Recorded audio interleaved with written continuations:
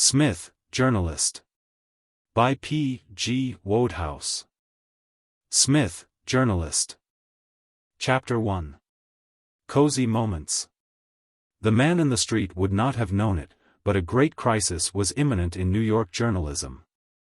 Everything seemed much as usual in the city. The cars ran blithely on Broadway. Newsboys shouted, "Wuxtry," into the ears of nervous pedestrians with their usual Caruso-like vim. Society passed up and down Fifth Avenue in its automobiles, and was there a furrow of anxiety upon society's brow? None. At 1,000 street corners 1,000 policemen preserved their air of massive superiority to the things of this world. Not one of them showed the least sign of perturbation. Nevertheless, the crisis was at hand. Mr. J. Phil Ken Wilberfloss, editor-in-chief of Cosy Moments, was about to leave his post and start on a 10-weeks holiday. In New York one may find every class of paper which the imagination can conceive. Every grade of society is catered for. If an Eskimo came to New York, the first thing he would find on the bookstalls in all probability would be the Blubber magazine, or some similar production written by Eskimo for Eskimo. Everybody reads in New York, and reads all the time. The New Yorker peruses his favorite paper while he is being jammed into a crowded compartment on the subway or leaping like an antelope into a moving streetcar. There was thus a public for Cosy Moments. Cosy Moments, as its name, an inspiration of Mr. Wilberfloss's own, is designed to imply, is a journal for the home. It is the sort of paper which the father of the family is expected to take home with him from his office and read aloud to the chicks before bedtime. It was founded by its proprietor, Mr. Benjamin White, as an antidote to yellow journalism. One is forced to admit that up to the present yellow journalism seems to be competing against it with a certain measure of success. Headlines are still of as generous a size as heretofore, and there is no tendency on the part of editors to scamp the details of the last murder case. Nevertheless, Cosy Moments thrives. It has its public. Its contents are mildly interesting, if you like that sort of thing. There is a Moments in the Nursery page, conducted by Luella Granville Waterman, to which parents are invited to contribute the bright speeches of their offspring, and which bristles with little stories about the nursery canary, by Jane, aged 6, and other works of rising young authors. There is a Moments of Meditation page, conducted by the Reverend Edwin T. Philpotts. A Moments Among the Masters page, consisting of assorted chunks looted from the literature of the past, when foreheads were bulgy and thoughts profound, by Mr. Wilberfloss himself. One or two other pages, a short story, answers to correspondence on domestic matters, and a Moments of Mirth page, conducted by an alleged humorist of the name of B. Henderson Asher, which is about the most painful production ever served up to a confiding public. The guiding spirit of Cosy Moments was Mr. Wilberfloss. Circumstances had left the development of the paper mainly to him.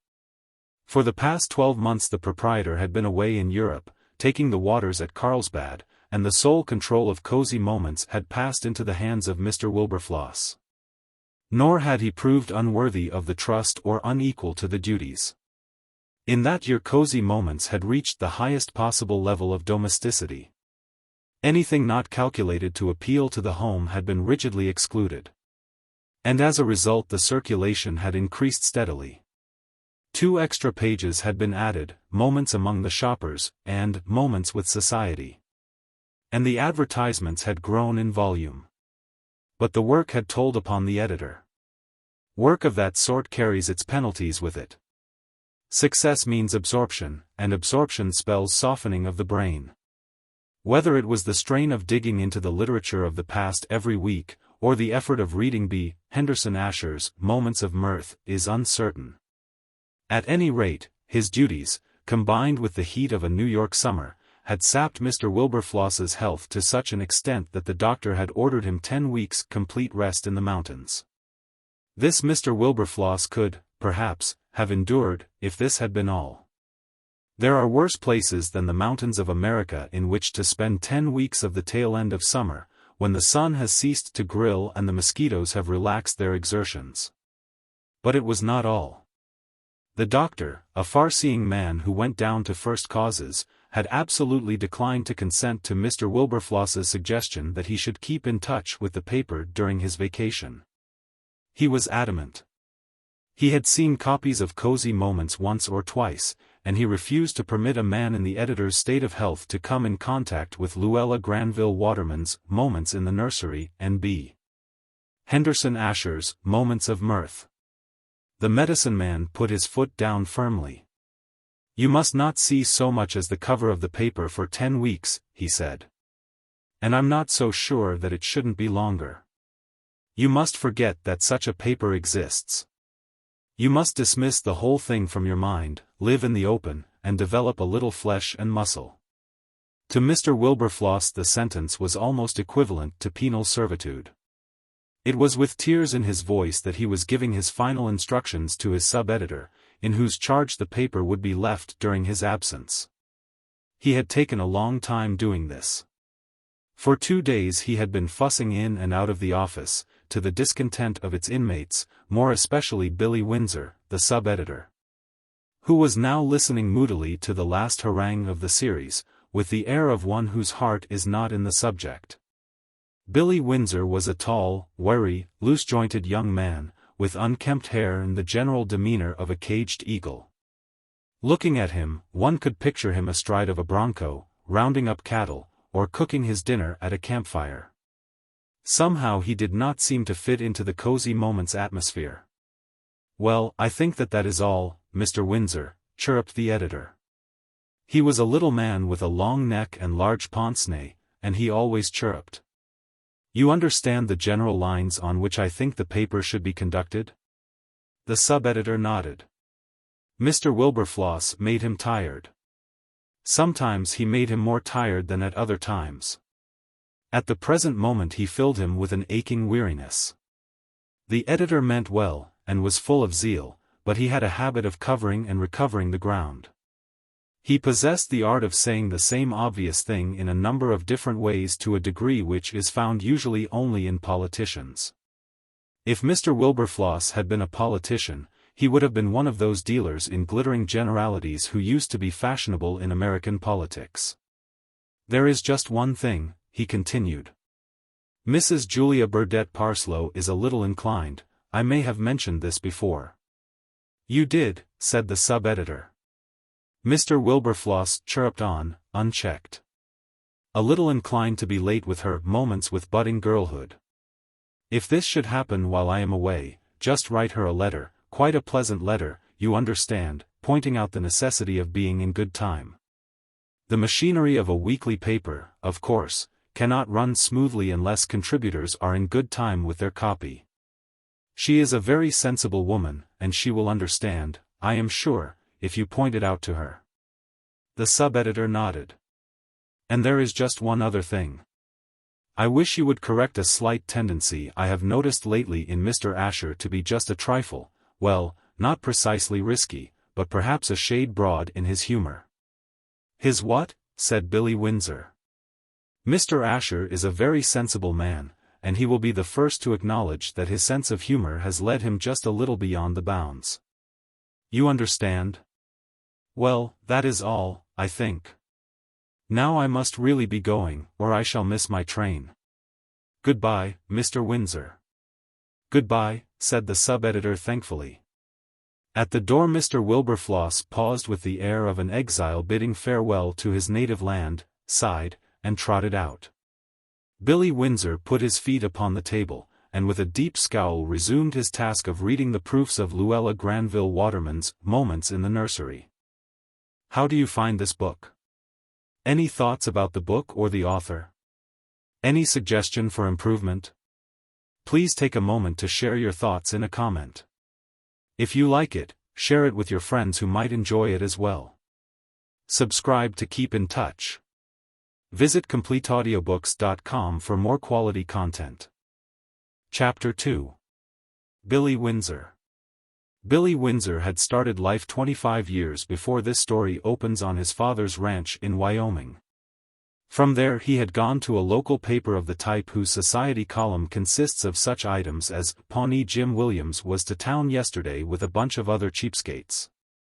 We take this opportunity of once more informing Jim that he is a liar and a skunk, and whose editor works with a revolver on his desk and another in his hip pocket. Graduating from this, he had proceeded to a reporter's post on a daily paper in a Kentucky town, where there were blood feuds and other Southern devices for preventing life from becoming dull. All this time New York, the magnet, had been tugging at him. All reporters dream of reaching New York. At last, after 4 years on the Kentucky paper, he had come east, minus the lobe of one ear and plus a long scar that ran diagonally across his left shoulder. And had worked without much success as a freelance. He was tough and ready for anything that might come his way, but these things are a great deal a matter of luck. The cub reporter cannot make a name for himself unless he is favored by fortune. Things had not come Billy Windsor's way. His work had been confined to turning in reports of fires and small street accidents, which the various papers to which he supplied them cut down to a couple of inches. Billy had been in a bad way when he had happened upon the sub-editorship of Cosy Moments. He despised the work with all his heart, and the salary was infinitesimal. But it was regular, and for a while Billy felt that a regular salary was the greatest thing on earth. But he still dreamed of winning through to a post on one of the big New York dailies, where there was something doing and a man would have a chance of showing what was in him. The unfortunate thing, however, was that Cosy Moments took up his time so completely. He had no chance of attracting the notice of big editors by his present work, and he had no leisure for doing any other. All of which may go to explain why his normal aspect was that of a caged eagle.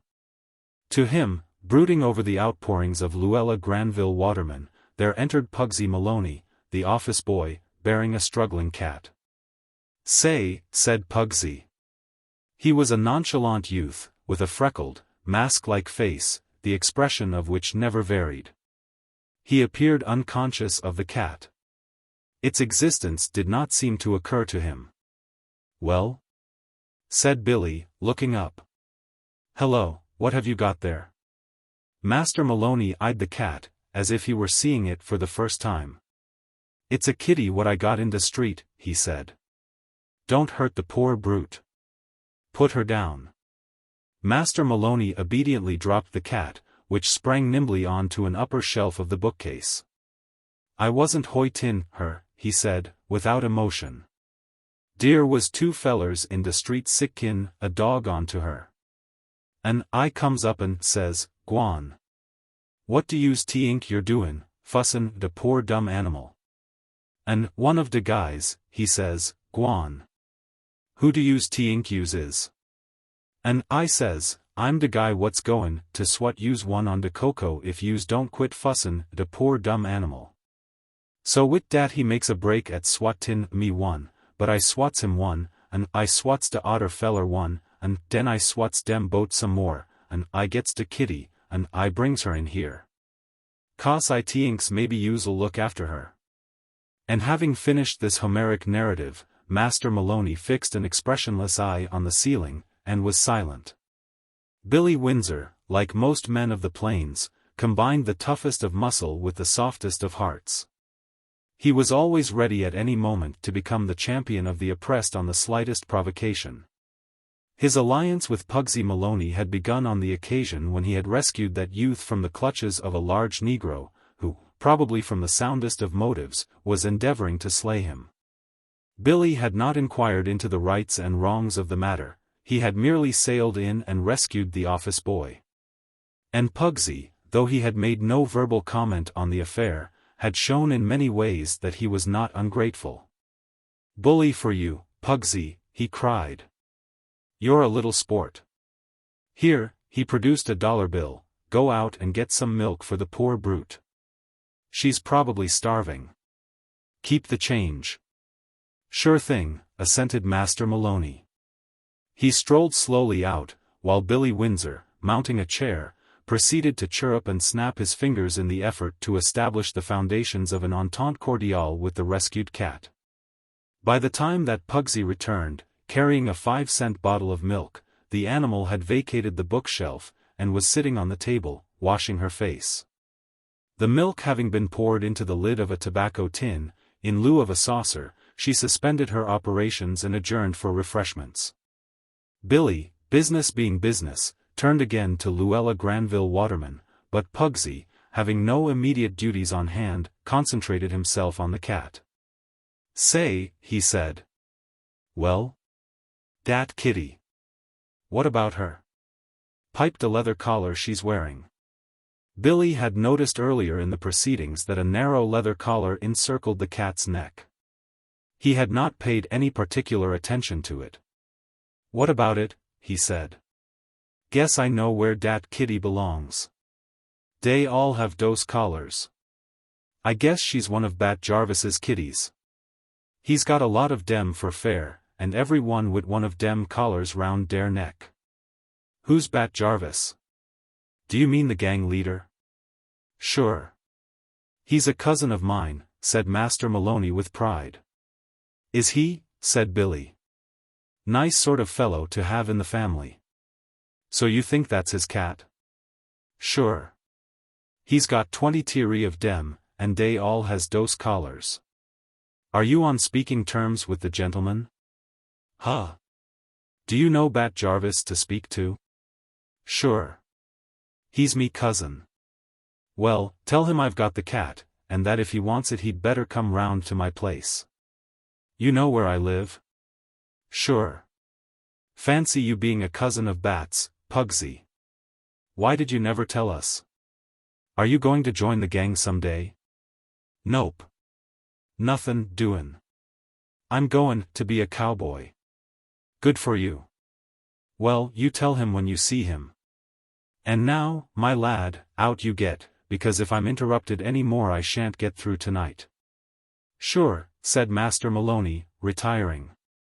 "Oh, and Pugsy." "Huh. Go out and get a good big basket. I shall want one to carry this animal home in." "Sure," said Master Maloney. Chapter 3. At the Gardenia. "It would ill beseem me, Comrade Jackson," said Smith, thoughtfully sipping his coffee, "to run down the metropolis of a great and friendly nation. But candor compels me to state that New York is in some respects a singularly blighted town." "What's the matter with it?" asked Mike. "Too decorous, Comrade Jackson. I came over here principally, it is true, to be at your side, should you be in any way persecuted by scoundrels. But at the same time I confess that at the back of my mind there lurked a hope that stirring adventures might come my way. I had heard so much of the place. Report had it that an earnest seeker after amusement might have a tolerably spacious rag in this modern Byzantium. I thought that a few weeks here might restore that keen edge to my nervous system which the languor of the past term had in a measure blunted. I wished my visit to be a tonic rather than a sedative. I anticipated that on my return the cry would go round Cambridge, 'Smith has been to New York. He is full of oats. For he on honeydew hath fed, and drunk the milk of paradise. He is hot stuff. Rah! But what do we find?' He paused, and lit a cigarette. 'What do we find?' he asked again. 'I don't know,' said Mike. 'What?' 'A very judicious query, Comrade Jackson.' 'What, indeed?' 'We find a town very like London. A quiet, self-respecting town, admirable to the apostle of social reform, but disappointing to one who, like myself, arrives with a brush and a little bucket of red paint, all eager for a treat. I have been here a week, and I have not seen a single citizen clubbed by a policeman. No Negroes dance cakewalks in the street. No cowboy has let off his revolver at random in Broadway. The cables flash the message across the ocean, 'Smith is losing his illusions.' Mike had come to America with a team of the MCC, which was touring the cricket-playing section of the United States. Smith had accompanied him in a private capacity. It was the end of their first year at Cambridge, and Mike, with a century against Oxford to his credit, had been one of the first to be invited to join the tour. Smith, who had played cricket in a rather desultory way at the university, had not risen to these heights. He had merely taken the opportunity of Mike's visit to the other side to accompany him. Cambridge had proved pleasant to Smith, but a trifle quiet. He had welcomed the chance of getting a change of scene. So far the visit had failed to satisfy him. Mike, whose tastes in pleasure were simple, was delighted with everything. The cricket so far had been rather of the picnic order, but it was very pleasant. And there was no limit to the hospitality with which the visitors were treated. It was this more than anything which had caused Smith's grave disapproval of things American. He was not a member of the team, so that the advantages of the hospitality did not reach him. He had all the disadvantages. He saw far too little of Mike. When he wished to consult his confidential secretary and advisor on some aspect of life, that invaluable official was generally absent at dinner with the rest of the team. Tonight was one of the rare occasions when Mike could get away. Smith was becoming bored. New York is a better city than London to be alone in, but it is never pleasant to be alone in any big city. As they sat discussing New York's shortcomings over their coffee, a young man passed them, carrying a basket, and seated himself at the next table. He was a tall, loose-jointed young man, with unkempt hair. A waiter made an ingratiating gesture towards the basket, but the young man stopped him. "Not on your life, sonny," he said. "This stays right here." He placed it carefully on the floor beside his chair, and proceeded to order dinner. Smith watched him thoughtfully. "I have a suspicion, Comrade Jackson," he said, "that this will prove to be a somewhat stout fellow. If possible, we will engage him in conversation. I wonder what he's got in the basket. I must get my Sherlock Holmes system to work. What is the most likely thing for a man to have in a basket?" You would reply, in your unthinking way, "Sandwiches." Error. A man with a basketful of sandwiches does not need to dine at restaurants. We must try again. The young man at the next table had ordered a jug of milk to be accompanied by a saucer. These having arrived, he proceeded to lift the basket onto his lap, pour the milk into the saucer, and remove the lid from the basket. Instantly, with a yell which made the young man's table the center of interest to all the diners, a large gray cat shot up like a rocket, and darted across the room. Smith watched with silent interest. It is hard to astonish the waiters at a New York restaurant, but when the cat performed this feat there was a squeal of surprise all round the room. Waiters rushed to and fro, futile but energetic. The cat, having secured a strong strategic position on the top of a large oil painting which hung on the far wall, was expressing loud disapproval of the efforts of one of the waiters to drive it from its post with a walking stick. The young man, seeing these maneuvers, uttered a wrathful shout, and rushed to the rescue. "Comrade Jackson," said Smith, rising, "we must be in this." When they arrived on the scene of hostilities, the young man had just possessed himself of the walking stick, and was deep in a complex argument with the head waiter on the ethics of the matter. The head waiter, a stout impassive German, had taken his stand on a point of etiquette. "Id is," he said, "to bring gats into der Grillroom forbidden. No gentleman would gats into der Grillroom bring. Der gentleman." The young man meanwhile was making enticing sounds, to which the cat was maintaining an attitude of reserved hostility. He turned furiously on the head waiter. "For goodness sake," he cried, "can't you see the poor brute's scared stiff? Why don't you clear your gang of German comedians away, and give her a chance to come down?" "Der gentleman," argued the head waiter. Smith stepped forward and touched him on the arm. "May I have a word with you in private?" "So?" Smith drew him away. "You don't know who that is?" he whispered, nodding towards the young man. "No gentleman he is," asserted the head waiter. "Der gentleman would not der gat into." Smith shook his head pityingly. "These petty matters of etiquette are not for his grace, but, hush, he wishes to preserve his incognito." "Incognito? You understand. You are a man of the world, comrade, may I call you Freddy?" You understand, Comrade Freddy, that in a man in his Grace's position a few little eccentricities may be pardoned. You follow me, Frederick? The head waiter's eye rested upon the young man with a new interest and respect. He is noble, he inquired with awe. He is here strictly incognito, you understand, said Smith warningly. The head waiter nodded. The young man meanwhile had broken down the cat's reserve, and was now standing with her in his arms, apparently anxious to fight all comers in her defense. The head waiter approached deferentially. "Der gentleman," he said, indicating Smith, who beamed in a friendly manner through his eyeglass, half everything explained. "All will now quite satisfactory be." The young man looked inquiringly at Smith, who winked encouragingly. The head waiter bowed. "Let me present Comrade Jackson," said Smith, "the pet of our English smart set. I am Smith, one of the Shropshire Smiths. This is a great moment. Shall we be moving back? We were about to order a second installment of coffee, to correct the effects of a fatiguing day. Perhaps you would care to join us?" "Sure," said the alleged Duke.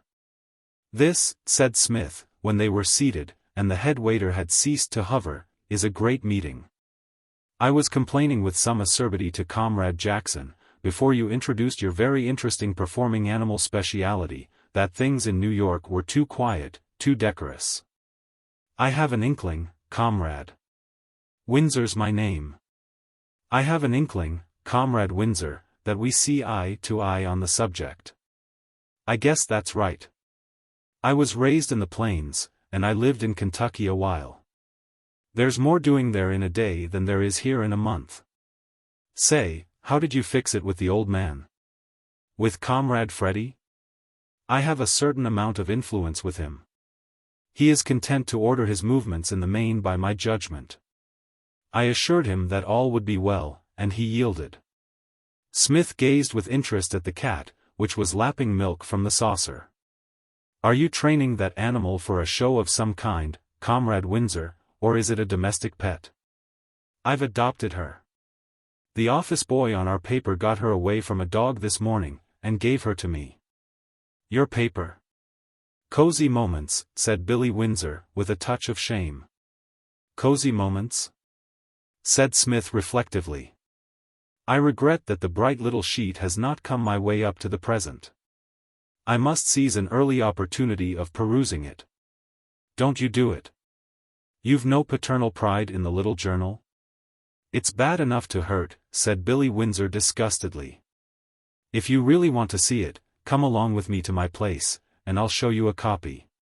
"It will be a pleasure," said Smith. "Comrade Jackson, have you any previous engagement for tonight?" "I'm not doing anything," said Mike. "Then let us stagger forth with Comrade Windsor. While he is loading up that basket, we will be collecting our hats. I am not half sure, Comrade Jackson," he added, as they walked out, "that Comrade Windsor may not prove to be the genial spirit for whom I have been searching. If you could give me your undivided company, I should ask no more. But with you constantly away, mingling with the gay throng, it is imperative that I have some solid man to accompany me in my ramblings hither and thither.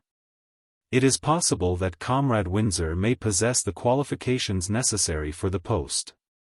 But here he comes. Let us foregather with him and observe him in private life before arriving at any premature decision." Chapter 4. Bat Jarvis. Billy Windsor lived in a single room on East 14th Street.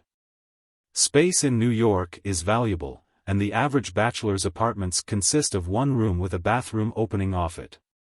During the daytime this one room loses all traces of being used for sleeping purposes at night. Billy Windsor's room was very much like a public school study. Along one wall ran a settee. At night this became a bed, but in the daytime it was a settee and nothing but a settee. There was no space for a great deal of furniture. There was one rocking chair, two ordinary chairs, a table, a bookstand, a typewriter. Nobody uses pens in New York, and on the walls a mixed collection of photographs, drawings, knives, and skins. Relics of their owners' prairie days. Over the door was the head of a young bear. Billy's first act on arriving in this sanctum was to release the cat, which, having moved restlessly about for some moments, finally came to the conclusion that there was no means of getting out, and settled itself on a corner of the settee. Smith, sinking gracefully down beside it, stretched out his legs and lit a cigarette. Mike took one of the ordinary chairs. And Billy Windsor, planting himself in the rocker, began to rock rhythmically to and fro, a performance which he kept up untiringly all the time. A peaceful scene, observed Smith. Three great minds, keen, alert, restless during business hours, relax. All is calm and pleasant chit-chat. You have snug quarters up here, Comrade Windsor. I hold that there is nothing like one's own roof-tree. It is a great treat to one who, like myself, is located in one of these vast caravanserai, to be exact, the Astor, to pass a few moments in the quiet privacy of an apartment such as this. It's beastly expensive at the Astor, said Mike. The place has that drawback also. Anon, Comrade Jackson, I think we will hunt around for some such cubbyhole as this, built for two. Our nervous systems must be conserved. On 4th Avenue, said Billy Windsor, you can get quite good flats very cheap. Furnished, too. You should move there. It's not much of a neighborhood. I don't know if you mind that. Far from it, Comrade Windsor. It is my aim to see New York in all its phases. If a certain amount of harmless revelry can be whacked out of 4th Avenue, we must dash there with the vim of highly trained smell dogs. Are you with me, Comrade Jackson? All right, said Mike. And now, Comrade Windsor, it would be a pleasure to me to peruse that little journal of which you spoke. I have had so few opportunities of getting into touch with the literature of this great country. Billy Windsor stretched out an arm and pulled a bundle of papers from the bookstand. He tossed them onto the settee by Smith's side. There you are, he said, if you really feel like it. Don't say I didn't warn you. If you've got the nerve, read on. Smith had picked up one of the papers when there came a shuffling of feet in the passage outside, followed by a knock upon the door. The next moment there appeared in the doorway a short, stout young man. There was an indescribable air of toughness about him, partly due to the fact that he wore his hair in a well-oiled fringe almost down to his eyebrows, which gave him the appearance of having no forehead at all. His eyes were small and set close together. His mouth was wide, his jaw prominent. Not, in short, the sort of man you would have picked out on sight as a model citizen. His entrance was marked by a curious sibilant sound, which, on acquaintance, proved to be a whistled tune. During the interview which followed, except when he was speaking, the visitor whistled softly and unceasingly. Mr. Windsor, he said to the company at large. Smith waved a hand towards the rocking chair. That, he said, is Comrade Windsor. To your right is Comrade Jackson, England's favorite son. I am Smith. The visitor blinked furtively, and whistled another tune.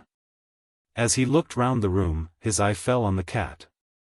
His face lit up. Say, he said, stepping forward, and touching the cat's collar, mine, mister. Are you Bat Jarvis? Asked Windsor with interest. Sure, said the visitor, not without a touch of complacency, as of a monarch abandoning his incognito. For Mr. Jarvis was a celebrity. By profession he was a dealer in animals, birds, and snakes. He had a fancier's shop in Groome Street, in the heart of the Bowery. This was on the ground floor. His living abode was in the upper story of that house, and it was there that he kept the 23 cats whose necks were adorned with leather collars, and whose numbers had so recently been reduced to 22. But it was not the fact that he possessed 23 cats with leather collars that made Mr. Jarvis a celebrity. A man may win a purely local reputation, if only for eccentricity, by such means. But Mr. Jarvis's reputation was far from being purely local. Broadway knew him, and the Tenderloin. Tammany Hall knew him. Long Island City knew him. In the underworld of New York his name was a byword. For Bat Jarvis was the leader of the famous Groom Street Gang, the most noted of all New York's collections of Apaches. More, he was the founder and originator of it. And, curiously enough, it had come into being from motives of sheer benevolence. In Groom Street in those days there had been a dance hall, named the Shamrock and presided over by one McGinnis, an Irishman and a friend of Bat's. At the Shamrock nightly dances were given and well attended by the youth of the neighborhood at 10 cents a head. All might have been well, had it not been for certain other youths of the neighborhood who did not dance and so had to seek other means of getting rid of their surplus energy. It was the practice of these light-hearted sportsmen to pay their 10 cents for admittance, and once in, to make hay. And this habit, Mr. McGinnis found, was having a marked effect on his earnings. For genuine lovers of the dance fought shy of a place where at any moment Philistines might burst in and break heads and furniture. In this crisis the proprietor thought of his friend Bat Jarvis. Bat at that time had a solid reputation as a man of his hands. It is true that, as his detractors pointed out, he had killed no one, a defect which he had subsequently corrected. But his admirers based his claim to respect on his many meritorious performances with fists and with the blackjack. And Mr. McGinnis for one held him in the very highest esteem. To Bat accordingly he went, and laid his painful case before him. He offered him a handsome salary to be on hand at the nightly dances and check undue revelry by his own robust methods. Bat had accepted the offer. He had gone to Shamrock Hall, and with him, faithful adherents, had gone such stalwarts as Long Otto, Red Logan, Tommy Jefferson, and Pete Brody. Shamrock Hall became a place of joy and order, and, more important still, the nucleus of the Groom Street Gang had been formed. The work progressed. Offshoots of the main gang sprang up here and there about the east side. Small thieves, pickpockets and the like, flocked to Mr. Jarvis as their tribal leader and protector, and he protected them. For he, with his followers, were of use to the politicians. The New York gangs, and especially the Groom Street Gang, have brought to a fine art the gentle practice of repeating, which, broadly speaking, is the art of voting a number of different times at different polling stations on election days. A man who can vote, say, 10 times in a single day for you, and who controls a great number of followers who are also prepared, if they like you, to vote 10 times in a single day for you, is worth cultivating. So the politicians passed the word to the police, and the police left the Groom Street Gang unmolested and they waxed fat and flourished. Such was Bat Jarvis. "Piped a collar," said Mr. Jarvis, touching the cat's neck. "Mine, Mr. Pugsy said it must be," said Billy Windsor. "We found 2 fellows setting a dog onto it, so we took it in for safety." Mr. Jarvis nodded approval. "There's a basket here, if you want it," said Billy. "Nope. Here, Kit." Mr. Jarvis stooped, and, still whistling softly, lifted the cat. He looked round the company, met Smith's eyeglass, was transfixed by it for a moment, and finally turned again to Billy Windsor. "Say," he said, and paused. "Obliged," he added. He shifted the cat onto his left arm, and extended his right hand to Billy. "Shake," he said. Billy did so. Mr. Jarvis continued to stand and whistle for a few moments more. "Say," he said at length, fixing his roving gaze once more upon Billy. "Obliged. Fond of de Kit, I am." Smith nodded approvingly. "And rightly," he said. "Rightly, Comrade Jarvis. She is not unworthy of your affection. A most companionable animal, full of the highest spirits. Her knockabout act in the restaurant would have satisfied the most jaded critic. No diner out can afford to be without such a cat. Such a cat spells death to boredom."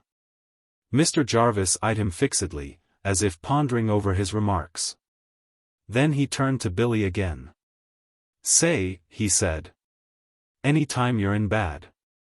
Glad to be of service. You know the address." Groom Street. Bat Jarvis. Good night.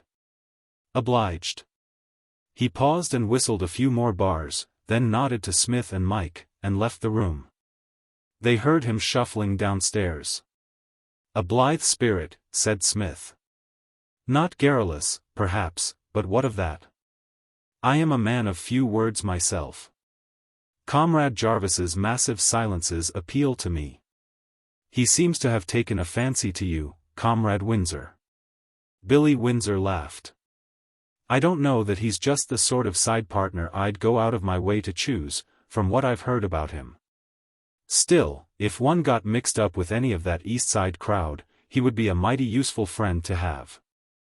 I guess there's no harm done by getting him grateful. Assuredly not, said Psmith. We should not despise the humblest. And now, Comrade Windsor, he said, taking up the paper again, let me concentrate myself tensely on this very entertaining little journal of yours. Comrade Jackson, here is one for you. For sound, clear-headed criticism, he added to Billy, Comrade Jackson's name is a byword in our English literary salons. His opinion will be both of interest and of profit to you, Comrade Windsor. Chapter 5. Planning Improvements. By the way, said Psmith, what is your exact position on this paper? Practically, we know well, you are its backbone, its lifeblood. But what is your technical position? When your proprietor is congratulating himself on having secured the ideal man for your job, what precise job does he congratulate himself on having secured the ideal man for? I'm sub-editor. Merely sub? You deserve a more responsible post than that, Comrade Windsor. Where is your proprietor? I must buttonhole him and point out to him what a wealth of talent he is allowing to waste itself. You must have scope. He's in Europe. At Carlsbad, or somewhere. He never comes near the paper. He just sits tight and draws the profits. He lets the editor look after things. Just at present I'm acting as editor. Ah. Then at last you have your big chance. You are free, untrammeled. You bet I'm not, said Billy Windsor. Guess again. There's no room for developing free untrammeled ideas on this paper. When you've looked at it, you'll see that each page is run by someone. I'm simply the fellow who minds the shop. Psmith clicked his tongue sympathetically. It is like setting a gifted French chef to wash up dishes, he said. A man of your undoubted powers, Comrade Windsor, should have more scope. That is the cry, more scope. I must look into this matter.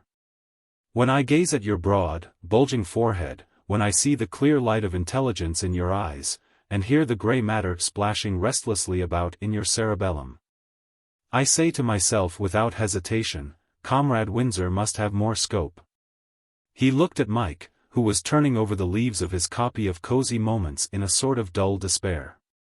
Well, Comrade Jackson, and what is your verdict? Mike looked at Billy Windsor. He wished to be polite, yet he could find nothing polite to say. Billy interpreted the look. Go on, he said. Say it. It can't be worse than what I think. I expect some people would like it awfully, said Mike. They must, or they wouldn't buy it. I've never met any of them yet, though. Smith was deep in Luella Granville Waterman's Moments in the Nursery. He turned to Billy Windsor. Luella Granville Waterman, he said, is not by any chance your nom de plume, Comrade Windsor? Not on your life. Don't think it. I am glad, said Smith courteously. For, speaking as man to man, I must confess that for sheer, concentrated bilge she gets away with the biscuit with almost insolent ease. Luella Granville Waterman must go. How do you mean? She must go, repeated Smith firmly. Your first act, now that you have swiped the editorial chair, must be to sack her. But, say, I can't. The editor thinks a heap of her stuff. We cannot help his troubles. We must act for the good of the paper.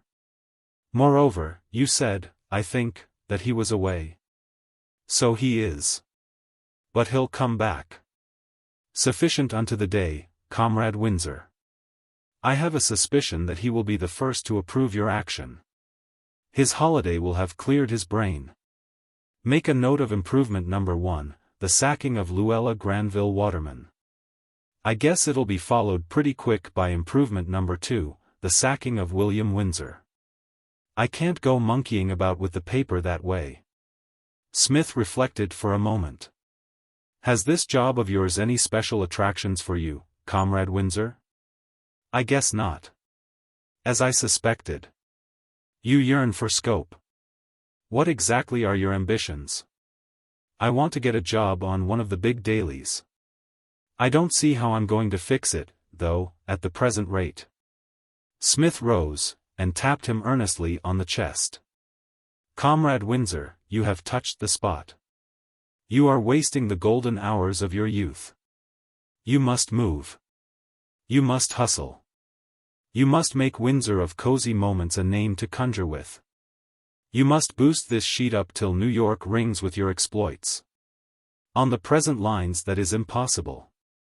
You must strike out a line for yourself. You must show the world that even Cosy Moments cannot keep a good man down. He resumed his seat. How do you mean? Said Billy Windsor. Smith turned to Mike. Comrade Jackson, if you were editing this paper, is there a single feature you would willingly retain? I don't think there is, said Mike. It's all pretty bad rot. My opinion in a nutshell, said Smith, approvingly. Comrade Jackson, he explained, turning to Billy, has a secure reputation on the other side for the keenness and lucidity of his views upon literature. You may safely build upon him. In England, when Comrade Jackson says turn, we all turn. Now, my views on the matter are as follows. Cosy Moments, in my opinion, worthless, were it not backed by such a virtuoso as Comrade Jackson, needs more snap, more go. All these putrid pages must disappear. Letters must be dispatched tomorrow morning, informing Luella Granville Waterman and the others, and in particular B. Henderson Asher, who from a cursory glance strikes me as an ideal candidate for a lethal chamber, that, unless they cease their contributions instantly, you will be compelled to place yourself under police protection. After that we can begin to move. Billy Windsor sat and rocked himself in his chair without replying. He was trying to assimilate this idea. So far the grandeur of it had dazed him. It was too spacious, too revolutionary. Could it be done? It would undoubtedly mean the sack when Mr. J. Phil Ken Wilberfloss returned and found the apple of his eye torn asunder and, so to speak, deprived of its choicest pips. On the other hand, his brow suddenly cleared. After all, what was the sack? One crowded hour of glorious life is worth an age without a name, and he would have no name as long as he clung to his present position. The editor would be away 10 weeks. He would have 10 weeks in which to try himself out. Hope leaped within him. In 10 weeks he could change Cosy Moments into a real live paper. He wondered that the idea had not occurred to him before. The trifling fact that the despised journal was the property of Mr. Benjamin White, and that he had no right whatever to tinker with it without that gentleman's approval, may have occurred to him. But, if it did, it occurred so momentarily that he did not notice it. In these crises one cannot think of everything. I'm on, he said, briefly. Smith smiled approvingly. That, he said, is the right spirit. You will, I fancy, have little cause to regret your decision. Fortunately, if I may say so, I happen to have a certain amount of leisure just now. It is at your disposal. I have had little experience of journalistic work, but I foresee that I shall be a quick learner. I will become your sub-editor, without salary. Bully for you, said Billy Windsor. Comrade Jackson, continued Smith, is unhappily more fettered. The exigencies of his cricket tour will compel him constantly to be gaddying about, now to Philadelphia, now to Saskatchewan, anon to Onehorseville, GA. His services, therefore, cannot be relied upon continuously. From him, accordingly, we shall expect little but moral support. An occasional congratulatory telegram. Now and then a bright smile of approval. The bulk of the work will devolve upon our two selves. Let it devolve, said Billy Windsor, enthusiastically. Assuredly, said Smith. And now to decide upon our main scheme. You, of course, are the editor, and my suggestions are merely suggestions, subject to your approval. But, briefly, my idea is that Cosy Moments should become red-hot stuff. I could wish its tone to be such that the public will wonder why we do not print it on asbestos. We must chronicle all the live events of the day, murders, fires, and the like in a manner which will make our readers' spines thrill. Above all, we must be the guardians of the people's rights. We must be a searchlight, showing up the dark spot in the souls of those who would endeavor in any way to do the people in the eye. We must detect the wrongdoer, and deliver him such a series of resentful buffs that he will abandon his little games and become a model citizen. The details of the campaign we must think out after, but I fancy that, if we follow those main lines, we shall produce a bright, readable little sheet which will in a measure make this city sit up and take notice. Are you with me, Comrade Windsor? Surest thing you know, said Billy with fervor. Chapter 6. The Tenements. To alter the scheme of a weekly from cover to cover is not a task that is completed without work. The dismissal of Cosy Moments' entire staff of contributors left a gap in the paper which had to be filled. And owing to the nearness of press day there was no time to fill it before the issue of the next number. The editorial staff had to be satisfied with heading every page with the words, "Look out! Look out! Look out!" See foot of page, printing in the space at the bottom the legend, "Next week." See editorial, and compiling in conjunction a snappy editorial, setting forth the proposed changes. This was largely the work of Smith. "Comrade Jackson," he said to Mike, as they set forth one evening in search of their new flat, "I fancy I have found my métier. Commerce, many considered, was the line I should take. And doubtless, had I stuck to that walk in life, I should soon have become a financial magnate. But something seemed to whisper to me, even in the midst of my triumphs in the new Asiatic Bank, that there were other fields. For the moment it seems to me that I have found the job for which nature specially designed me. At last I have scope. And without scope, where are we? Wedged tightly in among the ribstons." There are some very fine passages in that editorial. The last paragraph, beginning, "Cosy Moments cannot be muzzled," in particular. I like it. It strikes the right note. It should stir the blood of a free and independent people till they sit in platoons on the doorstep of our office, waiting for the next number to appear. "How about that next number?" asked Mike. "Are you and Windsor going to fill the whole paper yourselves?" "By no means. It seems that Comrade Windsor knows certain stout fellows, reporters on other papers, who will be delighted to weigh in with stuff for a moderate fee. How about Luella What's-Her-Name and the others? How have they taken it? Up to the present we have no means of ascertaining. The letters giving them the miss in bulk in no uncertain voice were only dispatched yesterday. But it cannot affect us how they writhe beneath the blow. There is no reprieve." Mike roared with laughter. "It's the rummiest business I ever struck," he said. "I'm jolly glad it's not my paper. It's pretty lucky for you two lunatics that the proprietor's in Europe." Smith regarded him with pained surprise. "I do not understand you, Comrade Jackson.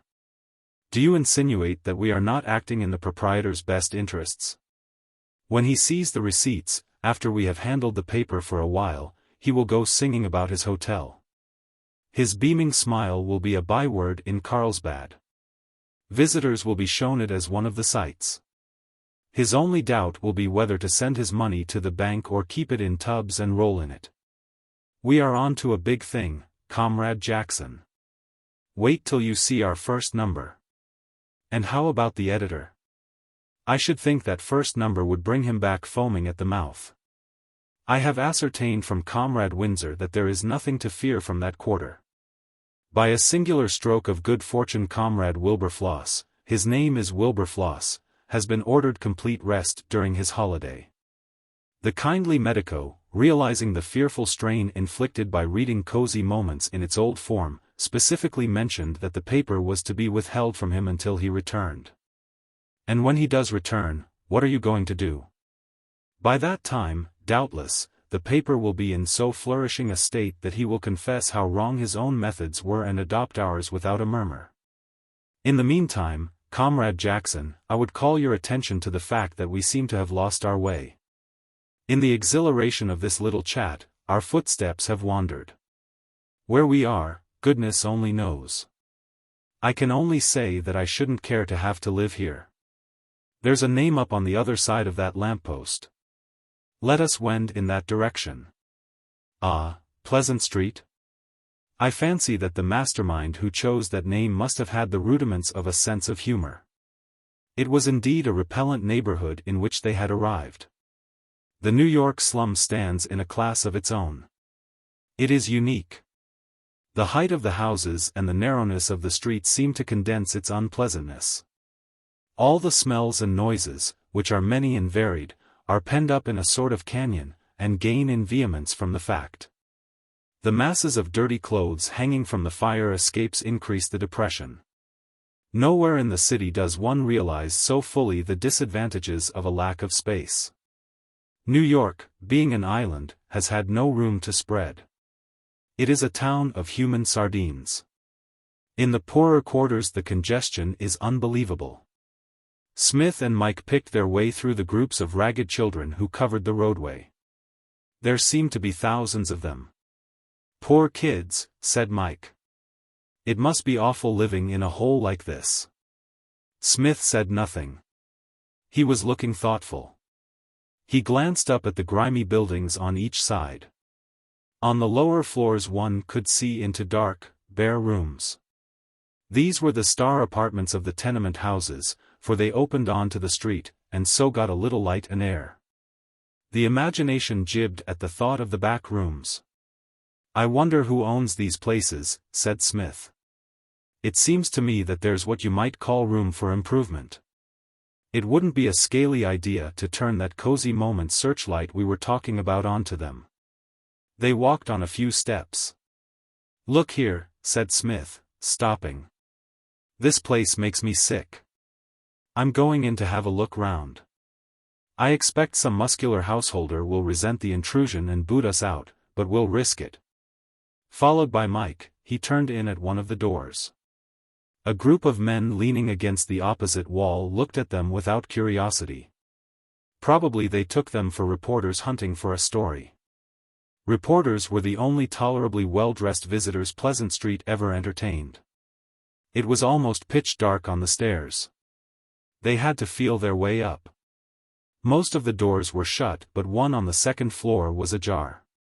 Through the opening they had a glimpse of a number of women sitting round on boxes. The floor was covered with little heaps of linen. All the women were sewing. Mike, stumbling in the darkness, almost fell against the door. None of the women looked up at the noise. Time was evidently money in Pleasant Street. On the fourth floor there was an open door. The room was empty. It was a good representative Pleasant Street back room. The architect in this case had given rein to a passion for originality. He had constructed the room without a window of any sort whatsoever. There was a square opening in the door. Through this, it was to be presumed, the entire stock of air used by the occupants was supposed to come. They stumbled downstairs again and out into the street. By contrast with the conditions indoors the street seemed spacious and breezy. "This," said Psmith, as they walked on, "is where Cosy Moments gets busy at a singularly early date." "What are you going to do?" asked Mike. "I propose, Comrade Jackson," said Psmith, "if Comrade Windsor is agreeable, to make things as warm for the owner of this place as I jolly well know how. What he wants, of course," he proceeded in the tone of a family doctor prescribing for a patient, "is disemboweling. I fancy, however, that a mawkishly sentimental legislature will prevent our performing that national service. We must endeavor to do what we can by means of kindly criticism in the paper.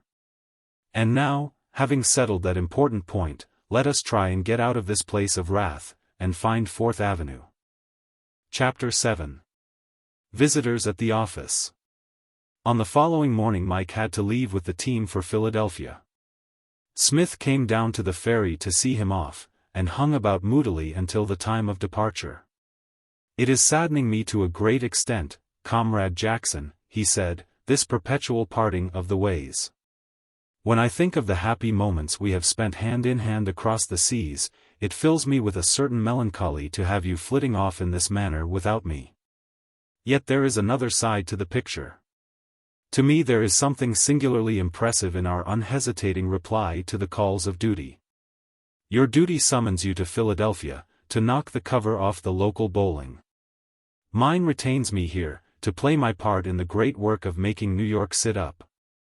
By the time you return, with a century or two, I trust, in your bag, the good work should, I fancy, be getting something of a move on. I will complete the arrangements with regard to the flat." After leaving Pleasant Street they had found Fourth Avenue by a devious route, and had opened negotiations for a large flat near 30th Street. It was immediately above a saloon, which was something of a drawback, but the landlord had assured them that the voices of the revelers did not penetrate to it. When the ferryboat had borne Mike off across the river, Smith turned to stroll to the office of Cosy Moments. The day was fine, and on the whole, despite Mike's desertion, he felt pleased with life. Smith's was a nature which required a certain amount of stimulus in the way of gentle excitement. And it seemed to him that the conduct of the remodeled Cosy Moments might supply this. He liked Billy Windsor, and looked forward to a not unenjoyable time till Mike should return. The offices of Cosy Moments were in a large building in the street off Madison Avenue. They consisted of a sort of outer lair, where Pugsy Maloney spent his time reading tales of life in the prairies and heading off undesirable visitors. A small room, which would have belonged to the stenographer if Cosy Moments had possessed one, and a larger room beyond, which was the editorial sanctum. As Smith passed through the front door, Pugsy Maloney rose. "Say," said Master Maloney. "Say on, Comrade Maloney," said Smith. "Dairy in dear." "Who, precisely?" "A whole bunch of dem." Smith inspected Master Maloney through his eyeglass.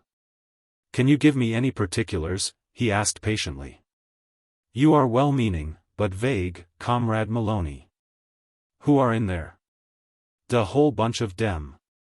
Dear's Mr. Asher and the Reverend Philpotts and a gazebo what calls himself Waterman and about 'steen more of dem." A faint smile appeared upon Smith's face. "And is Comrade Windsor in there, too, in the middle of them?" "Nope. Mr. Windsor's out to lunch. Comrade Windsor knows his business." "Why did you let them in?"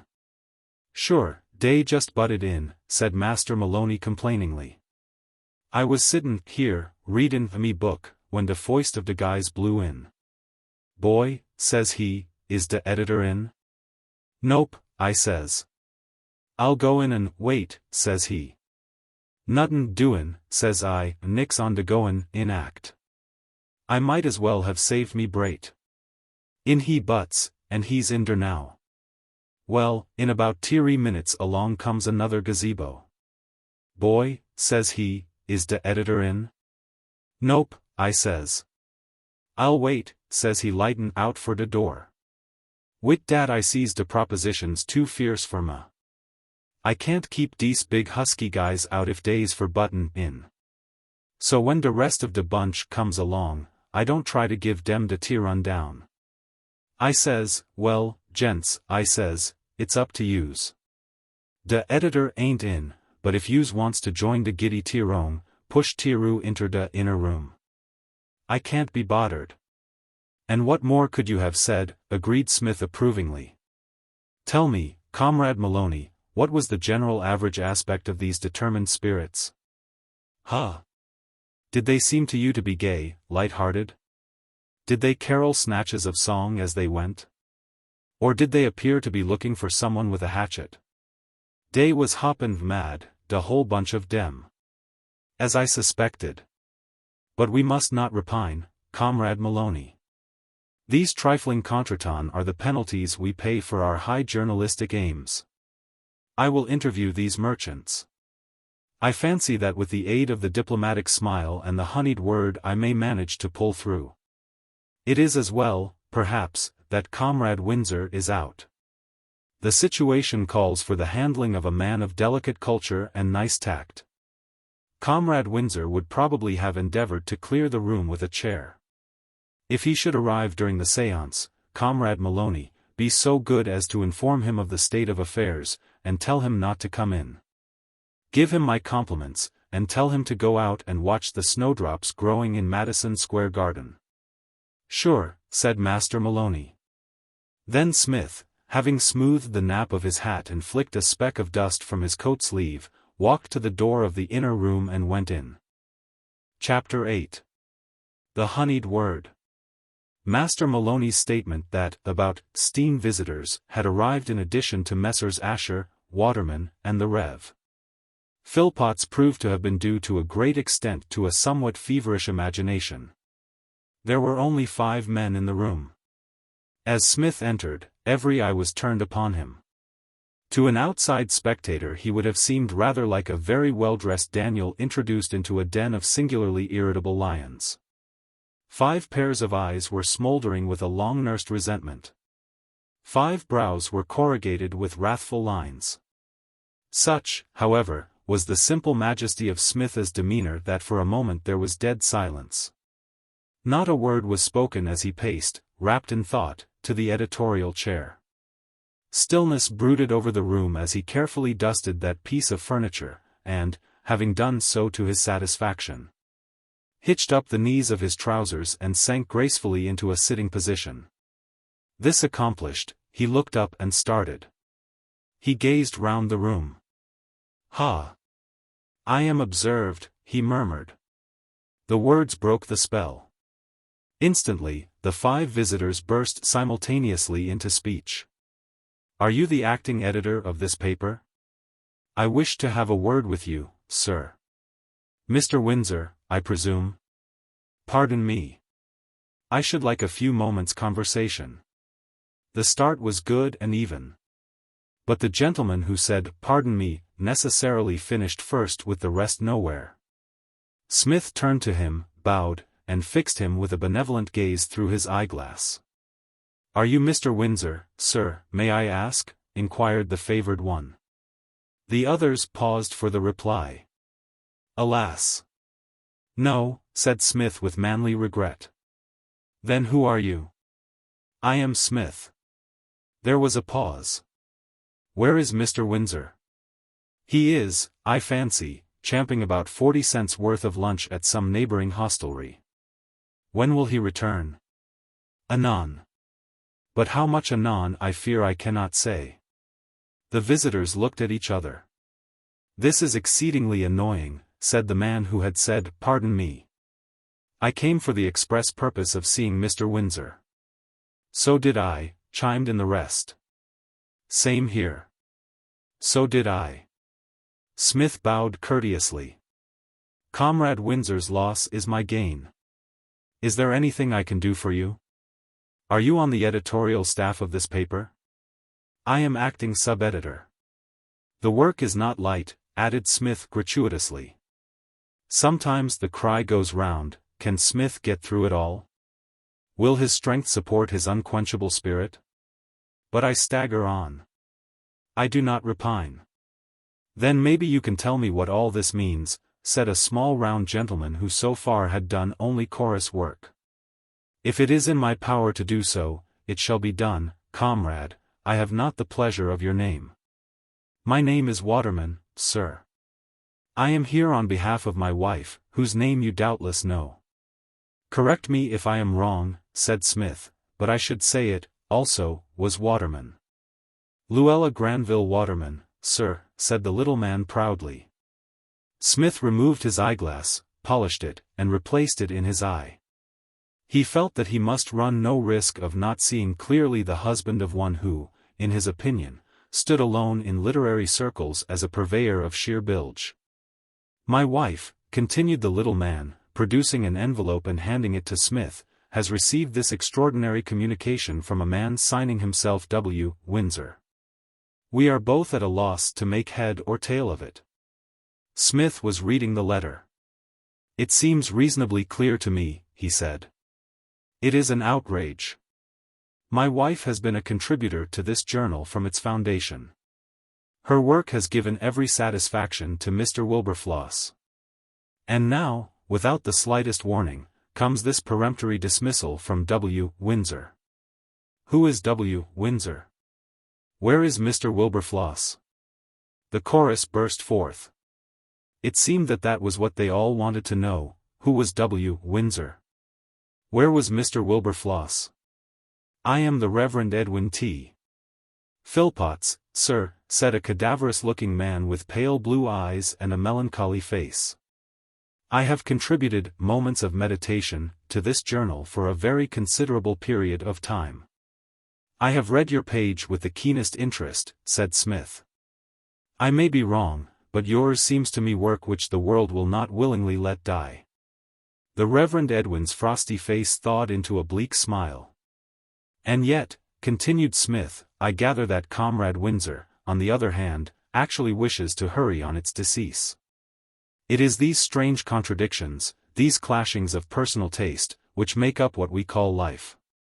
Here we have, on the one hand, a man with a face like a walnut, who had hitherto lurked almost unseen behind a stout person in a serge suit, bobbed into the open and spoke his piece. Where's this fellow Windsor? W. Windsor. That's the man we want to see. I've been working for this paper without a break, except when I had the mumps, for 4 years, and I've reason to know that my page was as widely read and appreciated as any in New York. And now up comes this Windsor fellow, if you please, and tells me in so many words the paper's got no use for me. These are life's tragedies, murmured Smith. What's he mean by it? That's what I want to know. And that's what these gentlemen want to know, see here. I am addressing, said Smith. Asher's my name. B. Henderson Asher. I write Moments of Mirth. A look almost of excitement came into Smith's face, such a look as a visitor to a foreign land might wear when confronted with some great national monument. That he should be privileged to look upon the author of Moments of Mirth, in the flesh, face to face, was almost too much. Comrade Asher, he said reverently, may I shake your hand? The other extended his hand with some suspicion. Your Moments of Mirth, said Smith, shaking it, have frequently reconciled me to the toothache. He reseated himself. Gentlemen, he said, this is a painful case. The circumstances, as you will readily admit when you have heard all, are peculiar. You have asked me where Mr. Wilberfloss is. I do not know. You don't know, exclaimed Mr. Waterman. I don't know. You don't know. They, said Smith, indicating the rest with a wave of the hand, don't know. Nobody knows. His locality is as hard to ascertain as that of a black cat in a coal cellar on a moonless night. Shortly before I joined this journal, Mr. Wilberfloss, by his doctor's orders, started out on a holiday, leaving no address. No letters were to be forwarded. He was to enjoy complete rest. Where is he now? Who shall say? Possibly legging it down some rugged slope in the Rockies, with 2 bears and a wild cat in earnest pursuit. Possibly in the midst of some Florida Everglade, making a noise like a piece of meat in order to snare crocodiles. Possibly in Canada, baiting moose traps. We have no data. Silent consternation prevailed among the audience. Finally the Reverend Edwin T. Philpotts was struck with an idea. Where is Mr. White? He asked. The point was well received. Yes, where's Mr. Benjamin White? Chorused the rest. Smith shook his head. In Europe. I cannot say more. The audience's consternation deepened. "Then, do you mean to say," demanded Mr. Asher, "that this fellow Windsor's the boss here, that what he says goes?" Smith bowed. "With your customary clear-headedness, Comrade Asher, you have got home on the bull's-eye first pop. Comrade Windsor is indeed the boss. A man of intensely masterful character, he will brook no opposition. I am powerless to sway him. Suggestions from myself as to the conduct of the paper would infuriate him. He believes that radical changes are necessary in the program of Cosy Moments, and he means to put them through if it snows. Doubtless he would gladly consider your work if it fitted in with his ideas. A snappy account of a glove fight, a spine-shaking word picture of a railway smash, or something on those lines, would be welcomed. But I have never heard of such a thing," said Mr. Waterman indignantly. Smith sighed. "Some time ago," he said, "how long it seems. I remember saying to a young friend of mine of the name of Spiller, Comrade Spiller, never confuse the unusual with the impossible. It is my guiding rule in life. It is unusual for the substitute editor of a weekly paper to do a Captain Kidd act and take entire command of the journal on his own account, but is it impossible? Alas, no. Comrade Windsor has done it. That is where you, Comrade Asher, and you, gentlemen, have landed yourselves squarely in the broth. You have confused the unusual with the impossible. But what is to be done?" cried Mr. Asher. "I fear that there is nothing to be done, except wait. The present regime is but an experiment. It may be that when Comrade Wilberfloss, having dodged the bears and eluded the wild cat, returns to his post at the helm of this journal, he may decide not to continue on the lines at present mapped out. He should be back in about 10 weeks. 10 weeks. I fancy that was to be the duration of his holiday. Till then my advice to you gentlemen is to wait. You may rely on me to keep a watchful eye upon your interests. When your thoughts tend to take a gloomy turn, say to yourselves, all is well. Smith is keeping a watchful eye upon our interests. All the same, I should like to see this W. Windsor, said Mr. Asher. Smith shook his head. I shouldn't, he said. I speak in your best interests. Comrade Windsor is a man of the fiercest passions. He cannot brook interference. Were you to question the wisdom of his plans, there is no knowing what might not happen. He would be the first to regret any violent action, when once he had cooled off, but would that be any consolation to his victim? I think not. Of course, if you wish it, I could arrange a meeting. Mr. Asher said no, he thought it didn't matter. I guess I can wait, he said. That, said Smith approvingly, is the right spirit. Wait. That is the watchword. And now, he added, rising, I wonder if a bit of lunch somewhere might not be a good thing? We have had an interesting but fatiguing little chat. Our tissues require restoring. If you gentlemen would care to join me. 10 minutes later the company was seated in complete harmony round a table at the Knickerbocker. Smith, with the dignified bonhomie of a seigneur of the old school, was ordering the wine, while B. Henderson Asher, brimming over with good humor, was relating to an attentive circle an anecdote which should have appeared in his next installment of Moments of Mirth. Chapter 9. Full steam ahead. When Smith returned to the office, he found Billy Windsor in the doorway, just parting from a thick-set young man, who seemed to be expressing his gratitude to the editor for some good turn.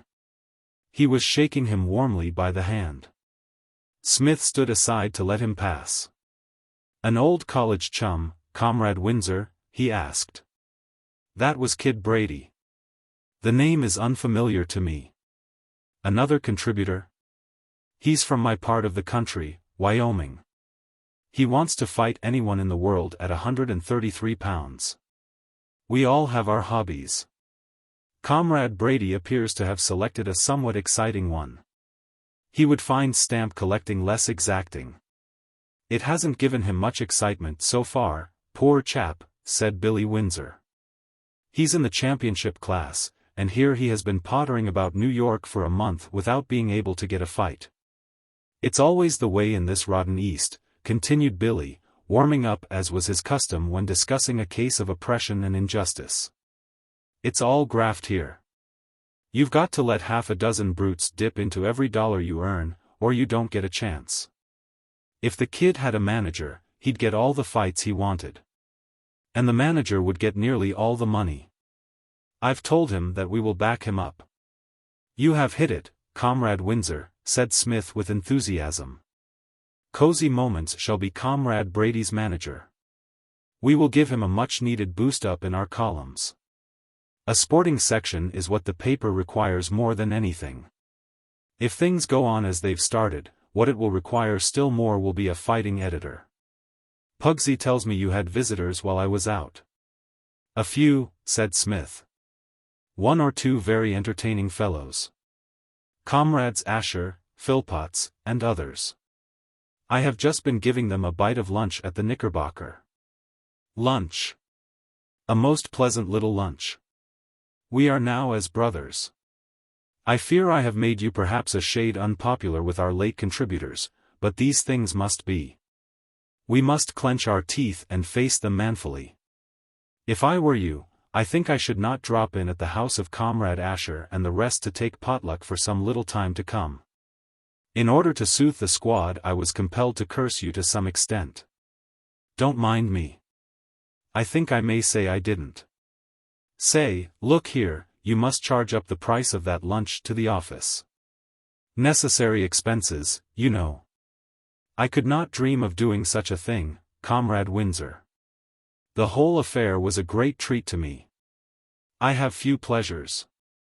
Comrade Astor alone was worth the money. I found his society intensely interesting. I have always believed in the Darwinian theory. Comrade Astor confirmed my views. They went into the inner office. Smith removed his hat and coat. And now once more to work, he said. Smith the flaneur of Fifth Avenue ceases to exist. In his place we find Smith the hard-headed sub-editor. Be so good as to indicate a job of work for me, Comrade Windsor. I am champing at my bit. Billy Windsor sat down, and lit his pipe. What we want most, he said thoughtfully, is some big topic. That's the only way to get a paper going. Look at Everybody's Magazine. They didn't amount to a row of beans till Lawson started his frenzied finance articles. Directly they began, the whole country was squealing for copies. Everybody's put up their price from 10 to 15 cents, and now they lead the field. The country must squeal for Cosy Moments, said Smith firmly. I fancy I have a scheme which may not prove wholly scaly. Wandering yesterday with Comrade Jackson in a search for Fourth Avenue, I happened upon a spot called Pleasant Street. Do you know it? Billy Windsor nodded. I went down there once or twice when I was a reporter. It's a beastly place. It is a singularly beastly place. We went into one of the houses. They're pretty bad. Who owns them? I don't know. Probably some millionaire. Those tenement houses are about as paying an investment as you can have. Hasn't anybody ever tried to do anything about them? Not so far as I know. It's pretty difficult to get at these fellows, you see. But they're fierce, aren't they, those houses? What, asked Smith, is the precise difficulty of getting at these merchants? Well, it's this way. There are all sorts of laws about the places, but anyone who wants can get round them as easy as falling off a log. The law says a tenement house is a building occupied by more than two families.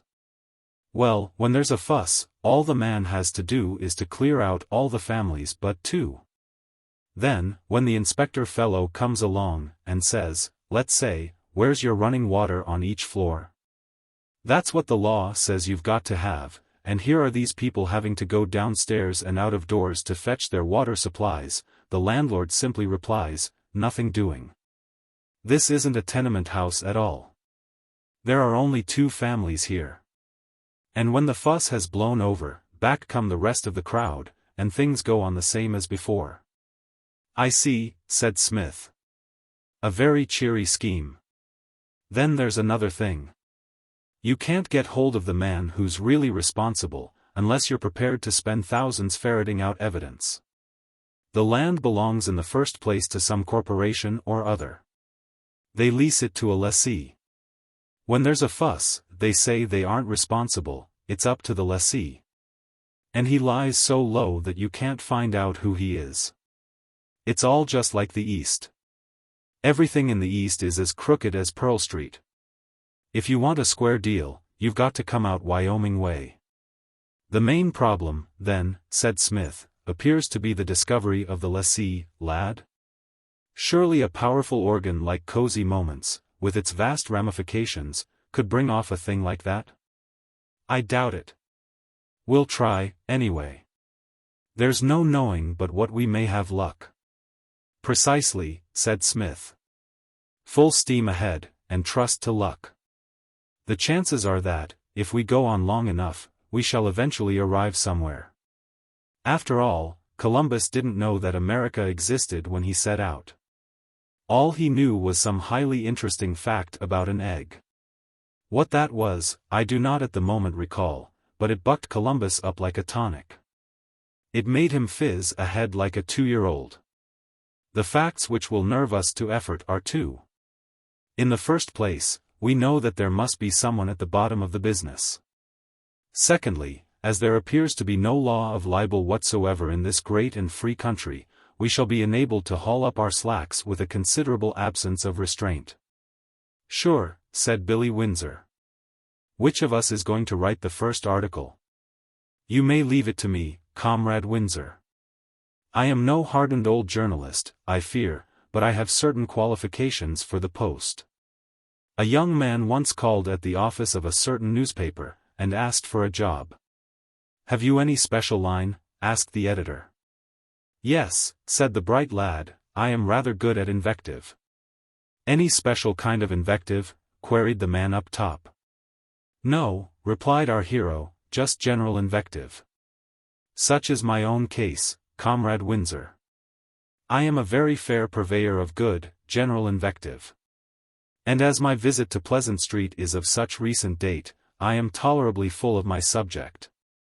Taking full advantage of the benevolent laws of this country governing libel, I fancy I will produce a screed which will make this anonymous lessee feel as if he had inadvertently seated himself upon a tin tack.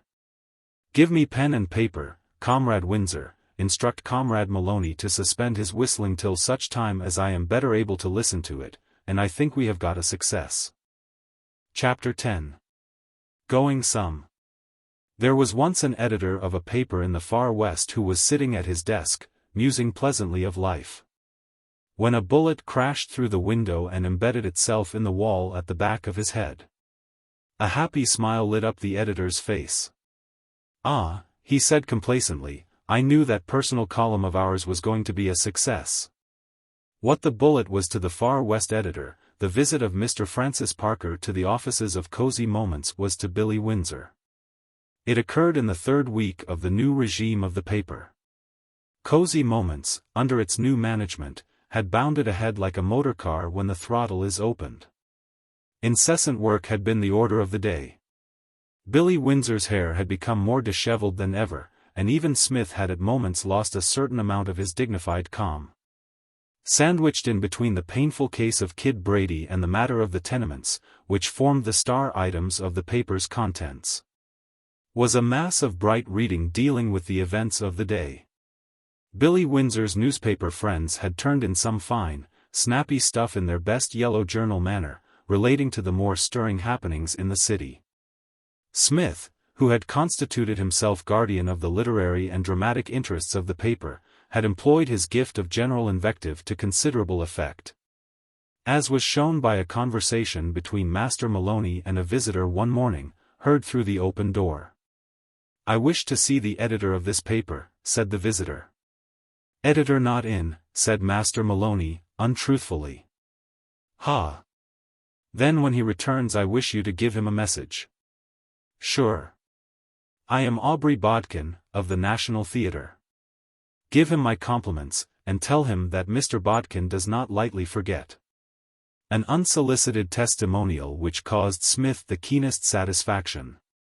The section of the paper devoted to Kid Brady was attractive to all those with sporting blood in them. Each week there appeared in the same place on the same page a portrait of the Kid, looking moody and important, in an attitude of self-defense, and under the portrait the legend: "Jimmy Garvin must meet this boy." Jimmy was the present holder of the lightweight title. He had won it a year before, and since then had confined himself to smoking cigars as long as walking sticks and appearing nightly as the star in a music hall sketch entitled "A Fight for Honor." His reminiscences were appearing weekly in a Sunday paper. It was this that gave Smith the idea of publishing Kid Brady's autobiography in Cosy Moments, an idea which made the Kid his devoted adherent from then on. Like most pugilists, the Kid had a passion for bursting into print, and his life had been saddened up to the present by the refusal of the press to publish his reminiscences. To appear in print is the fighter's accolade. It signifies that he has arrived. Smith extended the hospitality of page 4 of Cosy Moments to Kid Brady, and the latter leaped at the chance. He was grateful to Smith for not editing his contributions. Other pugilists, contributing to other papers, groaned under the supervision of a member of the staff who cut out their best passages and altered the rest into Addisonian English. The readers of Cosy Moments got Kid Brady raw. "Comrade Brady," said Smith to Billy, "has a singularly pure and pleasing style. It is bound to appeal powerfully to the many-headed. Listen to this bit.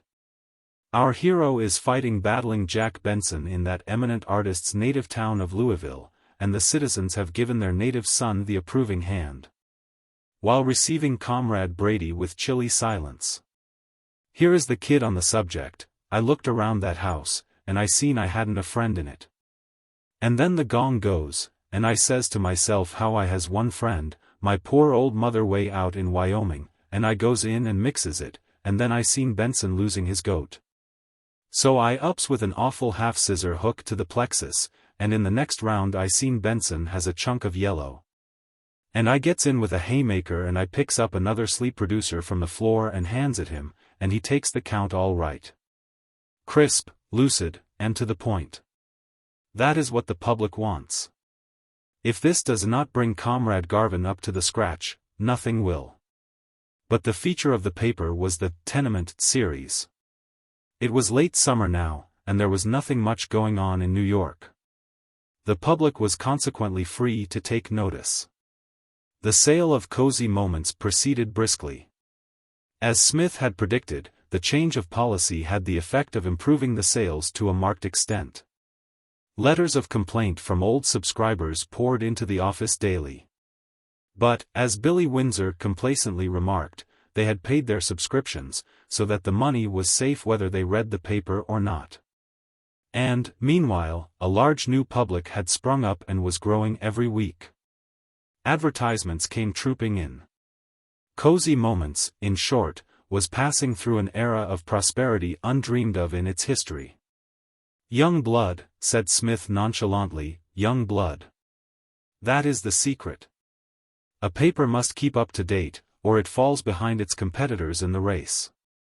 Comrade Wilberfloss's methods were possibly sound, but too limited and archaic. They lacked ginger. We of the younger generation have our fingers more firmly on the public pulse. We read off the public's unspoken wishes as if by intuition. We know the game from A to Z. At this moment Master Maloney entered, bearing in his hand a card. "Francis Parker," said Billy, taking it. "Don't know him." "Nor I," said Smith. "We make new friends daily." "He's a guy with a tall-shaped hat," volunteered Master Maloney, "and he's wearin' a dude suit and shiny shoes."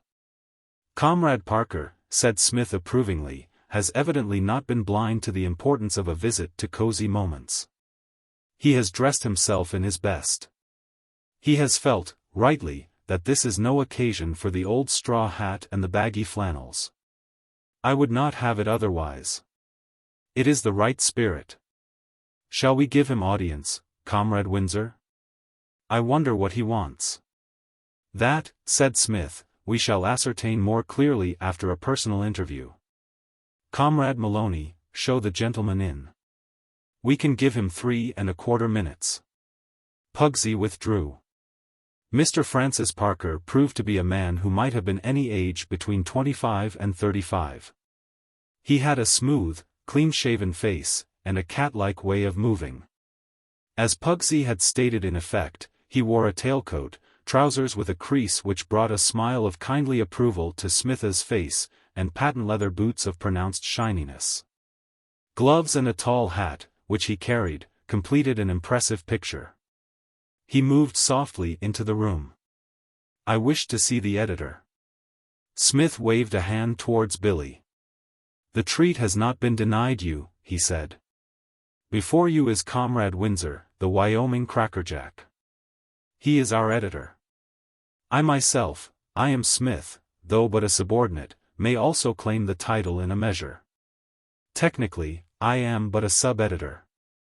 But such is the mutual esteem in which Comrade Windsor and I hold each other that we may practically be said to be inseparable.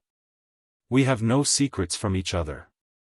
You may address us both impartially. Will you sit for a space?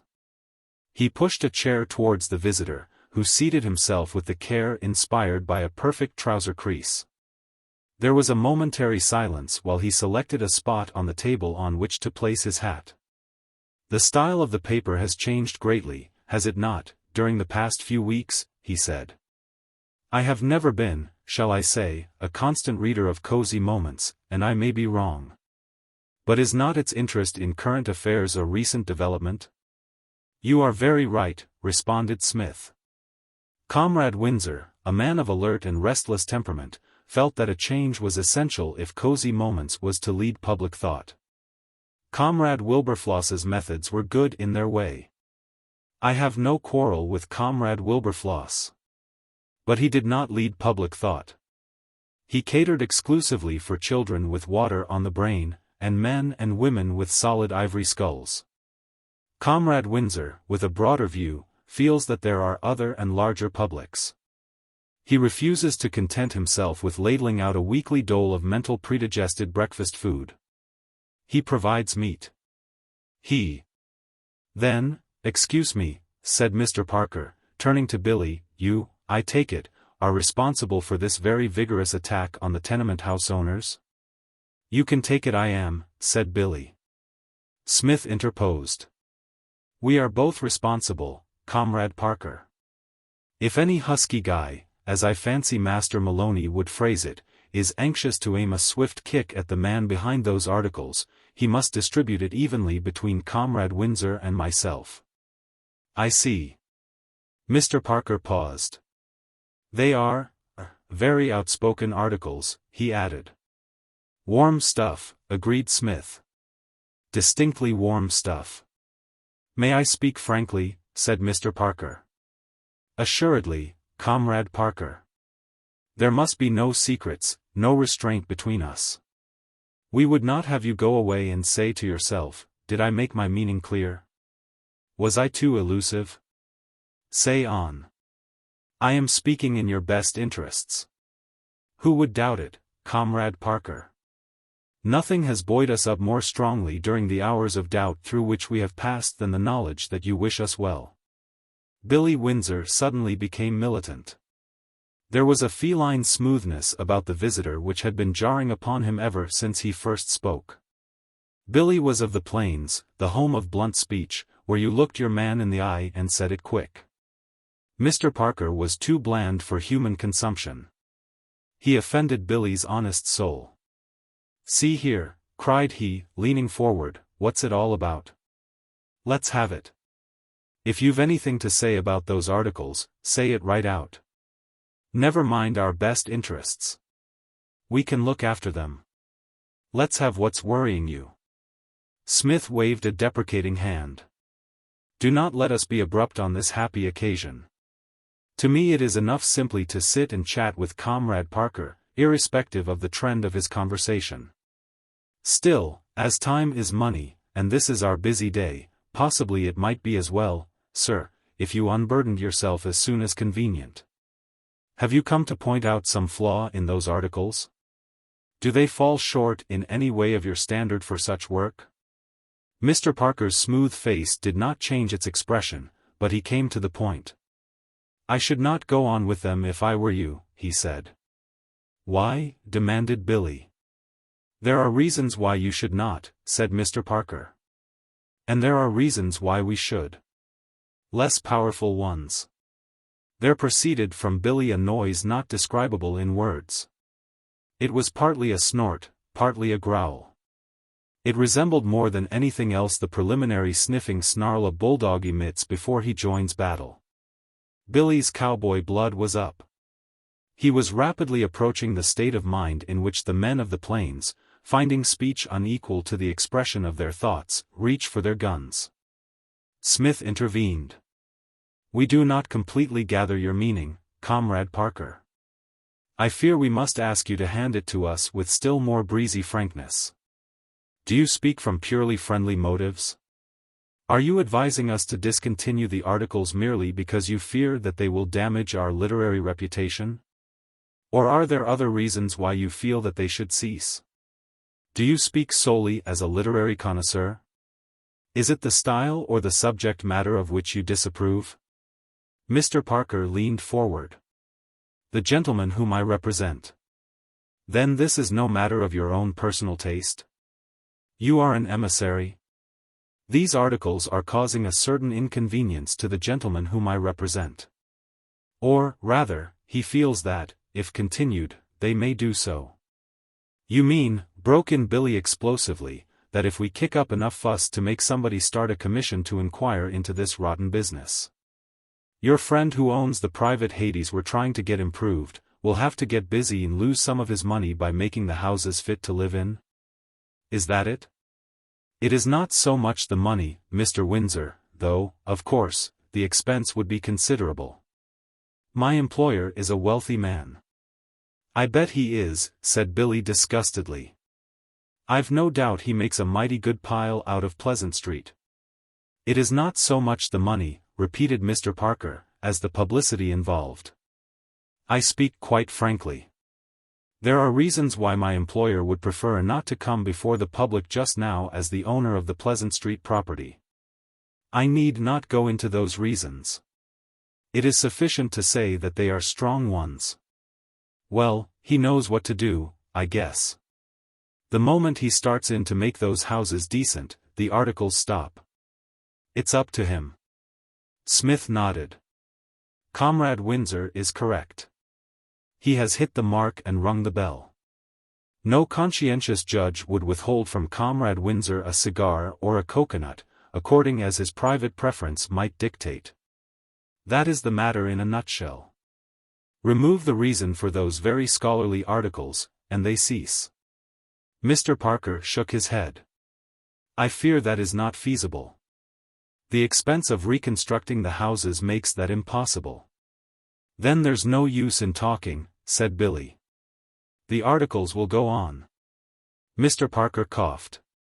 A tentative cough, suggesting that the situation was now about to enter upon a more delicate phase. Billy and Smith waited for him to begin. From their point of view the discussion was over. If it was to be reopened on fresh lines, it was for their visitor to effect that reopening. Now, I'm going to be frank, gentlemen, said he, as who should say, we are all friends here. Let us be hearty. I'm going to put my cards on the table, and see if we can't fix something up. Now, see here, we don't want unpleasantness. You aren't in this business for your healths, eh? You've got your living to make, just like everybody else, I guess. Well, see here. This is how it stands. To a certain extent, I don't mind admitting, seeing that we're being frank with one another, you two gentlemen have got us, that's to say, my employer, in a cleft stick. Frankly, those articles are beginning to attract attention, and if they go on there's going to be a lot of inconvenience for my employer. That's clear, I reckon. Well, now, here's a square proposition. How much do you want to stop those articles? That's straight. I've been frank with you, and I want you to be frank with me. What's your figure? Name it, and, if it's not too high, I guess we needn't quarrel. He looked expectantly at Billy. Billy's eyes were bulging. He struggled for speech. He had got as far as, say, when Smith interrupted him. Smith, gazing sadly at Mr. Parker through his monocle, spoke quietly, with the restrained dignity of some old Roman senator dealing with the enemies of the Republic. "Comrade Parker," he said, "I fear that you have allowed constant communication with the conscienceless commercialism of this worldly city to undermine your moral sense. It is useless to dangle rich bribes before our eyes. Cozy moments cannot be muzzled. You doubtless mean well, according to your, if I may say so, somewhat murky lights, but we are not for sale, except at 10 cents weekly. From the hills of Maine to the Everglades of Florida, from Sandy Hook to San Francisco, from Portland, Oregon, to Melonsquashville, Tennessee, one sentence is in every man's mouth. And what is that sentence? I give you 3 guesses. You give it up? It is this: cozy moments cannot be muzzled." Mr. Parker rose. "There's nothing more to be done then," he said. "Nothing," agreed Smith, "except to make a noise like a hoop and roll away." "And do it quick," yelled Billy, exploding like a firecracker. Smith bowed. "Speed," he admitted, "would be no bad thing. Frankly, if I may borrow the expression, your square proposition has wounded us. I am a man of powerful self-restraint, one of those strong, silent men, and I can curb my emotions. But I fear that Comrade Windsor's generous temperament may at any moment prompt him to start throwing inkpots. And in Wyoming his deadly aim with the inkpot won him among the admiring cowboys the sobriquet of Crackshot Cuthbert. As man to man, Comrade Parker, I should advise you to bound swiftly away." "I'm going," said Mr. Parker, picking up his hat. "And I'll give you a piece of advice, too. Those articles are going to be stopped, and if you've any sense between you, you'll stop them yourselves before you get hurt. That's all I've got to say, and that goes." He went out, closing the door behind him with a bang that added emphasis to his words.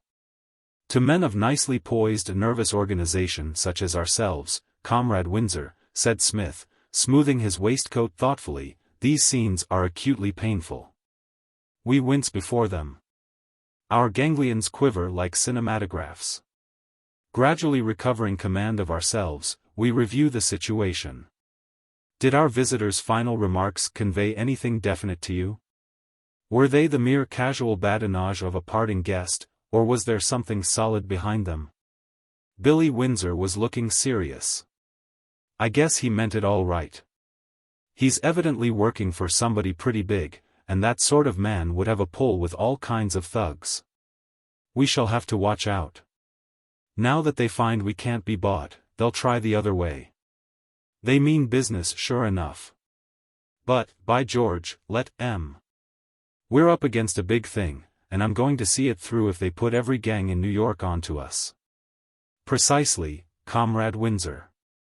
Cozy moments, as I have had occasion to observe before, cannot be muzzled." "That's right," said Billy Windsor. "And," he added, with the contented look the Far West editor must have worn as the bullet came through the window, "we must have got them scared, or they wouldn't have shown their hand that way. I guess we're making a hit. Cozy Moments is going some now." Chapter 11. The Man at the Astor. The duties of Master Pugsy Maloney at the offices of Cozy Moments were not heavy. And he was accustomed to occupy his large store of leisure by reading narratives dealing with life in the prairies, which he acquired at a neighboring shop at cut rates in consideration of their being shop-soiled. It was while he was engrossed in one of these, on the morning following the visit of Mr. Parker, that the seedy-looking man made his appearance. He walked in from the street, and stood before Master Maloney. "Hey, kid," he said. Pugsy looked up with some hauteur. He resented being addressed as "kid" by perfect strangers.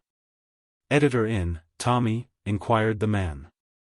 Pugsy by this time had taken a thorough dislike to him. To be called "kid" was bad. The subtle insult of "Tommy" was still worse. Nope, he said curtly, fixing his eyes again on his book. A movement on the part of the visitor attracted his attention. The seedy man was making for the door of the inner room. Pugsy instantly ceased to be the student and became the man of action. He sprang from his seat and wriggled in between the man and the door. "Yous can't but endear," he said authoritatively. "Chase yourself." The man eyed him with displeasure. "Fresh kid," he observed disapprovingly. "Fade away," urged Master Maloney. The visitor's reply was to extend a hand and grasp Pugsy's left ear between a long finger and thumb. Since time began, small boys in every country have had but one answer for this action. Pugsy made it. He emitted a piercing squeal in which pain, fear, and resentment strove for supremacy. The noise penetrated into the editorial sanctum, losing only a small part of its strength on the way. Smith, who was at work on a review of a book of poetry, looked up with patient sadness. "If Comrade Maloney," he said, "is going to take to singing as well as whistling, I fear this journal must put up its shutters. Concentrated thought will be out of the question." A second squeal rent the air. Billy Windsor jumped up. "Somebody must be hurting the kid," he exclaimed. He hurried to the door and flung it open. Smith followed at a more leisurely pace. The seedy man, caught in the act, released Master Maloney, who stood rubbing his ear with resentment written on every feature. On such occasions as this Billy was a man of few words. He made a dive for the seedy man. But the latter, who during the preceding moment had been eyeing the two editors as if he were committing their appearance to memory, sprang back. And was off down the stairs with the agility of a marathon runner. "He blows in," said Master Maloney, aggrieved, "and asks is de editor dear. I tells him no, 'cause yous said yous wasn't, and he nips me by the ear when I gets busy to stop him gettin' tearoo." "Comrade Maloney," said Smith, "you are a martyr. What would Horatius have done if somebody had nipped him by the ear when he was holding the bridge? The story does not consider the possibility. Yet it might have made all the difference. Did the gentleman state his business? Nope. Just tried to but tearoo. Another of these strong silent men. The world is full of us. These are the perils of the journalistic life.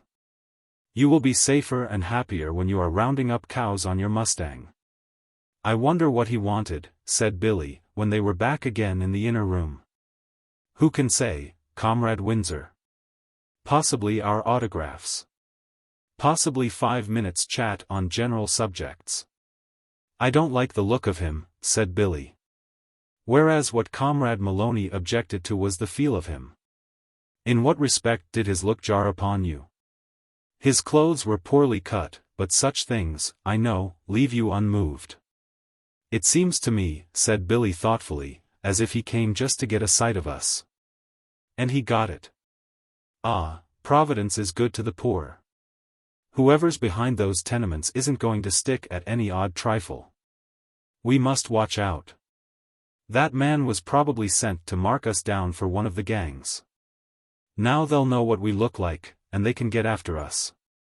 These are the drawbacks to being public men, Comrade Windsor. We must bear them manfully, without wincing." Billy turned again to his work. "I'm not going to wince," he said, "so's you could notice it with a microscope. What I'm going to do is to buy a good big stick. And I'd advise you to do the same." It was by Smith's suggestion that the editorial staff of Cosy Moments dined that night in the roof garden at the top of the Astor Hotel. "The tired brain," he said, "needs to recuperate. To feed on such a night as this in some low-down hostelry on the level of the street. With German waiters breathing heavily down the back of one's neck and 2 fiddles and a piano whacking out beautiful eyes about 3 feet from one's tympanum, would be false economy. Here, fanned by cool breezes and surrounded by fair women and brave men, one may do a bit of tissue restoring. Moreover, there is little danger up here of being slugged by our moth-eaten acquaintance of this morning. A man with trousers like his would not be allowed in. We shall probably find him waiting for us at the main entrance with a sandbag, when we leave, but, till then. He turned with gentle grace to his soup. It was a warm night, and the roof garden was full. From where they sat they could see the million twinkling lights of the city. Towards the end of the meal, Smith's gaze concentrated itself on the advertisement of a certain brand of ginger ale in Times Square. It is a mass of electric light arranged in the shape of a great bottle, and at regular intervals there proceed from the bottle's mouth flashes of flame representing ginger ale. The thing began to exercise a hypnotic effect on Smith. He came to himself with a start, to find Billy Windsor in conversation with a waiter. "Yes, my name's Windsor," Billy was saying. The waiter bowed and retired to one of the tables where a young man in evening clothes was seated. Smith recollected having seen this solitary diner looking in their direction once or twice during dinner, but the fact had not impressed him. "What is happening, Comrade Windsor?" he inquired. "I was musing with a certain tenseness at the moment, and the rush of events has left me behind." "Man at that table wanted to know if my name was Windsor," said Billy. Said Smith, interested, "and was it? Here he comes. I wonder what he wants. I don't know the man from Adam." The stranger was threading his way between the tables. "Can I have a word with you, Mr. Windsor?" he said. Billy looked at him curiously. Recent events had made him wary of strangers. "Won't you sit down?" he said. A waiter was bringing a chair. The young man seated himself. "By the way," added Billy, "my friend, Mr. Smith." "Pleased to meet you," said the other. "I don't know your name," Billy hesitated. "Never mind about my name," said the stranger. "It won't be needed. Is Mr. Smith on your paper?" "Excuse my asking." Smith bowed. "That's all right, then.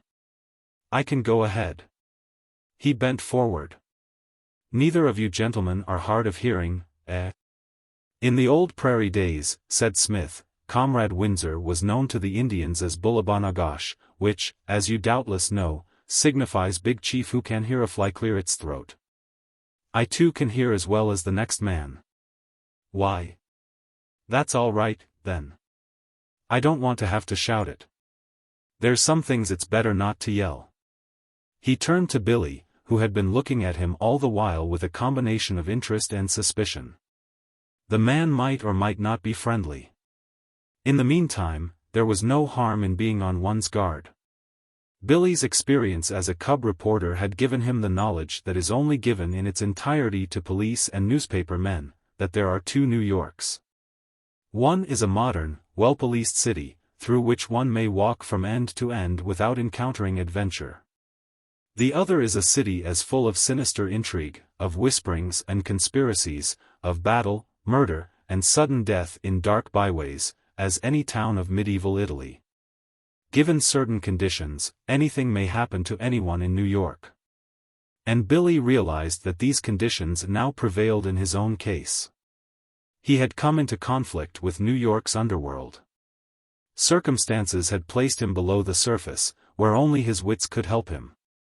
"It's about that tenement business," said the stranger. Billy bristled. "Well, what about it?" he demanded truculently. The stranger raised a long and curiously delicately shaped hand. "Don't bite at me," he said. "This isn't my funeral. I've no kick coming. I'm a friend. Yet you don't tell us your name." "Never mind my name. If you were in my line of business, you wouldn't be so darned stuck on this name thing. Call me Smith, if you like." "You could select no nobler pseudonym," said Smith cordially. Oh, I see. Well, make it Brown, then." "Anything you please. It don't signify. See here, let's get back. About this tenement thing. You understand certain parties have got it in against you?" A charming conversationalist, one Comrade Parker, hinted at something of the sort, said Smith, in a recent interview. Cosy Moments, however, cannot be muzzled. "Well," said Billy. "You're up against a big proposition. We can look after ourselves. Gum. You'll need to. The man behind is a big bug. Billy leaned forward eagerly. Who is he? The other shrugged his shoulders. I don't know.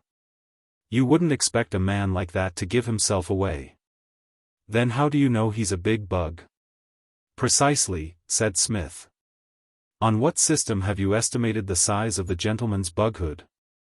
The stranger lit a cigar. By the number of dollars he was ready to put up to have you done in. Billy's eyes snapped. Oh, he said. And which gang has he given the job to? I wish I could tell you. His agent, that is, came to bat Jarvis. The cat expert, said Smith. A man of singularly winsome personality. Bat turned the job down. Why was that? Inquired Billy. He said he needed the money as much as the next man, but when he found out who he was supposed to lay for, he gave his job the frozen face. Said you were a friend of his and none of his fellows were going to put a finger on you. I don't know what you've been doing to Bat, but he's certainly Willie the long-lost brother with you. A powerful argument in favor of kindness to animals, said Smith. Comrade Windsor came into possession of one of Comrade Jarvis's celebrated stud of cats. What did he do? Instead of having the animal made into a nourishing soup, he restored it to its bereaved owner. Observe the sequel. He is now as a prize tortoiseshell to Comrade Jarvis. So Bat wouldn't stand for it, said Billy. Not on his life. Turned it down without a blink. And he sent me along to find you and tell you so. We are much obliged to Comrade Jarvis, said Smith. He told me to tell you to watch out, because another gang is dead sure to take on the job. But he said you were to know he wasn't mixed up in it. He also said that any time you were in bad, he'd do his best for you. You've certainly made the biggest kind of hit with Bat. I haven't seen him so worked up over a thing in years. Well, that's all, I reckon. Guess I'll be pushing along. I've a date to keep. Glad to have met you. Glad to have met you, Mr. Smith. Pardon me, you have an insect on your coat. He flicked at Smith's coat with a quick movement. Smith thanked him gravely. Good night, concluded the stranger, moving off. For a few moments after he had gone, Smith and Billy sat smoking in silence. They had plenty to think about. How's the time going? Asked Billy at length. Smith felt for his watch, and looked at Billy with some sadness. I am sorry to say, Comrade Windsor. Hello, said Billy, here's that man coming back again. The stranger came up to their table, wearing a light overcoat over his dress clothes. From the pocket of this he produced a gold watch. Force of habit, he said apologetically, handing it to Smith. You'll pardon me. Good night, gentlemen, again. Chapter 12. A Red Taximeter. The Astor Hotel faces onto Times Square. A few paces to the right of the main entrance the Times building towers to the sky. And at the foot of this the stream of traffic breaks, forming two channels. To the right of the building is 7th Avenue, quiet, dark, and dull. To the left is Broadway, the Great White Way, the longest, straightest, brightest, wickedest street in the world. Smith and Billy, having left the Astor, started to walk down Broadway to Billy's lodgings in 14th Street. The usual crowd was drifting slowly up and down in the glare of the white lights. They had reached Herald Square, when a voice behind them exclaimed, "Why, it's Mr. Windsor." They wheeled round. A flashily dressed man was standing with outstretched hand. I saw you come out of the Astor, he said cheerily. I said to myself, I know that man. Darned if I could put a name to you, though. So I just followed you along, and right here it came to me. It did it? Said Billy politely. It did, sir. I've never set eyes on you before, but I've seen so many photographs of you that I reckon we're old friends. I know your father very well, Mr. Windsor. He showed me the photographs. You may have heard him speak of me, Jack Lake. How is the old man? Seen him lately? Not for some time. He was well when he last wrote. Good for him.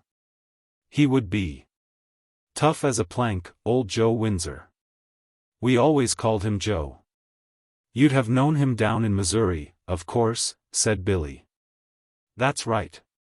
In Missouri. We were side partners for years. Now, see here, Mr. Windsor, it's early yet. Won't you and your friend come along with me and have a smoke and a chat? I live right here in 33rd Street. I'd be right glad for you to come. I don't doubt it, said Billy, but I'm afraid you'll have to excuse us. In a hurry, are you? Not in the least. Then come right along. No, thanks. Say, why not? It's only a step. Because we don't want to. Good night. He turned, and started to walk away. The other stood for a moment, staring. Then crossed the road. Smith broke the silence. Correct me if I am wrong, Comrade Windsor, he said tentatively, but were you not a trifle, shall we say abrupt, with the old family friend? Billy Windsor laughed. If my father's name was Joseph, he said, instead of being William, the same as mine, and if he'd ever been in Missouri in his life, which he hasn't. And if I'd been photographed since I was a kid, which I haven't been, I might have gone along. As it was, I thought it better not to. These are deep waters, Comrade Windsor. Do you mean too intimate? If they can't do any better than that, we shan't have much to worry us. What do they take us for, I wonder? Farmers? Playing off a comic supplement bluff like that on us. There was honest indignation in Billy's voice.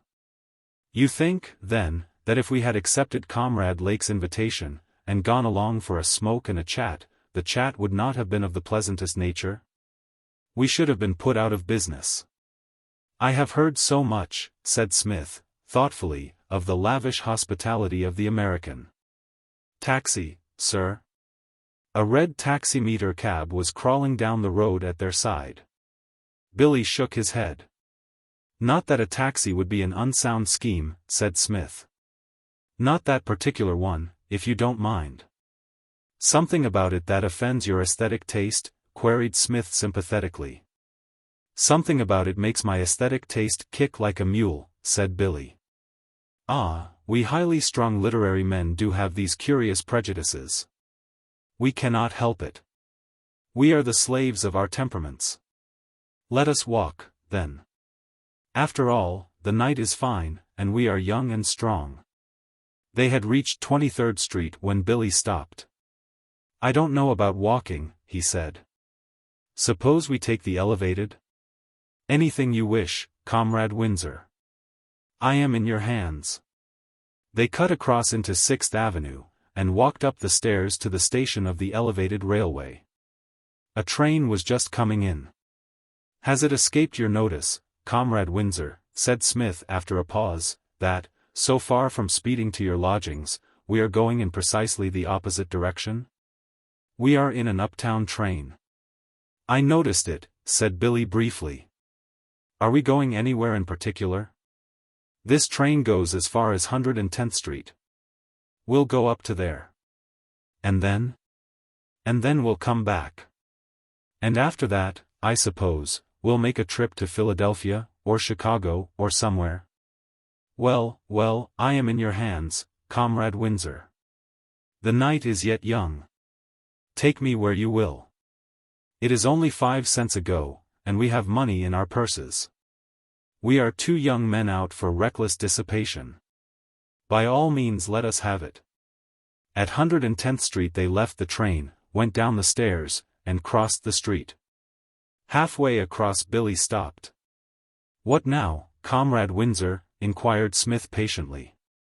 Have you thought of some new form of entertainment? Billy was making for a spot some few yards down the road. Looking in that direction, Smith saw his objective. In the shadow of the elevated there was standing a taximeter cab. Taxi, sir, said the driver, as they approached. We are giving you a great deal of trouble, said Billy. You must be losing money over this job. All this while you might be getting fares downtown. These meetings, however, urged Smith, are very pleasant. I can save you worrying, said Billy. My address is 84 East 14th Street. We are going back there now. Search me, said the driver, I don't know what you're talking about. I thought perhaps you did, replied Billy. Good night.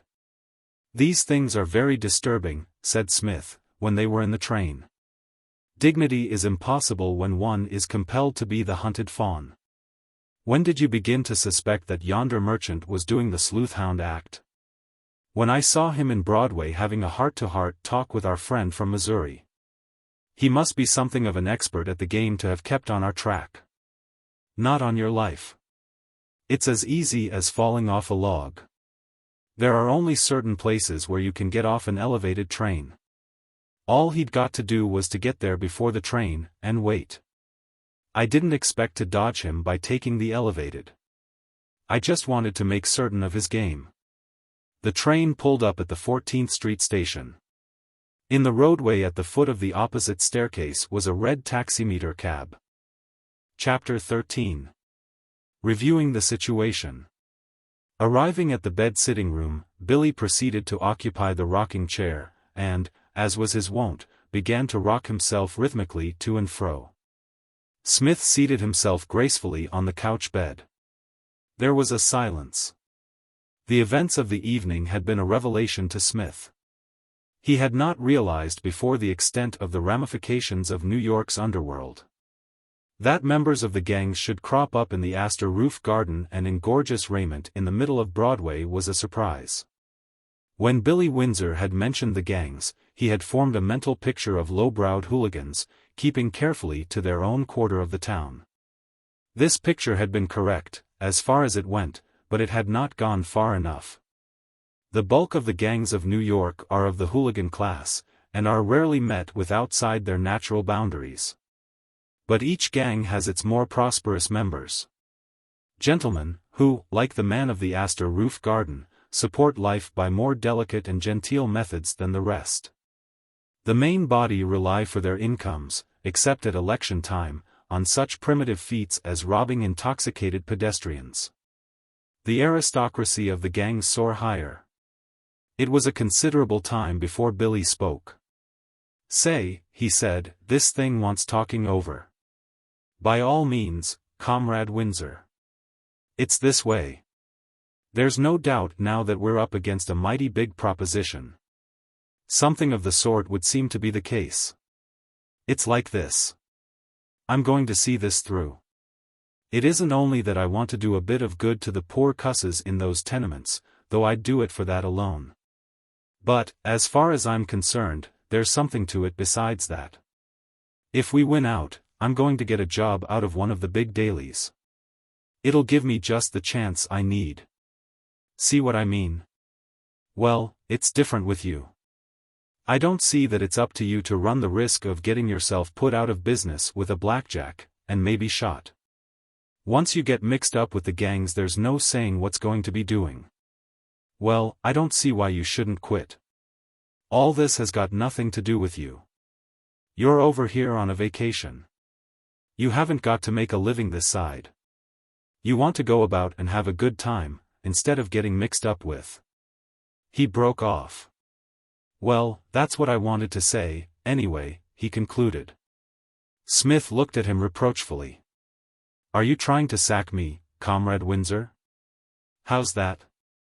In various treatises on how to succeed in literature, said Smith sadly, which I have read from time to time, I have always found it stated that what the novice chiefly needed was an editor who believed in him. In you, Comrade Windsor, I fancied that I had found such an editor. What's all this about? Demanded Billy. I'm making no kick about your work. I gathered from your remarks that you were anxious to receive my resignation. Well, I told you why. I didn't want you to be blackjacked. Was that the only reason? Sure. Then all is well, said Smith, relieved. For the moment I fancied that my literary talents had been weighed in the balance and adjudged below par. If that is all, why, these are the mere everyday risks of the young journalist's life. Without them we should be dull and dissatisfied. Our work would lose its fire. Men such as ourselves, Comrade Windsor, need a certain stimulus, a certain fillip, if they are to keep up their high standards. The knowledge that a low-browed gentleman is waiting round the corner with a sandbag poised in air will just supply that stimulus. Also that fillip. It will give our output precisely the edge it requires. Then you'll stay in this thing? You'll stick to the work? Like a conscientious leech, Comrade Windsor. Bully for you, said Billy. It was not Smith's habit, when he felt deeply on any subject, to exhibit his feelings. And this matter of the tenements had hit him harder than anyone who did not know him intimately would have imagined. Mike would have understood him, but Billy Windsor was too recent an acquaintance. Smith was one of those people who are content to accept most of the happenings of life in an airy spirit of tolerance. Life had been more or less of a game with him up till now. In his previous encounters with those with whom fate had brought him in contact there had been little at stake. The prize of victory had been merely a comfortable feeling of having had the best of a battle of wits, the penalty of defeat nothing worse than the discomfort of having failed to score. But this tenement business was different. Here he had touched the realities. There was something worth fighting for. His lot had been cast in pleasant places, and the sight of actual raw misery had come home to him with an added force from that circumstance. He was fully aware of the risks that he must run. The words of the man at the Astor, and still more the episodes of the family friend from Missouri and the taximeter cab, had shown him that this thing was on a different plane from anything that had happened to him before. It was a fight without the gloves, and to a finish at that. But he meant to see it through. Somehow or other those tenement houses had got to be cleaned up. If it meant trouble, as it undoubtedly did, that trouble would have to be faced.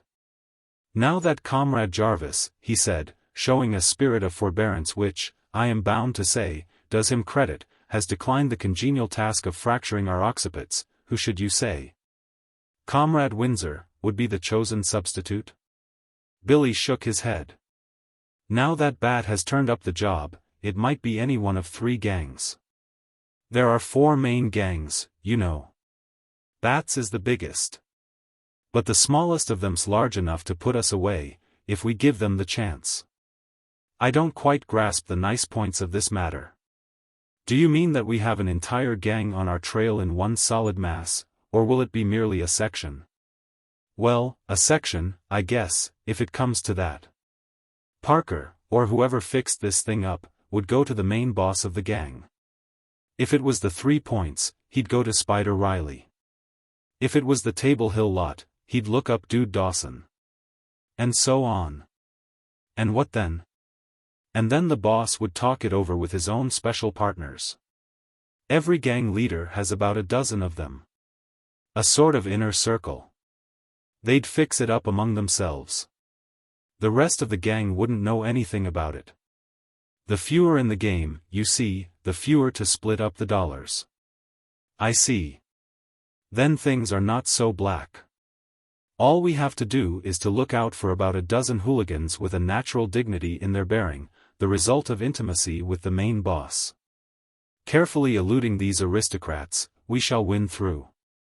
I fancy, Comrade Windsor, that all may yet be well. What steps do you propose to take by way of self-defense? Keep out in the middle of the street, and not go off the Broadway after dark. You're pretty safe on Broadway. There's too much light for them there.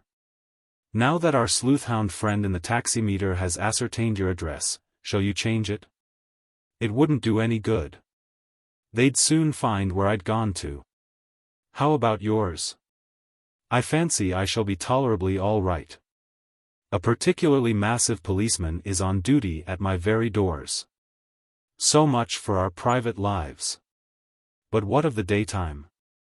Suppose these sandbag specialists drop in at the office during business hours. Will Comrade Maloney's frank and manly statement that we are not in be sufficient to keep them out? I doubt it.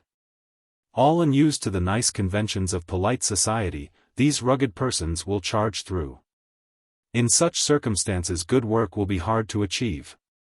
Your literary man must have complete quiet if he is to give the public of his best.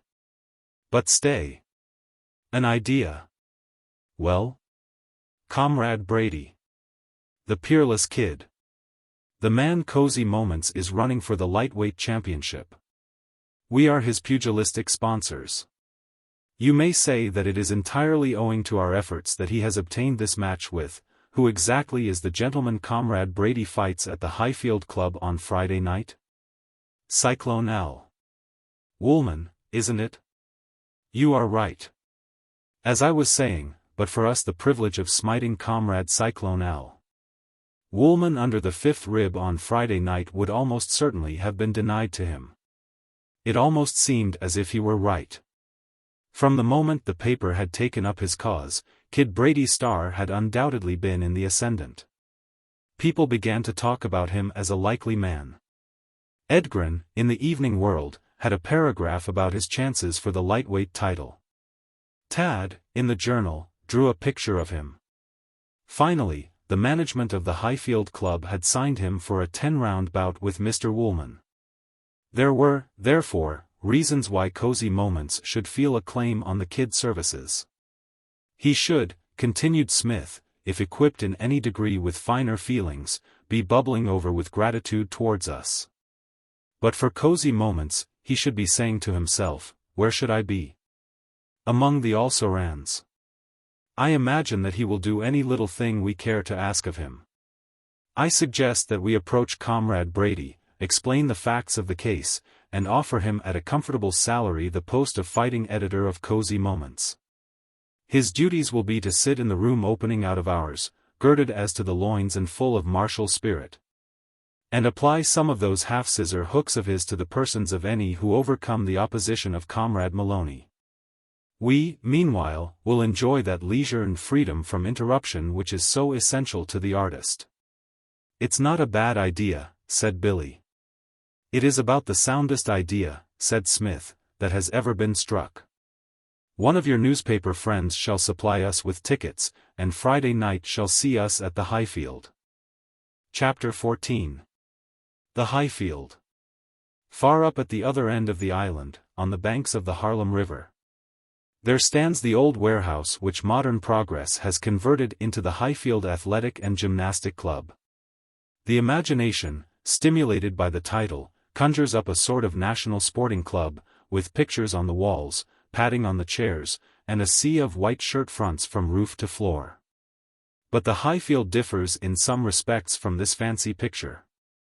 Indeed, it would be hard to find a respect in which it does not differ. But these names are so misleading. The title under which the Highfield used to be known till a few years back was Swifty Bob's. It was a good, honest title. You knew what to expect. And if you attended séances at Swifty Bob's you left your gold watch and your little savings at home. But a wave of anti-pugilistic feeling swept over the New York authorities. Promoters of boxing contests found themselves, to their acute disgust, raided by the police. The industry began to languish. People avoided places where at any moment the festivities might be marred by an inrush of large men in blue uniforms armed with locust sticks. And then some big-brained person suggested the club idea, which stands alone as an example of American dry humor. There are now no boxing contests in New York. Swifty Bob and his fellows would be shocked at the idea of such a thing. All that happens now is exhibition sparring bouts between members of the club. It is true that next day the papers very tactlessly report the friendly exhibition spar as if it had been quite a serious affair, but that is not the fault of Swifty Bob. Kid Brady, the chosen of Cosy Moments, was billed for a 10-round exhibition contest, to be the main event of the evening's entertainment. No decisions are permitted at these clubs. Unless a regrettable accident occurs, and one of the sparrers is knocked out, the verdict is left to the newspapers next day.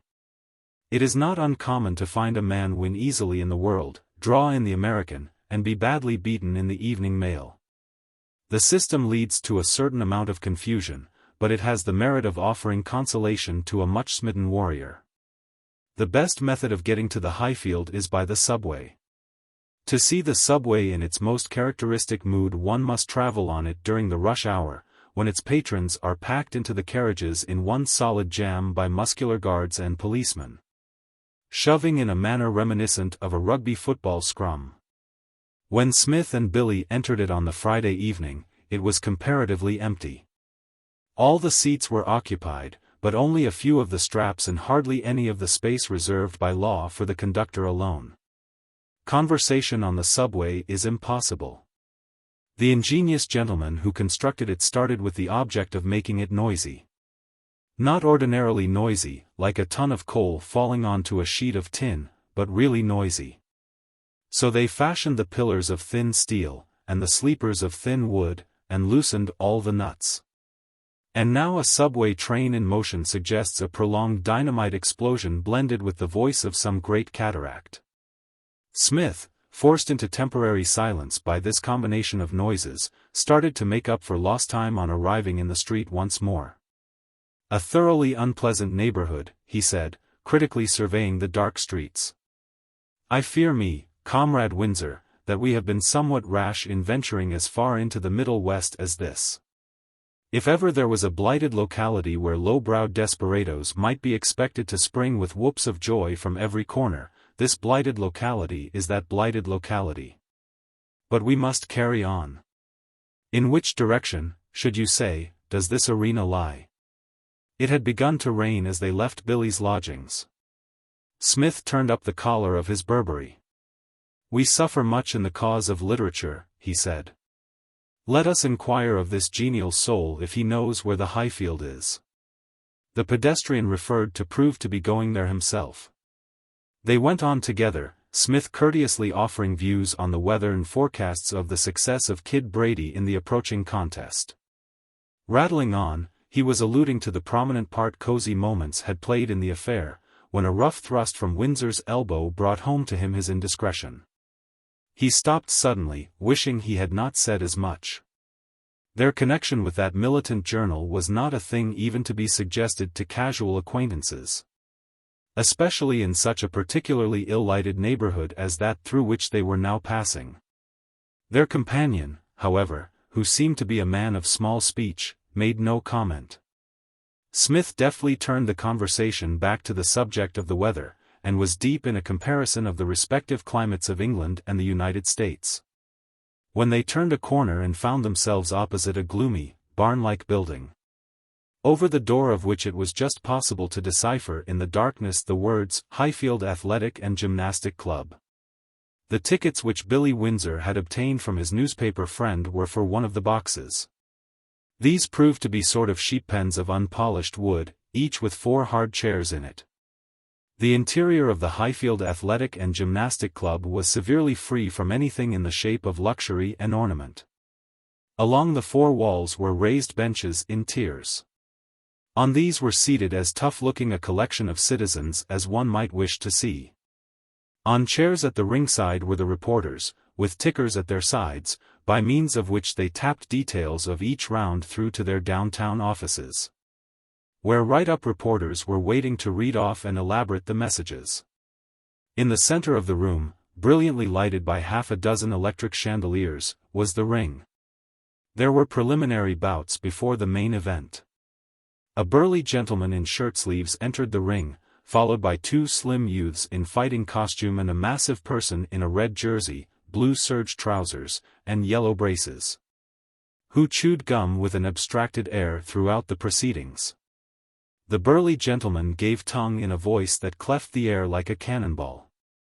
XXIII on 4-round bout between Patsy Milligan and Tommy Goodley, members of this club. Patsy on my right, Tommy on my left. Gentlemen will kindly stop smokin'. The audience did nothing of the sort.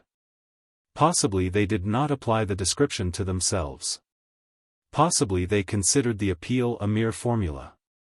Somewhere in the background a gong sounded, and Patsy, from the right, stepped briskly forward to meet Tommy, approaching from the left. The contest was short but energetic. At intervals the combatants would cling affectionately to one another, and on these occasions the red-jerseyed man, still chewing gum and still wearing the same air of being lost in abstract thought, would split up the mass by the simple method of ploughing his way between the pair. Towards the end of the first round Thomas, eluding a left swing, put Patrick neatly to the floor, where the latter remained for the necessary 10 seconds. The remaining preliminaries proved disappointing. So much so that in the last of the series a soured sportsman on one of the benches near the roof began in satirical mood to whistle the Merry Widow Waltz. It was here that the red-jerseyed thinker for the first and last time came out of his meditative trance. He leaned over the ropes, and spoke, without heat, but firmly. "If that guy whistling back up yonder thinks he can do better than these boys, he can come right down into the ring." The whistling ceased. There was a distinct air of relief when the last preliminary was finished and preparations for the main bout began. It did not commence at once. There were formalities to be gone through, introductions and the like. The burly gentleman reappeared from nowhere, ushering into the ring a sheepishly grinning youth in a flannel suit. "Introducien, young Leary," he bellowed impressively, "a no member of this chub, who will box some good boy here in September." He walked to the other side of the ring and repeated the remark. A raucous welcome was accorded to the new member. 2 other notable performers were introduced in a similar manner, and then the building became suddenly full of noise, for a tall youth in a bathrobe, attended by a little army of assistants, had entered the ring. One of the army carried a bright green bucket, on which were painted in white letters the words, "Cyclone Al. Woolman." A moment later there was another, though a far lesser, uproar, as Kid Brady, his pleasant face wearing a self-conscious smirk, ducked under the ropes and sat down in the opposite corner. "XXIII on 10-round bout," thundered the burly gentleman, "between Cyclone Al. Woolman." Loud applause. Mr. Woolman was one of the famous, a fighter with a reputation from New York to San Francisco. He was generally considered the most likely man to give the hitherto invincible Jimmy Garvin a hard battle for the lightweight championship. "Oh, you Al," roared the crowd. Mr. Woolman bowed benevolently. "And Kid Brady, members of this." There was noticeably less applause for the Kid. He was an unknown. A few of those present had heard of his victories in the West, but these were but a small section of the crowd. When the faint applause had ceased, Smith rose to his feet. "Oh, you Kid," he observed encouragingly. "I should not like Comrade Brady," he said, reseating himself, "to think that he has no friend but his poor old mother, as, you will recollect, occurred on a previous occasion." The burly gentleman, followed by the 2 armies of assistants, dropped down from the ring, and the gong sounded. Mr. Woolman sprang from his corner as if somebody had touched a spring. He seemed to be of the opinion that if you are a cyclone, it is never too soon to begin behaving like one. He danced round the Kid with an india-rubber agility. The Cosy Moments representative exhibited more stolidity. Except for the fact that he was in fighting attitude, with one gloved hand moving slowly in the neighborhood of his stocky chest, and the other pawing the air on a line with his square jaw. One would have said that he did not realize the position of affairs. He wore the friendly smile of the good-natured guest who is led forward by his hostess to join in some round game. Suddenly his opponent's long left shot out. The Kid, who had been strolling forward, received it under the chin, and continued to stroll forward as if nothing of note had happened. He gave the impression of being aware that Mr. Woolman had committed a breach of good taste and of being resolved to pass it off with ready tact. The cyclone, having executed a backward leap, a forward leap, and a feint, landed heavily with both hands. The Kid's genial smile did not even quiver, but he continued to move forward. His opponent's left flashed out again, but this time, instead of ignoring the matter, the Kid replied with a heavy right swing, and Mr. Woolman, leaping back, found himself against the ropes. By the time he had got out of that uncongenial position, 2 more of the Kid's swings had found their mark. Mr. Woolman, somewhat perturbed, scuttered out into the middle of the ring, the Kid following in his self-contained, solid way. The cyclone now became still more cyclonic. He had a left arm which seemed to open out in joints like a telescope. Several times when the kid appeared well out of distance there was a thud as a brown glove ripped in over his guard and jerked his head back. But always he kept boring in, delivering an occasional right to the body with the pleased smile of an infant destroying a Noah's Ark with a tack hammer. Despite these efforts, however, he was plainly getting all the worst of it. Energetic Mr. Woolman, relying on his long left, was putting in 3 blows to his 1. When the gong sounded, ending the first round, the house was practically solid for the cyclone. Whoops and yells rose from everywhere. The building rang with shouts of, "Oh, you Al." Smith turned sadly to Billy. "It seems to me, Comrade Windsor," he said, "that this merry meeting looks like doing Comrade Brady no good. I should not be surprised at any moment to see his head bounce off onto the floor." "Wait," said Billy. "He'll win yet." "You think so?" "Sure. He comes from Wyoming," said Billy with simple confidence. Rounds 2 and 3 were a repetition of round 1. The cyclone raged almost unchecked about the ring. In one lightning rally in the third he brought his right across squarely onto the kid's jaw. It was a blow which should have knocked any boxer out. The kid merely staggered slightly and returned to business, still smiling. "See," roared Billy enthusiastically in Smith's ear, above the uproar. "He doesn't mind it. He likes it. He comes from Wyoming." With the opening of round 4 there came a subtle change. The cyclone's fury was expending itself. That long left shot out less sharply. Instead of being knocked back by it, the Cosy Moments champion now took the hits in his stride, and came shuffling in with his damaging body blows.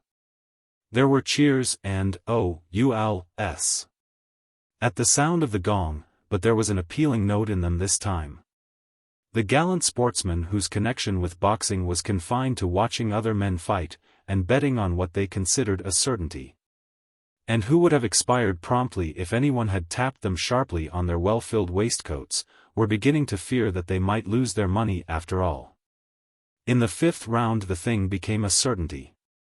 Like the month of March, the cyclone, who had come in like a lion, was going out like a lamb. A slight decrease in the pleasantness of the kid's smile was noticeable. His expression began to resemble more nearly the gloomy importance of the Cosy Moments photographs. Yells of agony from panic-stricken speculators around the ring began to smite the rafters. The cyclone, now but a gentle breeze, clutched repeatedly, hanging on like a leech till removed by the red-jerseyed referee. Suddenly a grisly silence fell upon the house. It was broken by a cowboy yell from Billy Windsor.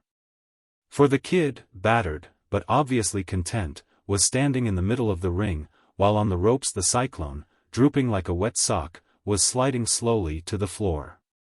"Cosy Moments wins," said Smith. "An omen, I fancy, Comrade Windsor." Chapter 15. An addition to the staff. Penetrating into the kids' dressing room some moments later. The editorial staff found the winner of the 10-round exhibition bout between members of the club seated on a chair, having his right leg rubbed by a shock-headed man in a sweater, who had been one of his seconds during the conflict.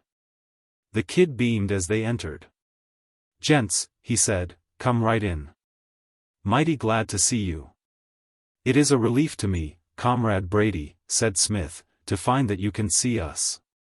I had expected to find that Comrade Woolman's purposeful buffs had completely closed your star-likes." "Sure, I never felt them. He's a good quick boy, is Al. But," continued the kid with powerful imagery, "he couldn't hit a hole in a block of ice cream, not if he was to use a hammer. And yet at one period in the proceedings, Comrade Brady," said Smith, "I fancied that your head would come unglued at the neck. But the fear was merely transient. When you began to administer those, am I correct in saying, half-scissor hooks to the body, why, then I felt like some watcher of the skies when a new planet swims into his ken. Or like stout Cortez when with eagle eyes he stared at the Pacific. The kid blinked. "How's that?" he inquired. "And why did I feel like that, Comrade Brady?" "I will tell you. Because my faith in you was justified. Because there before me stood the ideal fighting editor of Cosy Moments. It is not a post that any weakling can fill. Their charm of manner cannot qualify a man for the position. No one can hold down the job simply by having a kind heart or being good at farmyard imitations. No. We want a man of thews and sinews, a man who would rather be hit on the head with a half-brick than not. And you, Comrade Brady, are such a man." The kid turned appealingly to Billy. "Say, this gets past me, Mr. Windsor. Put me wise. Can we have a couple of words with you alone, kid?" said Billy. "We want to talk over something with you." "Sure. Sit down, gents. Jack'll be through in a minute." Jack, who during this conversation had been concentrating himself on his subject's left leg, now announced that he guessed that would about do. And having advised the kid not to stop and pick daisies, but to get into his clothes at once before he caught a chill, bade the company good night and retired. Billy shut the door.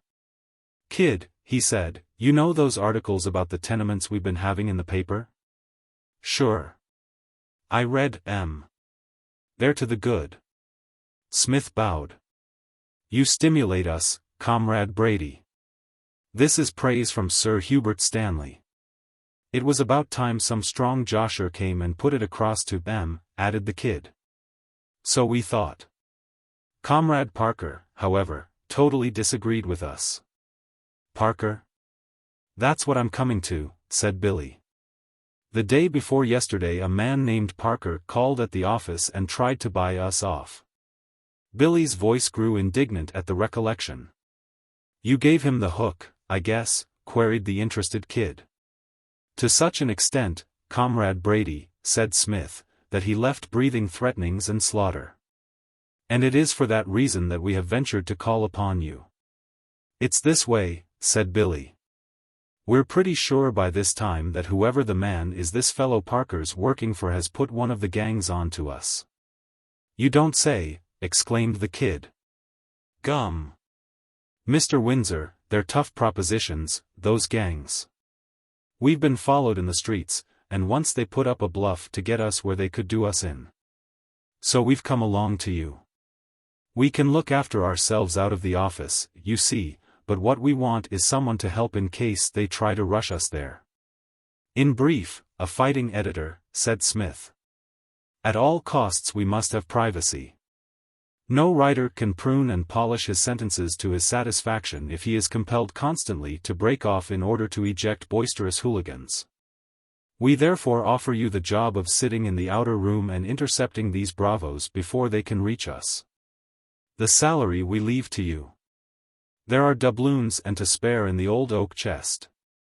Take what you need and put the rest, if any, back. How does the offer strike you, Comrade Brady?"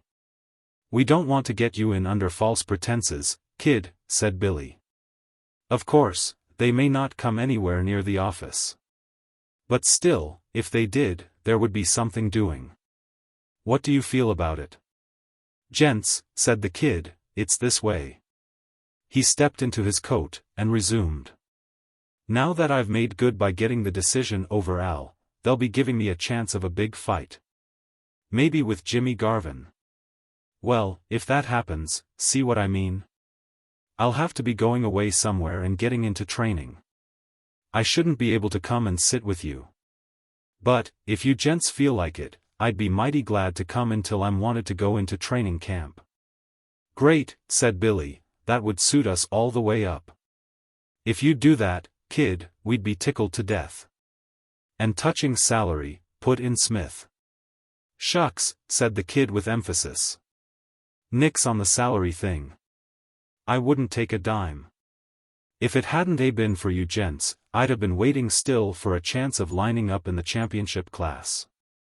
That's good enough for me. Any old thing you gents want me to do, I'll do it. And glad, too." "Comrade Brady," said Smith warmly, "you are, if I may say so, the goods.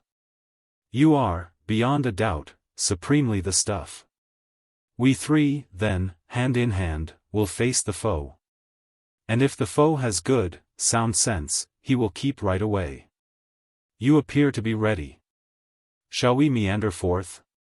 The building was empty and the lights were out when they emerged from the dressing room. They had to grope their way in darkness.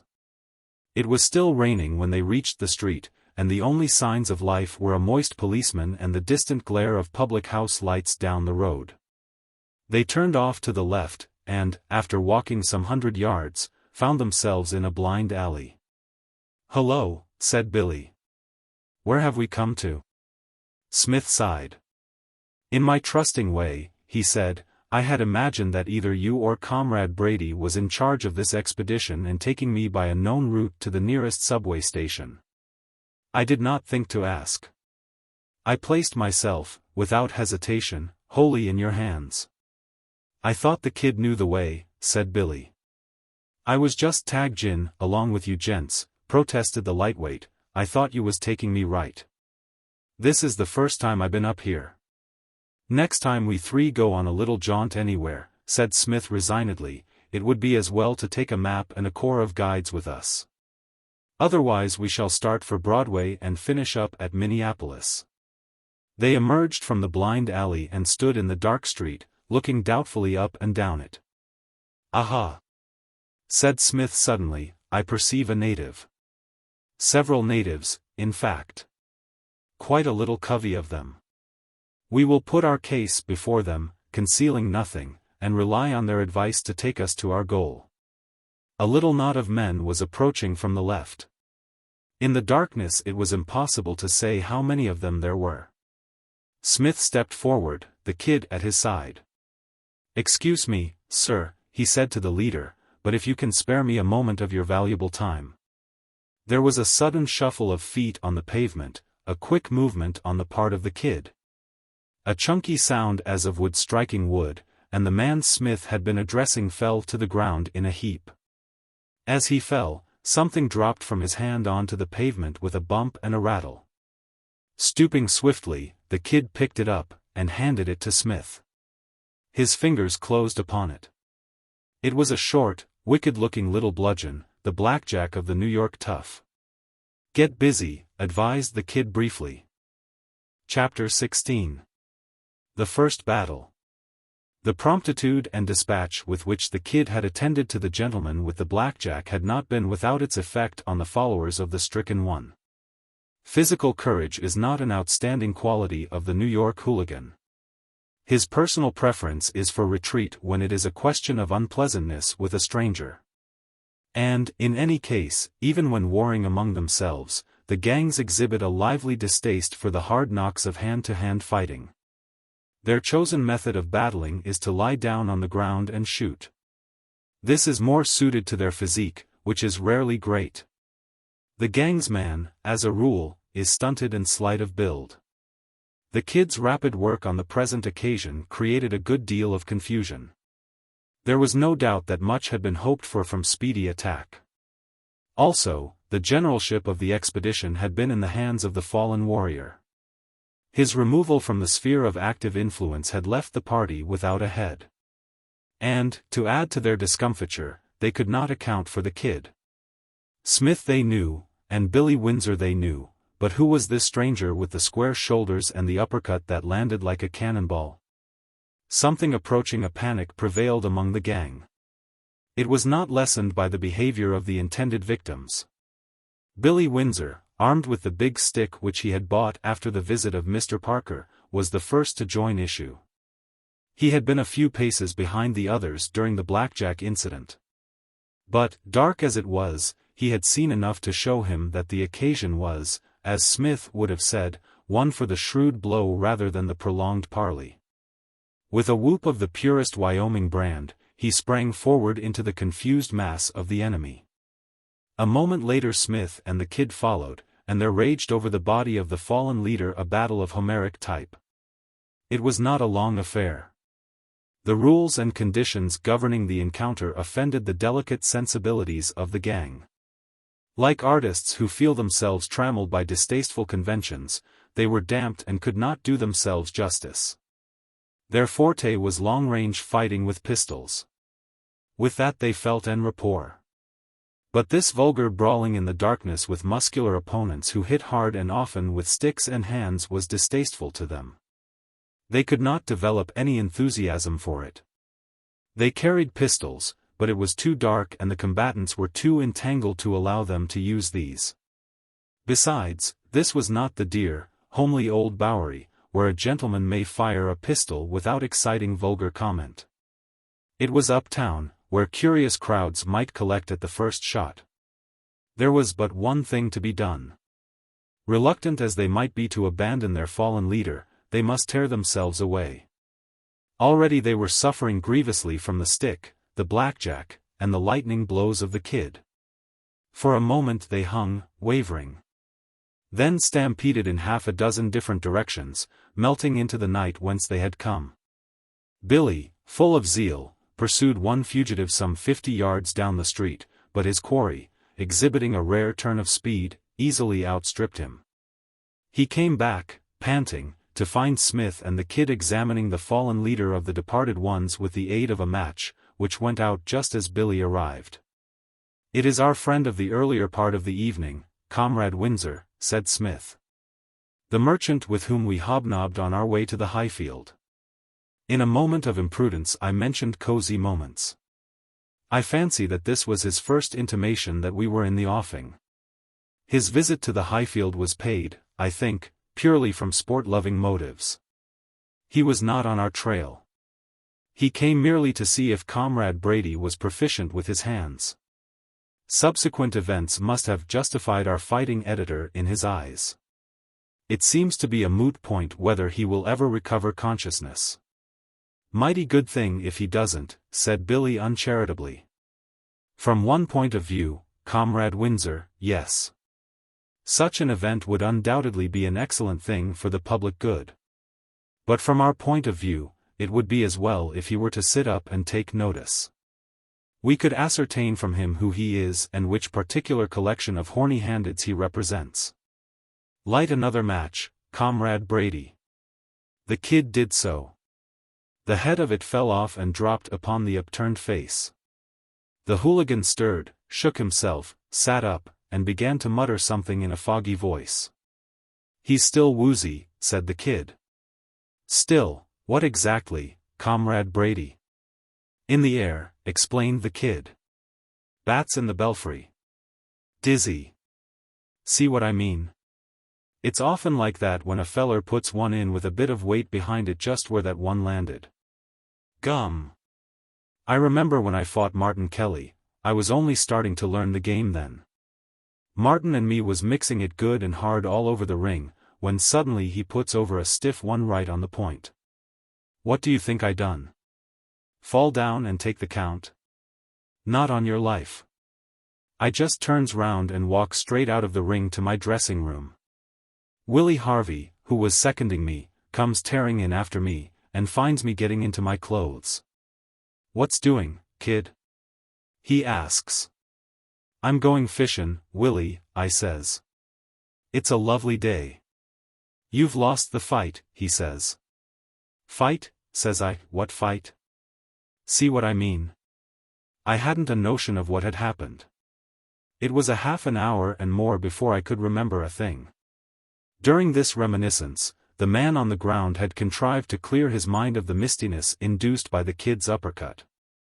The first sign he showed of returning intelligence was a sudden dash for safety up the road. But he had not gone 5 yards when he sat down limply. The kid was inspired to further reminiscence. "Guess he's feeling pretty poor," he said. "It's no good him trying to run for a while after he's put his chin in the way of a real live one.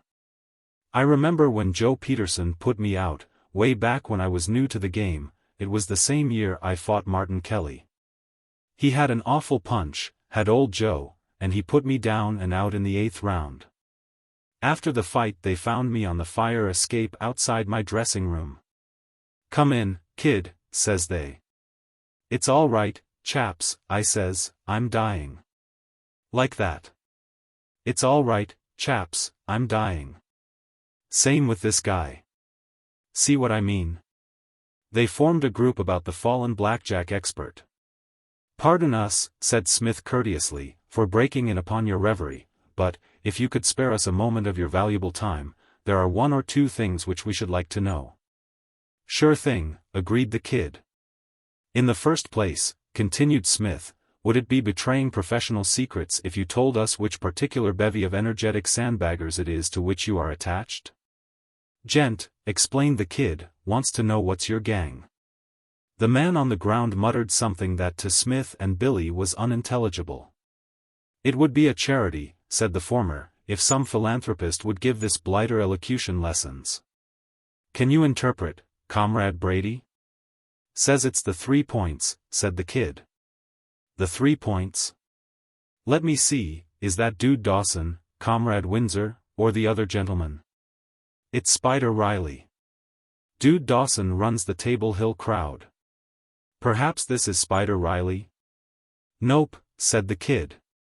"I know the Spider. This ain't him. This is some other mutt." "Which other mutt in particular?" asked Smith. "Try and find out, Comrade Brady. You seem to be able to understand what he says." To me, personally, his remarks sound like the output of a gramophone with a hot potato in its mouth. "Says he's Jack Repetto," announced the interpreter. There was another interruption at this moment. The bashful Mr. Repetto, plainly a man who was not happy in the society of strangers, made another attempt to withdraw. Reaching out a pair of lean hands, he pulled the Kid's legs from under him with a swift jerk, and, wriggling to his feet, started off again down the road.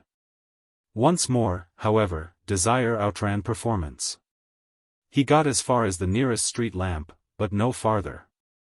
The giddiness seemed to overcome him again, for he grasped the lamppost, and, sliding slowly to the ground, sat there motionless. The Kid, whose fall had jolted and bruised him, was inclined to be wrathful and vindictive. He was the first of the 3 to reach the elusive Mr. Repetto, and if that worthy had happened to be standing instead of sitting it might have gone hard with him. But the Kid was not the man to attack a fallen foe. He contented himself with brushing the dust off his person and addressing a richly abusive flow of remarks to Mr. Repetto. Under the rays of the lamp it was possible to discern more closely the features of the blackjack exponent. There was a subtle but noticeable resemblance to those of Mr. Bat Jarvis. Apparently the latter's oiled forelock, worn low over the forehead, was more a concession to the general fashion prevailing in gang circles than an expression of personal taste. Mr. Repetto had it, too. In his case it was almost white, for the fallen warrior was an albino. His eyes, which were closed, had white lashes and were set as near together as nature had been able to manage without actually running them into one another. His underlip protruded and drooped. Looking at him, one felt instinctively that no judging committee of a beauty contest would hesitate a moment before him. It soon became apparent that the light of the lamp, though bestowing the doubtful privilege of a clearer view of Mr. Repetto's face, held certain disadvantages. Scarcely had the staff of Cosy Moments reached the faint yellow pool of light, in the center of which Mr. Repetto reclined, than, with a suddenness which caused them to leap into the air, there sounded from the darkness down the road the crack-crack-crack of a revolver. Instantly from the opposite direction came other shots. 3 bullets flicked grooves in the roadway almost at Billy's feet. The Kid gave a sudden howl. Smith's hat, suddenly imbued with life, sprang into the air and vanished, whirling into the night. The thought did not come to them consciously at the moment, there being little time to think, but it was evident as soon as, diving out of the circle of light into the sheltering darkness, they crouched down and waited for the next move, that a somewhat skillful ambush had been effected. The other members of the gang, who had fled with such remarkable speed, had by no means been eliminated altogether from the game. While the questioning of Mr. Repetto had been in progress, they had crept back, unperceived except by Mr. Repetto himself. It being too dark for successful shooting, it had become Mr. Repetto's task to lure his captors into the light, which he had accomplished with considerable skill. For some minutes the battle halted. There was dead silence. The circle of light was empty now. Mr. Repetto had vanished. A tentative shot from nowhere ripped through the air close to where Smith lay flattened on the pavement. And then the pavement began to vibrate and give out a curious resonant sound. To Smith it conveyed nothing, but to the opposing army it meant much. They knew it for what it was. Somewhere, it might be near or far, a policeman had heard the shots, and was signaling for help to other policemen along the line by beating on the flagstones with his nightstick. The New York constable's substitute for the London police whistle. The noise grew, filling the still air. From somewhere down the road sounded the ring of running feet. "The cops!" cried a voice. "Beat it!" Next moment the night was full of clatter. The gang was beating it. Smith rose to his feet and dusted his clothes ruefully. For the first time he realized the horrors of war. His hat had gone forever. His trousers could never be the same again after their close acquaintance with the pavement. The rescue party was coming up at the gallop. The New York policeman may lack the quiet dignity of his London rival, but he is a hustler. "What's doing?" "Nothing now," said the disgusted voice of Billy Windsor from the shadows. "They've beaten it." The circle of lamplight became as if by mutual consent a general rendezvous. 3 grey-clad policemen, tough, clean-shaven men with keen eyes and square jaws, stood there, revolver in one hand, nightstick in the other. Smith, hatless and dusty, joined them. Billy Windsor and the Kid, the latter bleeding freely from his left ear, the lobe of which had been chipped by a bullet, were the last to arrive. "What's been the rough house?" inquired one of the policemen, mildly interested. "Do you know a sportsman of the name of Repetto?" inquired Smith. "Jack Repetto." "Sure. He belongs to the 3 Points," said another intelligent officer, as one naming some fashionable club. "When next you see him," said Smith, "I should be obliged if you would use your authority to make him buy me a new hat. I could do with another pair of trousers, too. But I will not press the trousers. A new hat is, however, essential. Mine has a 6-inch hole in it." "Shot at you, did they?" said one of the policemen, as who should say, "Dash the lads, they're always up to some of their larks." "Shot at us," burst out the ruffled Kid. "What do you think's been happening? Think an aeroplane ran into my ear and took half of it off? Think the noise was somebody opening bottles of pop? Think those guys that sneaked off down the road was just training for a marathon?" "Comrade Brady," said Smith, "touches the spot. He." "Say, are you Kid Brady?" inquired one of the officers.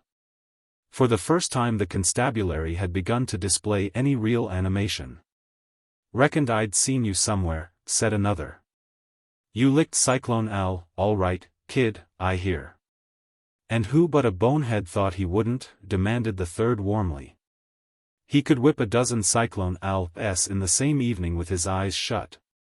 "He's the next champion," admitted the first speaker. "If he puts it over Jimmy Garvin," argued the second. "Jimmy Garvin," cried the third. "He can whip 20 Jimmy Garvins with his feet tied. I tell you."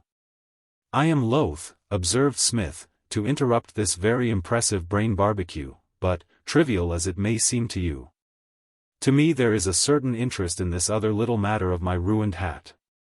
I know that it may strike you as hypersensitive of us to protest against being riddled with bullets, but—" "Well, what's been doin'?" inquired the force. It was a nuisance, this perpetual harping on trifles when the deep question of the lightweight championship of the world was under discussion, but the sooner it was attended to, the sooner it would be over. Billy Windsor undertook to explain. "The 3 Points laid for us," he said. "Jack Repetto was bossing the crowd. I don't know who the rest were. The Kid put one over onto Jack Repetto's chin, and we were asking him a few questions when the rest came back, and started into shooting. Then we got to cover quick, and you came up and they beat it." "That," said Smith, nodding, is a very fair précis of the evening's events. We should like you, if you will be so good, to corral this comrade Repetto, and see that he buys me a new hat. We'll round Jack up, said one of the policemen indulgently. Do it nicely, urged Smith. Don't go hurting his feelings. The second policeman gave it as his opinion that Jack was getting too gay. The third policeman conceded this. Jack, he said, had shown signs for some time past of asking for it in the neck. It was an error on Jack's part, he gave his hearers to understand, to assume that the lid was completely off the great city of New York. Too blamed fresh he's gettin', the trio agreed. They could not have been more disapproving if they had been prefects at Haylabury and Mr. Repetto a first-termer who had been detected in the act of wearing his cap on the back of his head. They seemed to think it was too bad of Jack. The wrath of the law, said Smith, is very terrible. We will leave the matter, then, in your hands. In the meantime, we should be glad if you would direct us to the nearest subway station. Just at the moment, the cheerful lights of the Great White Way are what I seem to chiefly need. Chapter 17. Guerrilla Warfare. Thus ended the opening engagement of the campaign, seemingly in a victory for the Cosy Moments army. Billy Windsor, however, shook his head. We've got mighty little out of it, he said. The victory, said Smith, was not bloodless. Comrade Brady's ear, my hat, these are not slight casualties. On the other hand, surely we are one up? Surely we have gained ground? The elimination of Comrade Repetto from the scheme of things in itself is something. I know few men I would not rather meet in a lonely road than Comrade Repetto. He is one of nature's sandbaggers. Probably the thing crept upon him slowly. He started, possibly, in a merely tentative way by slugging one of the family circle. His nurse, let us say, or his young brother. But, once started, he is unable to resist the craving. The thing grips him like dram drinking. He sandbags now not because he really wants to, but because he cannot help himself. To me there is something consoling in the thought that Comrade Repetto will no longer be among those present. What makes you think that? I should imagine that a benevolent law will put him away in his little cell for at least a brief spell.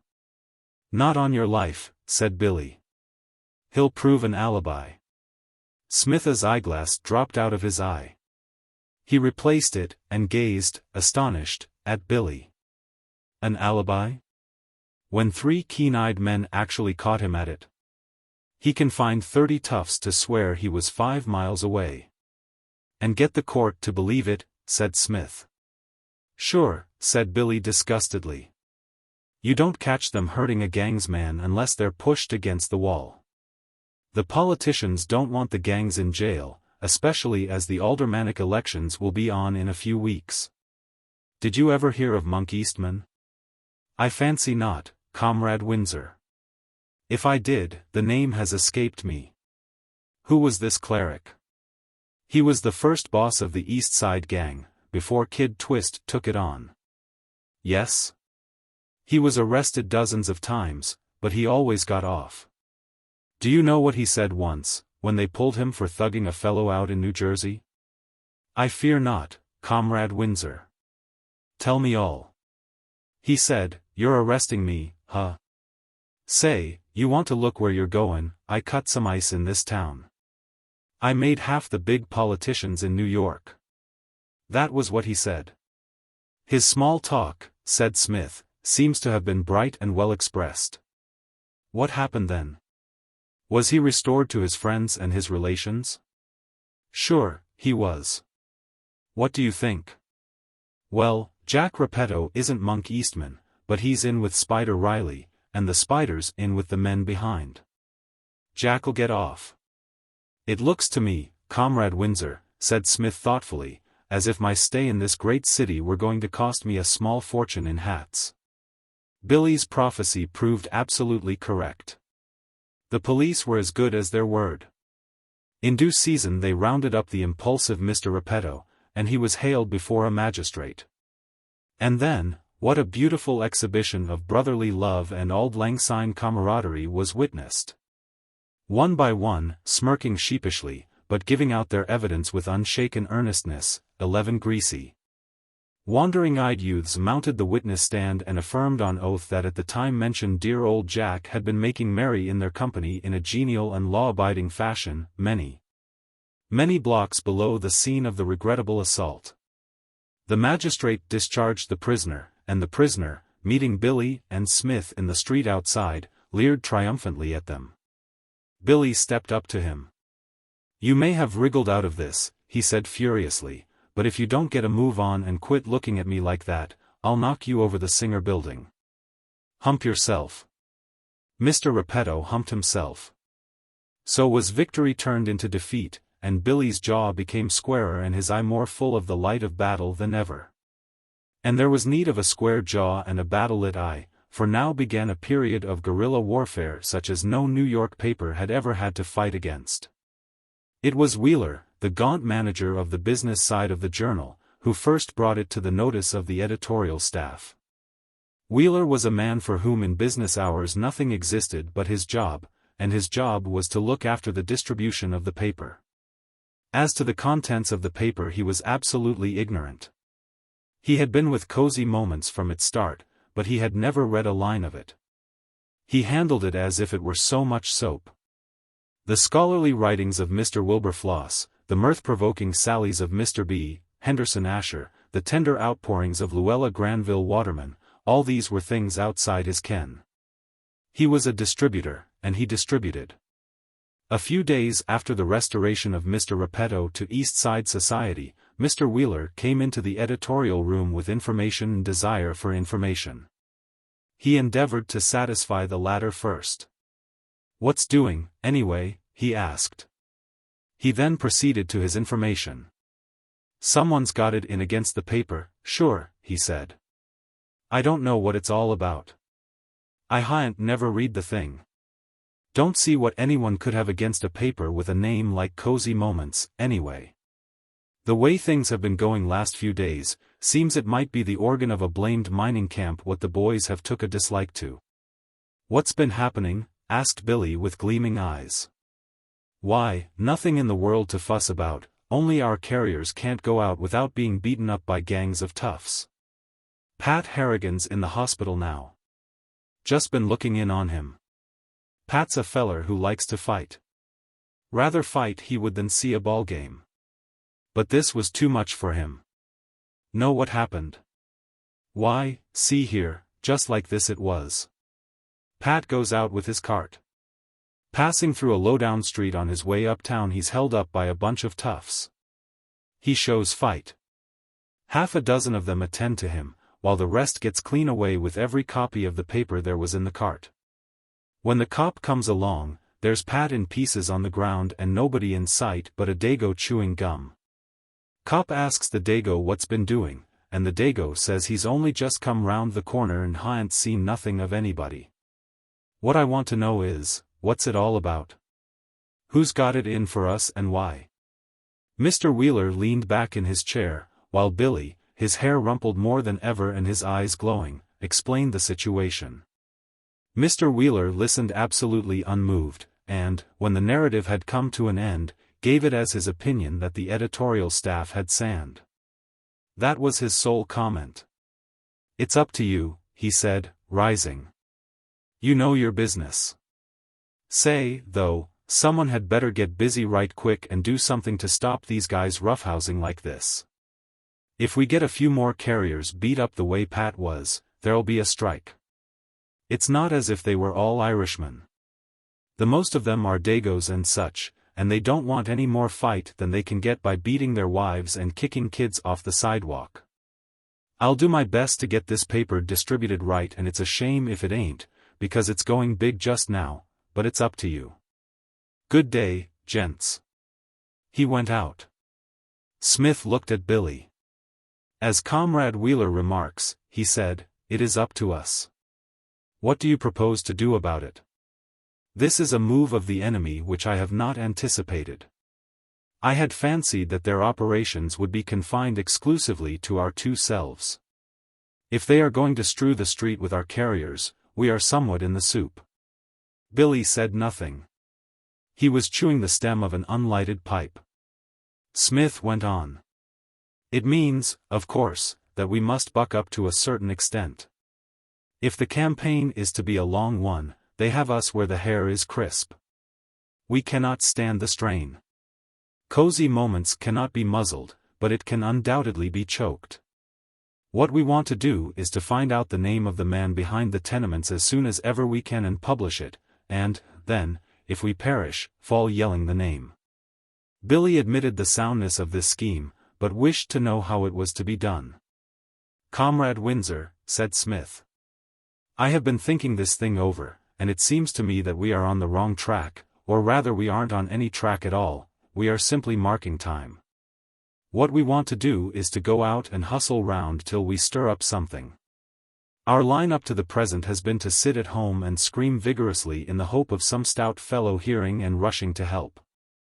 In other words, we've been saying in the paper what an outsize in Skuggs the merchant must be who owns those tenements. In the hope that somebody else will agree with us and be sufficiently interested to get to work and find out who the blighter is. That's all wrong.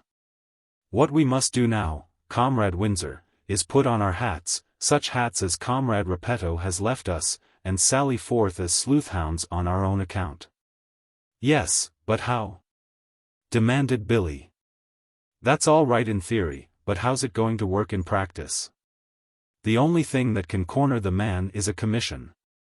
"Far from it, Comrade Windsor. The job may be worked more simply. I don't know how often the rents are collected in these places, but I should say at a venture once a week. My idea is to hang negligently round till the rent collector arrives, and when he has loomed up on the horizon, buttonhole him and ask him quite politely, as man to man, whether he is collecting those rents for himself or for somebody else, and if somebody else, who that somebody else is.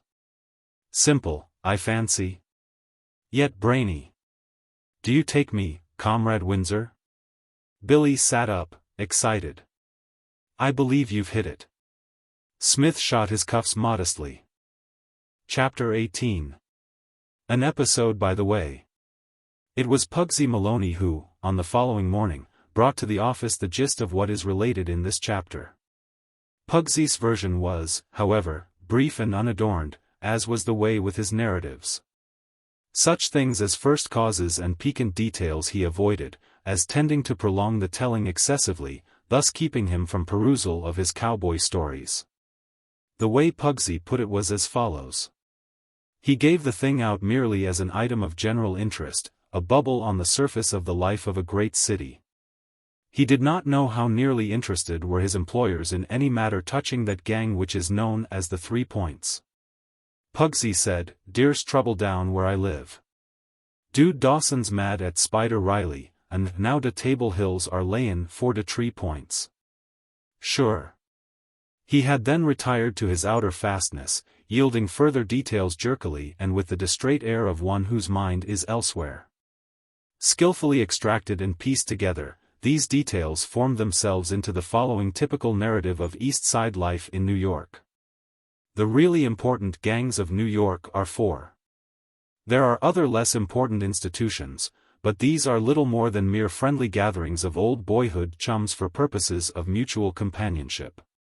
In time they may grow, as did Bat Jarvis's coterie, into formidable organizations, for the soil is undoubtedly propitious to such growth. But at present the amount of ice which good judges declare them to cut is but small. They stick up an occasional wayfarer for his cush, and they carry canisters, and sometimes fire them off, but these things do not signify the cutting of ice. In matters political there are only 4 gangs which count, the East Side, the Groom Street, the 3 Points, and the Table Hill. Greatest of these by virtue of their numbers are the East Side and the Groom Street, the latter presided over at the time of this story by Mr. Bat Jarvis. These two are colossal, and, though they may fight each other, are immune from attack at the hands of lesser gangs. But between the other gangs, and especially between the Table Hill and the 3 Points, which are much of a size, warfare rages as briskly as among the republics of South America. There has always been bad blood between the Table Hill and the 3 Points, and until they wipe each other out after the manner of the Kilkenny cats, it is probable that there always will be. Little events, trifling in themselves, have always occurred to shatter friendly relations just when there has seemed a chance of their being formed. Thus, just as the Table Hillites were beginning to forgive the 3 Points for shooting the redoubtable Paul Horgan down at Coney Island, a 3-pointer injudiciously wiped out another of the rival gang near Canal Street. He pleaded self-defense, and in any case it was probably mere thoughtlessness, but nevertheless the Table Hillites were ruffled. That had been a month or so back. During that month things had been simmering down, and peace was just preparing to brood when there occurred the incident to which Pugsy had alluded. The regrettable falling out of Dude Dawson and Spider Riley at Mr. McGinnis's dancing saloon, Shamrock Hall. The same which Bat Jarvis had been called in to protect in the days before the Groom Street gang began to be.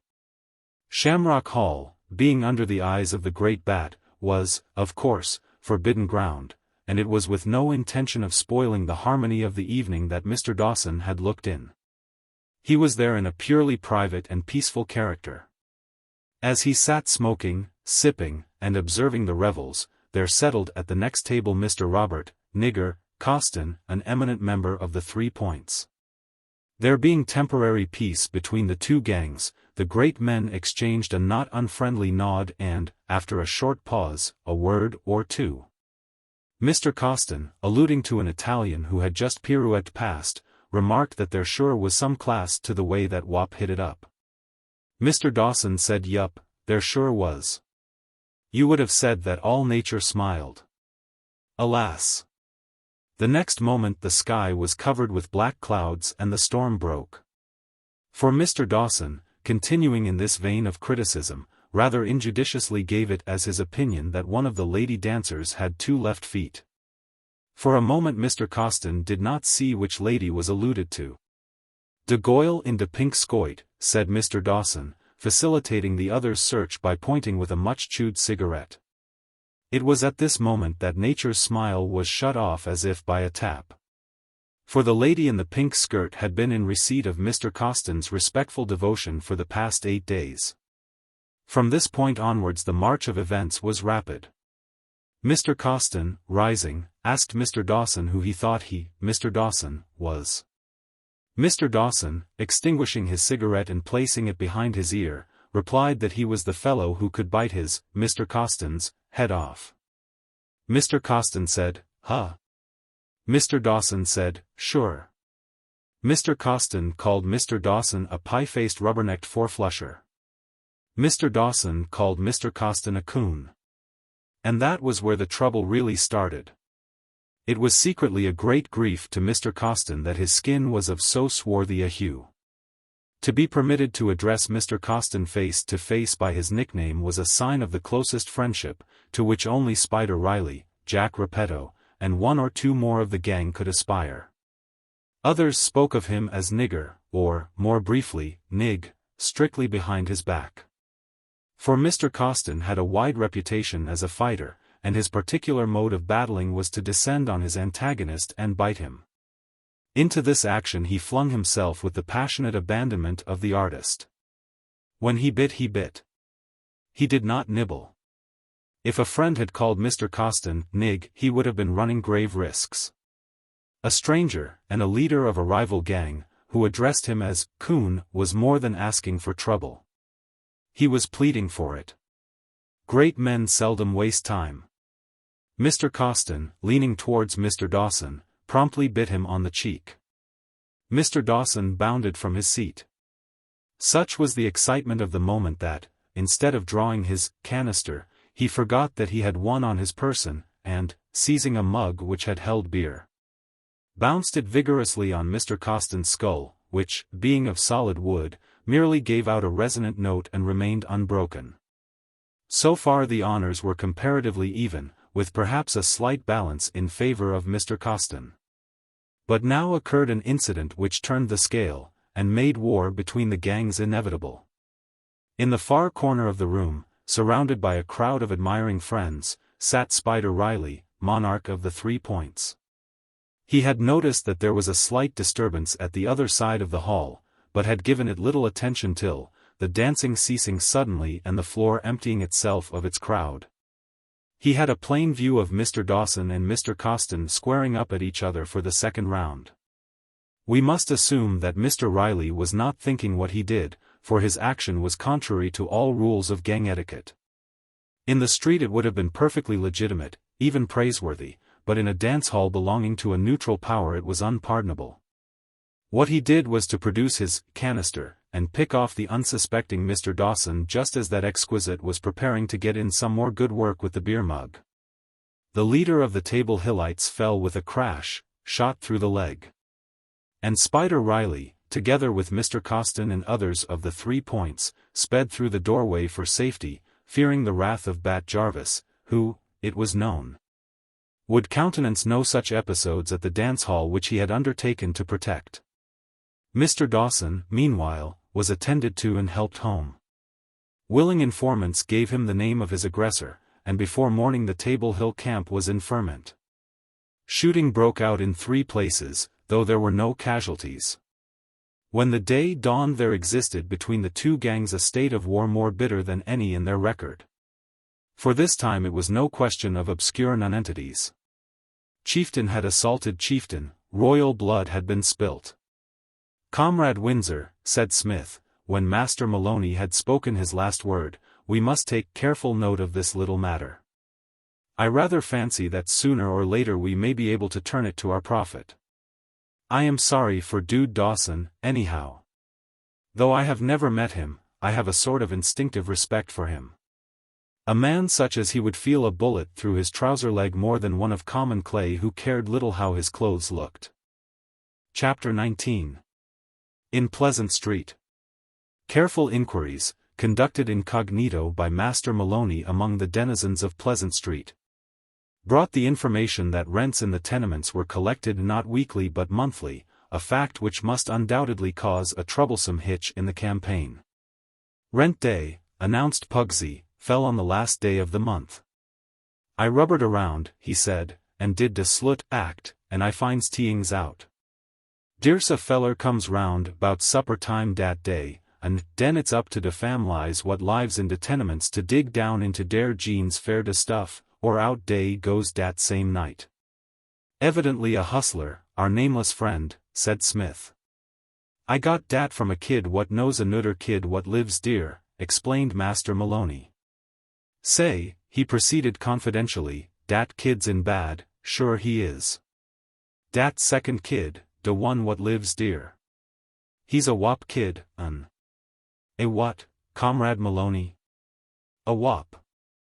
A dago." "Why, don't you get next?" "Why, an Italian." "Sure, dat's right. Well, dis kid, he is sure to de bad, 'cause his father come over from Italy to work on de subway." "I don't see why that puts him in bad," said Billy Windsor wonderingly. "Nor I," agreed Smith. "Your narratives, Comrade Maloney, always seem to me to suffer from a certain lack of construction. You start at the end, and then you go back to any portion of the story which happens to appeal to you at the moment, eventually winding up at the beginning. Why should the fact that this stripling's father has come over from Italy to work on the subway be a misfortune? Why, sure, because he got fired and went and swatted de foreman one on de coco, and de magistrate gives him 20 days. And then, Comrade Maloney? This thing is beginning to get clearer. You are like Sherlock Holmes. After you've explained a thing from start to finish, or, as you prefer to do, from finish to start, it becomes quite simple. Why, den dis kid's in bad for fair, 'cause der ain't nobody to pungle de bones." "Pungle de what, Comrade Maloney?" "De bones. De stuff. Dat's right. De dollars. He's all alone, dis kid, so when de rent guy blows in, who's to slip him over de simoleons? It'll be outside for his, quick." Billy warmed up at this tale of distress in his usual way. "Somebody ought to do something. It's a vile shame the kid being turned out like that." "We will see to it, Comrade Windsor." Cosy Moments shall step in.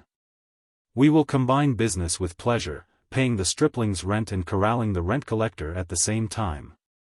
What is today? How long before the end of the month? Another week. A murrain on it, Comrade Windsor. 2 murrains. This delay may undo us.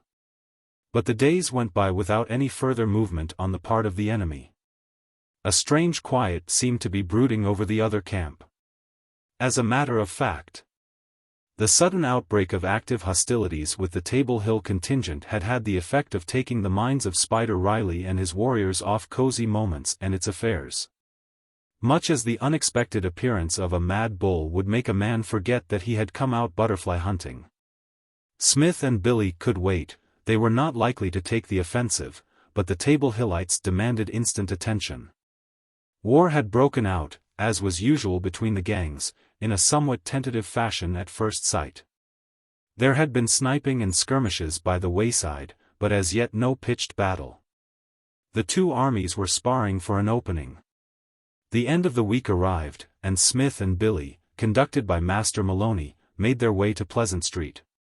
To get there it was necessary to pass through a section of the enemy's country, but the perilous passage was safely negotiated. The expedition reached its unsavory goal intact. The Wop Kid, whose name, it appeared, was Giuseppe Orloni, inhabited a small room at the very top of the building next to the one Smith and Mike had visited on their first appearance in Pleasant Street. He was out when the party, led by Pugsy up dark stairs, arrived, and, on returning, seemed both surprised and alarmed to see visitors. Pugsy undertook to do the honors. Pugsy as interpreter was energetic but not wholly successful.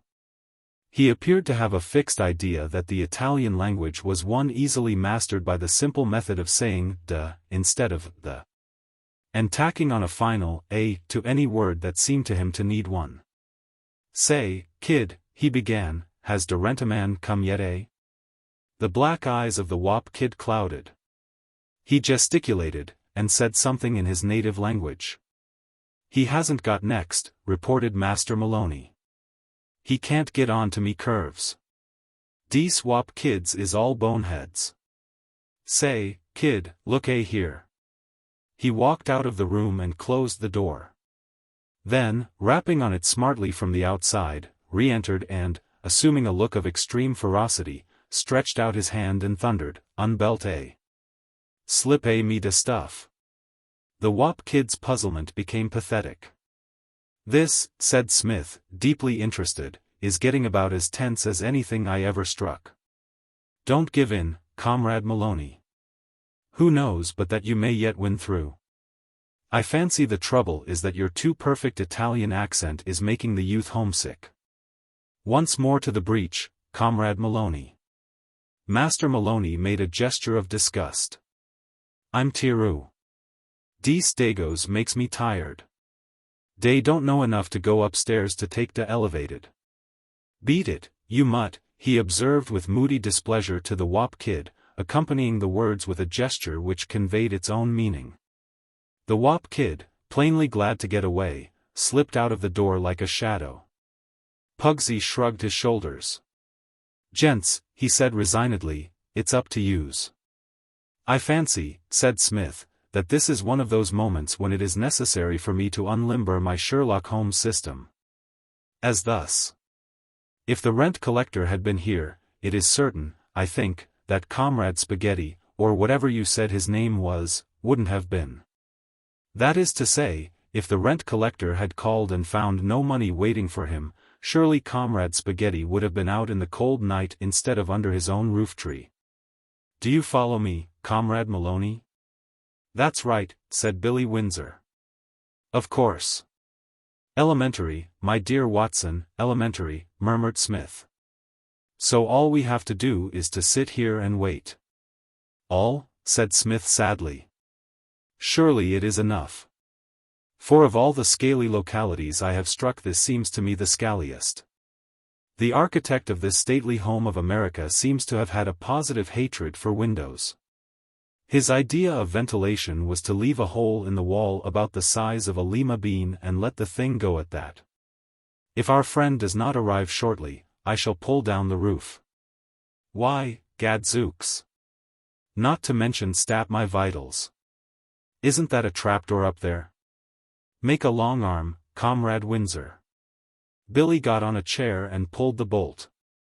The trapdoor opened downwards. It fell, disclosing a square of deep blue sky. Gum, he said. Fancy living in this atmosphere when you don't have to. Fancy these fellows keeping that shut all the time. I expect it is an acquired taste, said Smith, like Limburger cheese. They don't begin to appreciate air till it is thick enough to scoop chunks out of with a spoon. Then they get up on their hind legs and inflate their chests and say, "This is fine. This beats ozone hollow. Leave it open, Comrade Windsor." And now, as to the problem of dispensing with Comrade Maloney's services? Sure, said Billy. Beat it, Pugsy, my lad. Pugsy looked up, indignant. Beat it? He queried.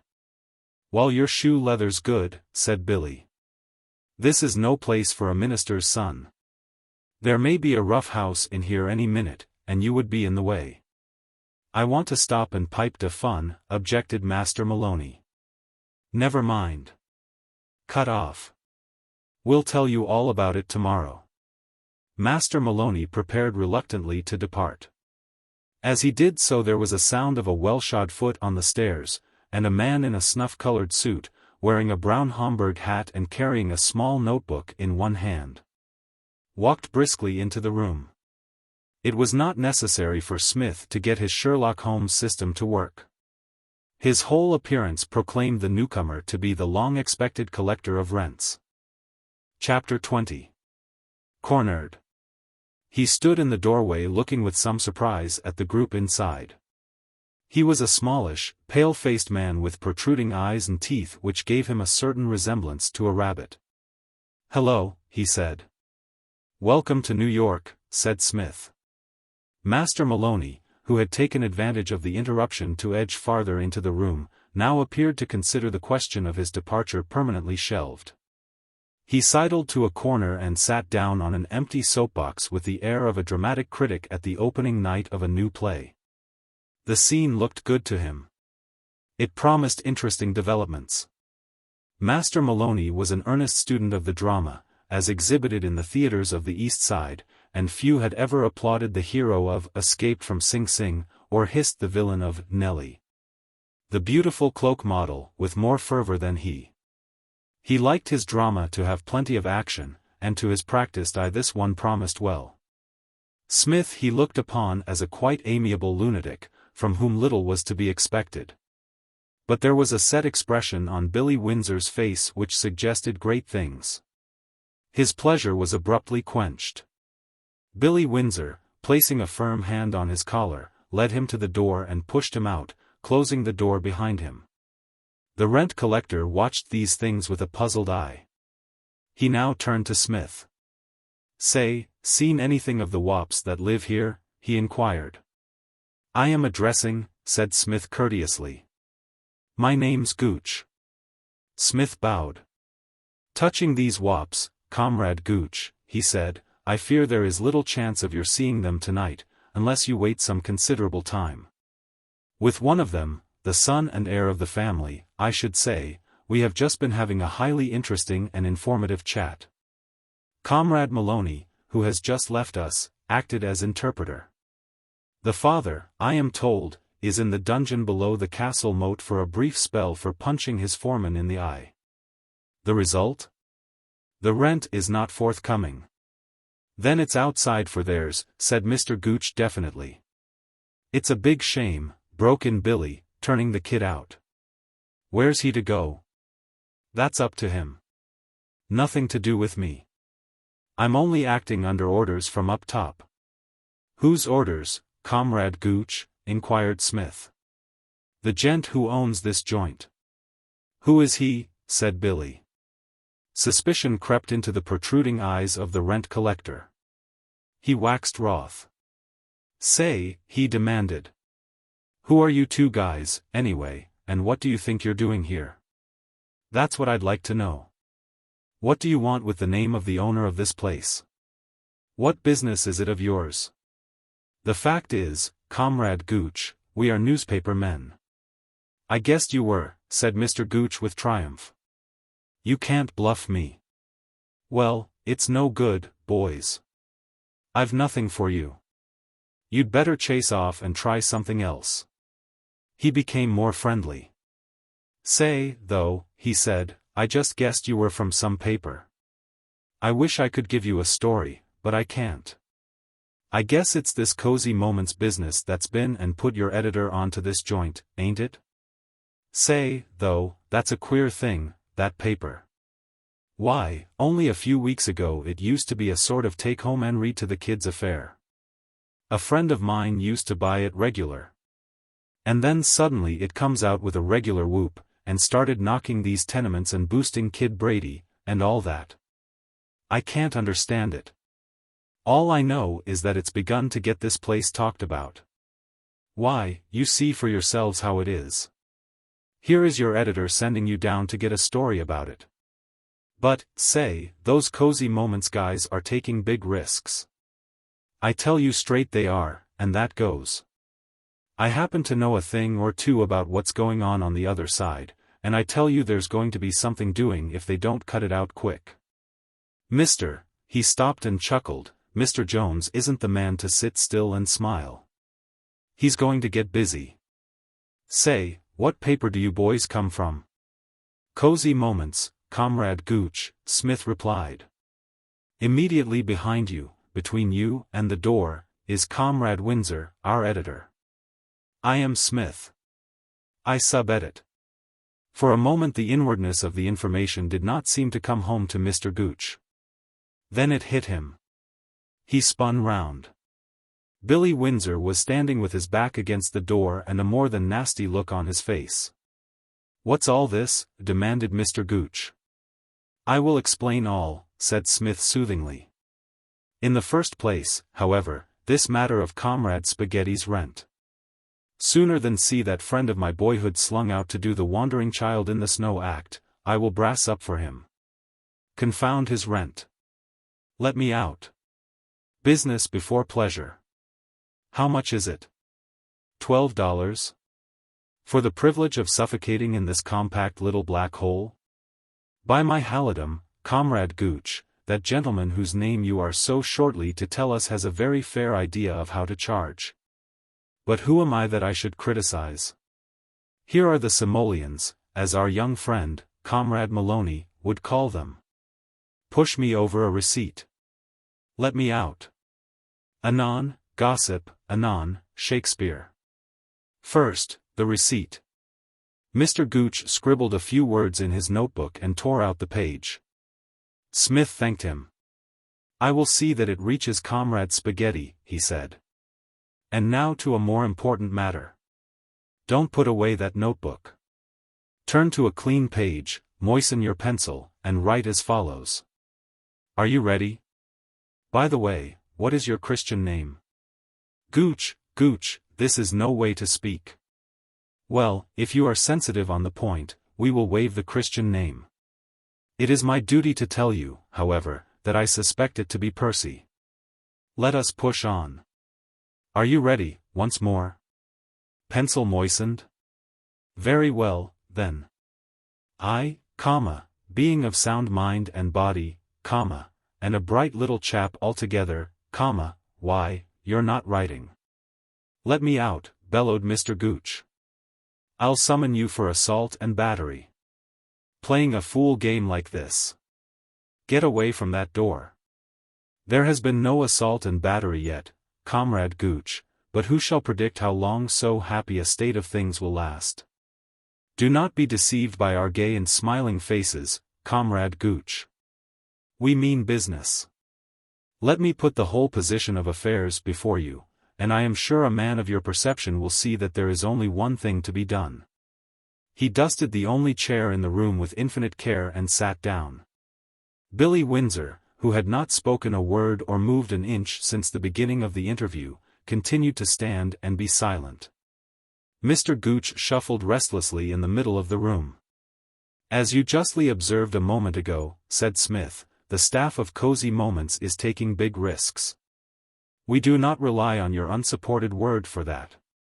We have had practical demonstration of the fact from one J. Repetto, who tried some few nights ago to put us out of business. Well, it struck us both that we had better get hold of the name of the blighter who runs these tenements as quickly as possible, before Comrade Repetto's next night out. That is what we should like you to give us, Comrade Gooch. And we should like it in writing. And, on second thoughts, in ink. I have one of those patent non-leakable fountain pens in my pocket. The old journalist's best friend. Most of the ink has come out and is permeating the lining of my coat, but I think there is still sufficient for our needs. Remind me later, Comrade Gooch, to continue on the subject of fountain pens. I have much to say on the theme. Meanwhile, however, business, business. That is the cry. He produced a pen and an old letter, the last page of which was blank, and began to write. How does this strike you? He said. I have left a blank for the Christian name, you can write it in yourself later. Blank Gooch, being a collector of rents in Pleasant Street, New York, do hereby swear, hush. Comrade Gooch, there is no need to do it yet, that the name of the owner of the Pleasant Street tenements, who is responsible for the perfectly foul conditions there, is, and that is where you come in, Comrade Gooch. That is where we need your specialized knowledge. Who is he? Billy Windsor reached out and grabbed the rent collector by the collar. Having done this, he proceeded to shake him. Billy was muscular, and his heart was so much in the business that Mr. Gooch behaved as if he had been caught in a high wind. It is probable that in another moment the desired information might have been shaken out of him, but before this could happen there was a banging at the door, followed by the entrance of Master Maloney. For the first time since Smith had known him, Pugsy was openly excited. Say, he began, yous had better beat it quick, you had. Days coming. And now go back to the beginning, Comrade Maloney, said Smith patiently, which in the exuberance of the moment you have skipped. Who are coming? Why, dem. De guys. Smith shook his head. Your habit of omitting essentials, Comrade Maloney, is going to undo you one of these days. When you get to that ranch of yours, you will probably start out to gallop after the cattle without remembering to mount your Mustang. There are 4 million guys in New York. Which section is it that is coming? Gum. I don't know how many deer is Ob-Dem. I seen Spider Riley and Jack Repetto and. Say no more, said Smith. If Comrade Repetto is there, that is enough for me. I am going to get on the roof and pull it up after me. Billy released Mr. Gooch, who fell, puffing, onto the low bed, which stood in one corner of the room. They must have spotted us as we were coming here, he said, and followed us. Where did you see them, Pugsy? On the street just outside. Dear was a bunch of dem talkin' together, and I hears dem say you was in here. One of dem seen you come in, and dear ain't no ways out but de front, so dey ain't hurryin'. Dey just reckon to pike along upstairs, lookin' into each room till dey finds you. And dere's a bunch of dem goin' to wait on de street in case yous beat it pass down de stairs while de other guys is rubberin' for yous. Say, gents, it's pretty fierce, dis proposition. What are yous goin' to do? Mr. Gooch, from the bed, laughed unpleasantly. I guess you ain't the only assault and battery artists in the business, he said. Looks to me as if someone else was going to get shaken up some. Billy looked at Smith. Well, he said. What shall we do? Go down and try and rush through? Smith shook his head. Not so, Comrade Windsor, but about as much otherwise as you can jolly well imagine. Well, what then? We will stay here. Or rather we will hop nimbly up on to the roof through that skylight. Once there, we may engage these varlets on fairly equal terms. They can only get through one at a time. And while they are doing it I will give my celebrated imitation of Horatius. We had better be moving. Our luggage, fortunately, is small. Merely Comrade Gooch. If you will get through the skylight, I will pass him up to you. Mr. Gooch, with much verbal embroidery, stated that he would not go. Smith acted promptly. Gripping the struggling rent-collector round the waist, and ignoring his frantic kicks as mere errors in taste, he lifted him to the trapdoor, whence the head, shoulders and arms of Billy Windsor protruded into the room. Billy collected the collector, and then Smith turned to Pugsy. "Comrade Maloney." "Huh? Have I your ear? Huh? Are you listening till you feel that your ears are the size of footballs? Then drink this in. For weeks you have been praying for a chance to show your devotion to the great cause, or if you haven't, you ought to have been. That chance has come. You alone can save us. In a sense, of course, we do not need to be saved. They will find it hard to get at us, I fancy, on the roof. But it ill befits the dignity of the editorial staff of a great New York weekly to roost like pigeons for any length of time, and consequently it is up to you. Shall I go for the cops, Mr. Smith?" "No, Comrade Maloney, I thank you. I have seen the cops in action, and they did not impress me. We do not want allies who will merely shake their heads at Comrade Repetto and the others, however sternly. We want someone who will swoop down upon these merry roisterers, and, as it were, soak to them good. Do you know where Dude Dawson lives?" The light of intelligence began to shine in Master Maloney's face. His eye glistened with respectful approval. This was strategy of the right sort. "Dude Dawson? Nope. But I can ask around." "Do so, Comrade Maloney. And when found, tell him that his old college chum, Spider Riley, is here. He will not be able to come himself, I fear, but he can send representatives." "Sure. That's all, then. Go downstairs with a gay and jaunty air, as if you had no connection with the old firm at all. Whistle a few lively bars. Make careless gestures. Thus shall you win through. And now it would be no bad idea, I fancy, for me to join the rest of the brains of the paper up aloft. Off you go, Comrade Maloney. And, in passing, don't take a week about it. Leg it with all the speed you possess." Pugsy vanished, and Smith closed the door behind him. Inspection revealed the fact that it possessed no lock. As a barrier it was useless. He left it ajar, and, jumping up, gripped the edge of the opening in the roof and pulled himself through. Billy Windsor was seated comfortably on Mr. Gooch's chest a few feet away. By his side was his big stick. Smith possessed himself of this, and looked about him. The examination was satisfactory. The trapdoor appeared to be the only means of access to the roof, and between their roof and that of the next house there was a broad gulf. "Practically impregnable," he murmured. "Only one thing can dish us, Comrade Windsor, and that is if they have the sense to get on to the roof next door and start shooting. Even in that case, however, we have cover in the shape of the chimneys. I think we may fairly say that all is well. How are you getting along? Has the patient responded at all?" "Not yet," said Billy. "But he's going to. He will be in your charge. I must devote myself exclusively to guarding the bridge. It is a pity that the trap has not got a bolt this side. If it had, the thing would be a perfect picnic. As it is, we must leave it open. But we mustn't expect everything." Billy was about to speak, but Smith suddenly held up his hand warningly. From the room below came a sound of feet. For a moment the silence was tense.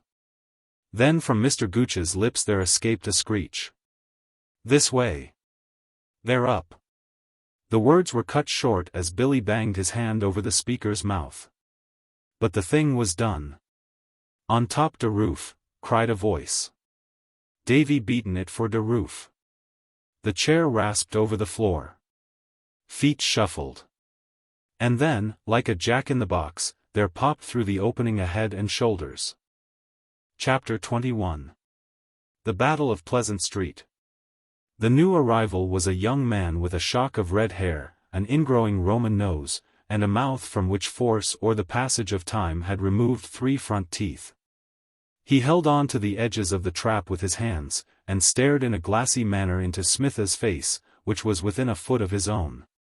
There was a momentary pause, broken by an oath from Mr. Gooch, who was still undergoing treatment in the background. "Aha," said Smith genially. "Historic picture. Dr. Cook discovers the North Pole." The red-headed young man blinked. The strong light of the open air was trying to his eyes. "Yous had better come down," he observed coldly. "We've got yous." And, continued Smith, unmoved, is instantly handed a gumdrop by his faithful Eskimo. As he spoke, he brought the stick down on the knuckles which disfigured the edges of the trap. The intruder uttered a howl and dropped out of sight. In the room below there were whisperings and mutterings, growing gradually louder till something resembling coherent conversation came to Smith's ears. As he knelt by the trap making meditative billiard shots with the stick at a small pebble. "Ah gee Juan. Don't be a quitter." "Who's a quitter?" "Yous is a quitter. Get on top de roof. He can't hoit yous. De guy's gotten a big stick." Smith nodded appreciatively. "Ian Roosevelt," he murmured. A somewhat baffled silence on the part of the attacking force was followed by further conversation. "Gum. Some guy's got to go up." Murmur of assent from the audience. A voice, in inspired tones, "Let Sam do it." This suggestion made a hit. There was no doubt about that. It was a success from the start. Quite a little chorus of voices expressed sincere approval of the very happy solution to what had seemed an insoluble problem. Smith, listening from above, failed to detect in the choir of glad voices one that might belong to Sam himself. Probably gratification had rendered the chosen one dumb. "Yes, let Sam do it," cried the unseen chorus. The first speaker, unnecessarily. Perhaps, for the motion had been carried almost unanimously, but possibly with the idea of convincing the one member of the party in whose bosom doubts might conceivably be harbored. Went on to adduce reasons. "Sam bein' a coon," he argued, "ain't goin' to git hoit by no stick. Yous can't hoit a coon by soakin' him on de cocoa, can you, Sam?" Smith waited with some interest for the reply, but it did not come. Possibly Sam did not wish to generalize on insufficient experience.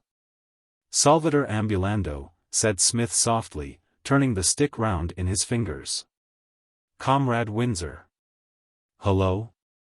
Is it possible to hurt a colored gentleman by hitting him on the head with a stick? If you hit him hard enough." "I knew there was some way out of the difficulty," said Smith with satisfaction. "How are you getting on up at your end of the table, Comrade Windsor?" "Fine. Any result yet?" "Not at present." "Don't give up." "Not me." "The right spirit, Comrade Win." A report like a cannon in the room below interrupted him. It was merely a revolver shot, but in the confined space it was deafening. The bullet sang up into the sky. "Never hit me," said Smith with dignified triumph. The noise was succeeded by a shuffling of feet. Smith grasped his stick more firmly. This was evidently the real attack. The revolver shot had been a mere demonstration of artillery to cover the infantry's advance. Sure enough, the next moment a woolly head popped through the opening, and a pair of rolling eyes gleamed up at the old Etonian. "Why, Sam," said Smith cordially, "this is well met. I remember you." "Yes, indeed, I do. Wasn't you the feller with the open umbrella that I met one rainy morning on the Avenue? What, are you coming up?" "Sam, I hate to do it, but—" A yell rang out. "What was that?" asked Billy Windsor over his shoulder. "Your statement, Comrade Windsor, has been tested and proved correct." By this time the affair had begun to draw up gait. The noise of the revolver had proved a fine advertisement. The roof of the house next door began to fill up. Only a few of the occupants could get a clear view of the proceedings, for a large chimney stack intervened. There was considerable speculation as to what was passing between Billy Windsor and Mr. Gooch. Smith's share in the entertainment was more obvious. The early comers had seen his interview with Sam, and were relating it with gusto to their friends. Their attitude towards Smith was that of a group of men watching a terrier at a rat hole. They looked to him to provide entertainment for them, but they realized that the first move must be with the attackers. They were fair-minded men, and they did not expect Smith to make any aggressive move. Their indignation, when the proceedings began to grow slow, was directed entirely at the dilatory three-pointers. With an aggrieved air, akin to that of a crowd at a cricket match when batsmen are playing for a draw, they began to barrack. They hooted the three-pointers. They begged them to go home and tuck themselves up in bed. The men on the roof were mostly Irishmen, and it offended them to see what should have been a spirited fight so grossly bungled. "Gwan away home, ye quitters," roared one. "Call yourselves the 3 Points, do ye? And would ye know what I call ye?" "The Young Ladies' Seminary," bellowed another with withering scorn. A third member of the audience alluded to them as stiffs. "I fear, Comrade Windsor," said Smith, "that our blithe friends below are beginning to grow a little unpopular with the many-headed. They must be up and doing if they wish to retain the esteem of Pleasant Street." Aha! Another and a longer explosion from below, and more bullets wasted themselves on air. Smith sighed. "They make me tired," he said. "This is no time for a feu de joie. Action! That is the cry. Action! Get busy, you blighters." The Irish neighbors expressed the same sentiment in different and more forcible words. There was no doubt about it, as warriors, the three-pointers had failed to give satisfaction. A voice from the room called up to Smith. "Say! You have our ear," said Smith. "What's that?" "I said you had our ear. Are you stiffs comin' down off out of dat roof? Would you mind repeating that remark? Are yous guys goin' to quit off out of dat roof?" "Your grammar is perfectly beastly," said Smith severely. "Hey! Well? Are yous guys?" "No, my lad," said Smith, "since you ask, we are not." "And why?" "Because the air up here is refreshing, the view pleasant, and we are expecting at any moment an important communication from Comrade Gooch. We're goin' to wait here till yous come down." "If you wish it," said Smith courteously, "by all means do. Who am I that I should dictate your movements? The most I aspire to is to check them when they take an upward direction." There was silence below. The time began to pass slowly. The Irishmen on the other roof, now definitely abandoning hope of further entertainment, proceeded with hoots of scorn to climb down one by one into the recesses of their own house. Suddenly from the street far below there came a fusillade of shots and a babble of shouts and countershouts. The roof of the house next door, which had been emptying itself slowly and reluctantly, filled again with a magical swiftness. And the low wall facing into the street became black with the backs of those craning over. "What's that?" inquired Billy. "I rather fancy," said Smith, "that our allies of the Table Hill contingent must have arrived. I sent Comrade Maloney to explain matters to Dude Dawson, and it seems as if that golden-hearted sportsman had responded. There appear to be great doings in the street." In the room below confusion had arisen. A scout, clattering upstairs, had brought the news of the Table Hillites' advent, and there was doubt as to the proper course to pursue. Certain voices urged going down to help the main body. Others pointed out that that would mean abandoning the siege of the roof. The scout who had brought the news was eloquent in favor of the first course. "Gum," he cried, "don't I keep tellin' yous dat de Table Hills is here? Sure, dere's a whole bunch of dem, and unless yous come on down dey'll bite de hull head off of us lot. Leave those stiffs on de roof.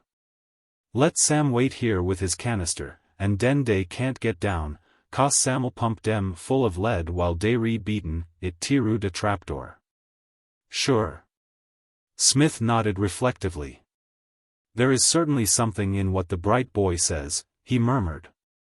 It seems to me the grand rescue scene in the third act has sprung a leak. This will want thinking over. In the street the disturbance had now become terrific. Both sides were hard at it, and the Irishmen on the roof, rewarded at last for their long vigil, were yelling encouragement promiscuously and whooping with the unfettered ecstasy of men who are getting the treat of their lives without having paid a penny for it. The behavior of the New York policeman in affairs of this kind is based on principles of the soundest practical wisdom. The unthinking man would rush in and attempt to crush the combat in its earliest and fiercest stages. The New York policeman, knowing the importance of his own safety, and the insignificance of the gangsman's, permits the opposing forces to hammer each other into a certain distaste for battle. And then, when both sides have begun to have enough of it, rushes in himself and clubs everything in sight.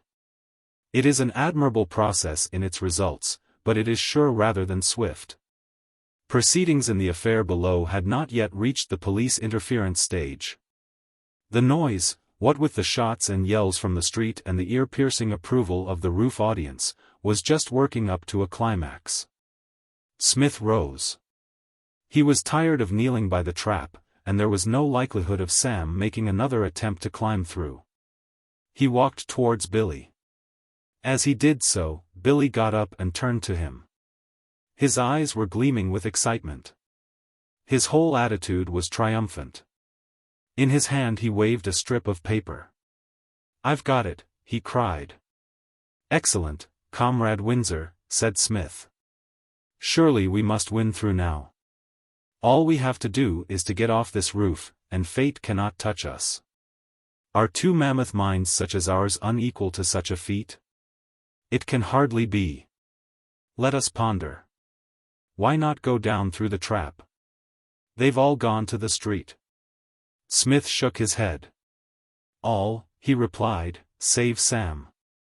Sam was the subject of my late successful experiment, when I proved that colored gentlemen's heads could be hurt with a stick. He is now waiting below, armed with a pistol, ready, even anxious, to pick us off as we climb through the trap.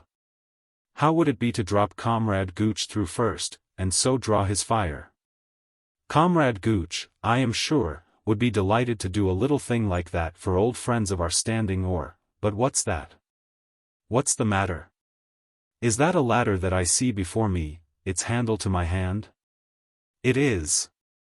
Comrade Windsor, we win through. Cosy Moments editorial staff may be treed, but it cannot be put out of business. Comrade Windsor, take the other end of that ladder and follow me." The ladder was lying against the farther wall. It was long, more than long enough for the purpose for which it was needed. Smith and Billy rested it on the coping, and pushed it till the other end reached across the gulf to the roof of the house next door, Mr. Gooch eyeing them in silence the while. Smith turned to him. "Comrade Gooch," he said, "do nothing to apprise our friend Sam of these proceedings. I speak in your best interests. Sam is in no mood to make nice distinctions between friend and foe. If you bring him up here, he will probably mistake you for a member of the staff of Cosy Moments, and loose off in your direction without waiting for explanations. I think you had better come with us. I will go first, Comrade Windsor, so that if the ladder breaks, the paper will lose merely a sub-editor, not an editor." He went down on all fours, and in this attitude wormed his way across to the opposite roof, whose occupants, engrossed in the fight in the street, in which the police had now joined, had their backs turned and did not observe him. Mr. Gooch, pallid and obviously ill-attuned to such feats, followed him, and finally Billy Windsor reached the other side. "Neat," said Smith complacently. "Uncommonly neat. Comrade Gooch reminded me of the untamed chamois of the Alps, leaping from crag to crag." In the street there was now comparative silence. The police, with their clubs, had knocked the last remnant of fight out of the combatants. Shooting had definitely ceased. "I think," said Smith, "that we might now descend." If you have no other engagements, Comrade Windsor, I will take you to the Knickerbocker, and buy you a square meal. I would ask for the pleasure of your company also, Comrade Gooch, were it not that matters of private moment, relating to the policy of the paper, must be discussed at the table. Some other day, perhaps. We are infinitely obliged to you for your sympathetic cooperation in this little matter. And now goodbye. Comrade Windsor, let us debauch. Chapter 22. Concerning Mr. Waring. Smith pushed back his chair slightly, stretched out his legs, and lit a cigarette. The resources of the Knickerbocker Hotel had proved equal to supplying the fatigued staff of Cosy Moments with an excellent dinner. And Smith had stoutly declined to talk business until the coffee arrived. This had been hard on Billy, who was bursting with his news. Beyond a hint that it was sensational, he had not been permitted to go.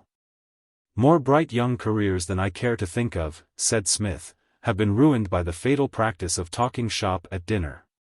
But now that we are through, Comrade Windsor, by all means let us have it.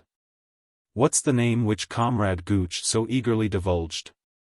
Billy leaned forward excitedly. Stuart Waring, he whispered. Stuart who? Asked Smith. Billy stared. Great Scott, man, he said, haven't you heard of Stuart Waring?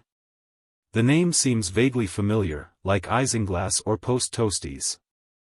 I seem to know it, but it conveys nothing to me.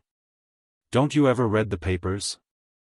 I toy with my American of a morning, but my interest is confined mainly to the sporting page, which reminds me that Comrade Brady has been matched against one Eddie Wood a month from today. Gratifying as it is to find one of the staff getting on in life, I fear this will cause us a certain amount of inconvenience. Comrade Brady will have to leave the office temporarily in order to go into training, and what shall we do then for a fighting editor? However, possibly we may not need one now. Cosy Moments should be able shortly to give its message to the world and ease up for a while. Which brings us back to the point. Who is Stuart Waring? Stuart Waring is running for city alderman. He's one of the biggest men in New York. Do you mean in girth? If so, he seems to have selected the right career for himself. He's one of the bosses. He used to be Commissioner of Buildings for the city. Commissioner of Buildings? What exactly did that let him in for? It let him in for a lot of graft. How was that? Oh, he took it off the contractors. Shut his eyes and held out his hands when they ran up rotten buildings that a strong breeze would have knocked down, and places like that Pleasant Street hole without any ventilation.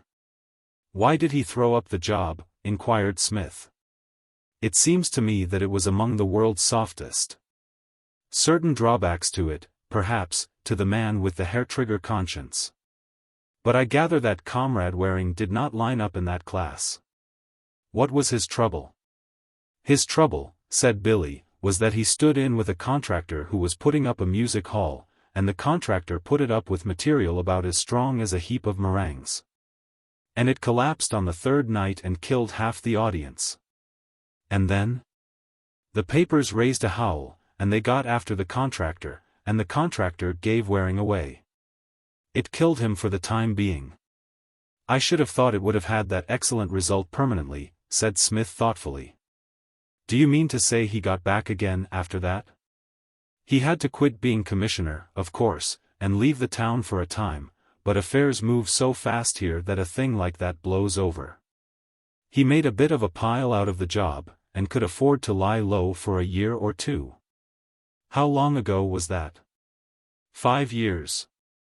People don't remember a thing here that happened 5 years back unless they're reminded of it. Smith lit another cigarette. We will remind them, he said. Billy nodded. Of course, he said, 1 or 2 of the papers against him in this aldermanic election business tried to bring the thing up, but they didn't cut any ice. The other papers said it was a shame, hounding a man who was sorry for the past and who was trying to make good now, so they dropped it. Everybody thought that Waring was on the level now. He's been shooting off a lot of hot air lately about philanthropy and so on. Not that he has actually done a thing, not so much as given a supper to a dozen newsboys. But he's talked, and talk gets over if you keep it up long enough. Smith nodded adhesion to this dictum. So that naturally he wants to keep it dark about these tenements. It'll smash him at the election when it gets known. Why is he so set on becoming an alderman? Inquired Smith. There's a lot of graft to being an alderman, explained Billy. I see.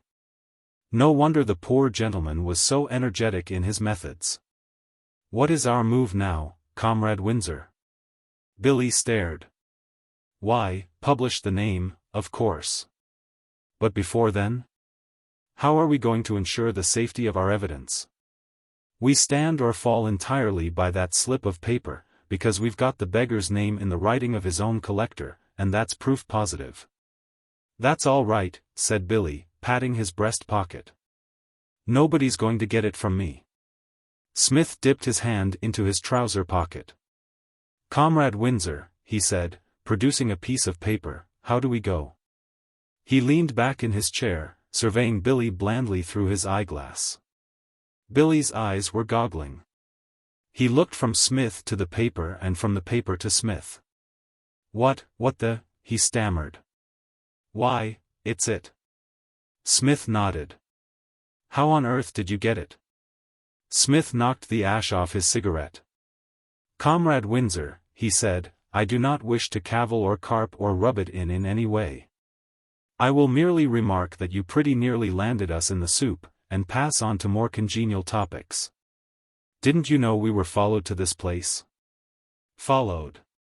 By a merchant in what Comrade Maloney would call a tall-shaped hat. I spotted him at an early date, somewhere down by 29th Street. When we dived into 6th Avenue for a space at 33rd Street, did he dive, too? He did. And when we turned into 42nd Street, there he was. I tell you, Comrade Windsor, leeches were aloof, and burrs non-adhesive compared with that tall-shaped hatted blighter. Yes? Do you remember, as you came to the entrance of this place, somebody knocking against you? Yes, there was a pretty big crush in the entrance. There was, but not so big as all that. There was plenty of room for this merchant to pass if he had wished. Instead of which he butted into you. I happened to be waiting for just that, so I managed to attach myself to his wrist with some vim and give it a fairly hefty wrench. The paper was inside his hand. Billy was leaning forward with a pale face. Jove, he muttered. That about sums it up, said Smith. Billy snatched the paper from the table and extended it towards him. Here, he said feverishly, you take it. Gum, I never thought I was such a mutt. I'm not fit to take charge of a toothpick. Fancy me not being on the watch for something of that sort. I guess I was so tickled with myself at the thought of having got the thing, that it never struck me they might try for it. But I'm through. No more for me. You're the man in charge now. Smith shook his head. These stately compliments, he said, do my old heart good, but I fancy I know a better plan. It happened that I chanced to have my eye on the blighter in the tall-shaped hat, and so was enabled to land him among the ribstones. But who knows but that in the crowd on Broadway there may not lurk other, unidentified blighters in equally tall-shaped hats, one of whom may work the same sleight-of-hand speciality on me. It was not that you were not capable of taking care of that paper, it was simply that you didn't happen to spot the man. Now observe me closely, for what follows is an exhibition of brain. He paid the bill, and they went out into the entrance hall of the hotel. Smith, sitting down at a table, placed the paper in an envelope and addressed it to himself at the address of Cosy Moments. After which, he stamped the envelope and dropped it into the letterbox at the back of the hall. And now, Comrade Windsor, he said, let us stroll gently homewards down the Great White Way. What matter though it be fairly stiff with low-browed bravos in tall-shaped hats? They cannot harm us. From me, if they search me thoroughly, they may scoop a matter of $11, a watch, 2 stamps, and a packet of chewing gum. Whether they would do any better with you I do not know. At any rate, they wouldn't get that paper, and that's the main thing. You're a genius, said Billy Windsor. You think so? Said Smith diffidently. Well, perhaps you are right, perhaps you are right. Did you notice the hired ruffian in the flannel suit who just passed? He wore a baffled look, I fancy. And hark! Wasn't that a muttered failed? I heard? Or was it the breeze moaning in the treetops? Tonight is a cold, disappointing night for hired ruffians, Comrade Windsor. Chapter 23. Reductions in the Staff. The first member of the staff of Cosy Moments to arrive at the office on the following morning was Master Maloney. This sounds like the beginning of a Plod and Punctuality, or How Great Fortunes Have Been Made story, but, as a matter of fact, Master Maloney was no early bird. Larks who rose in his neighborhood, rose alone. He did not get up with them.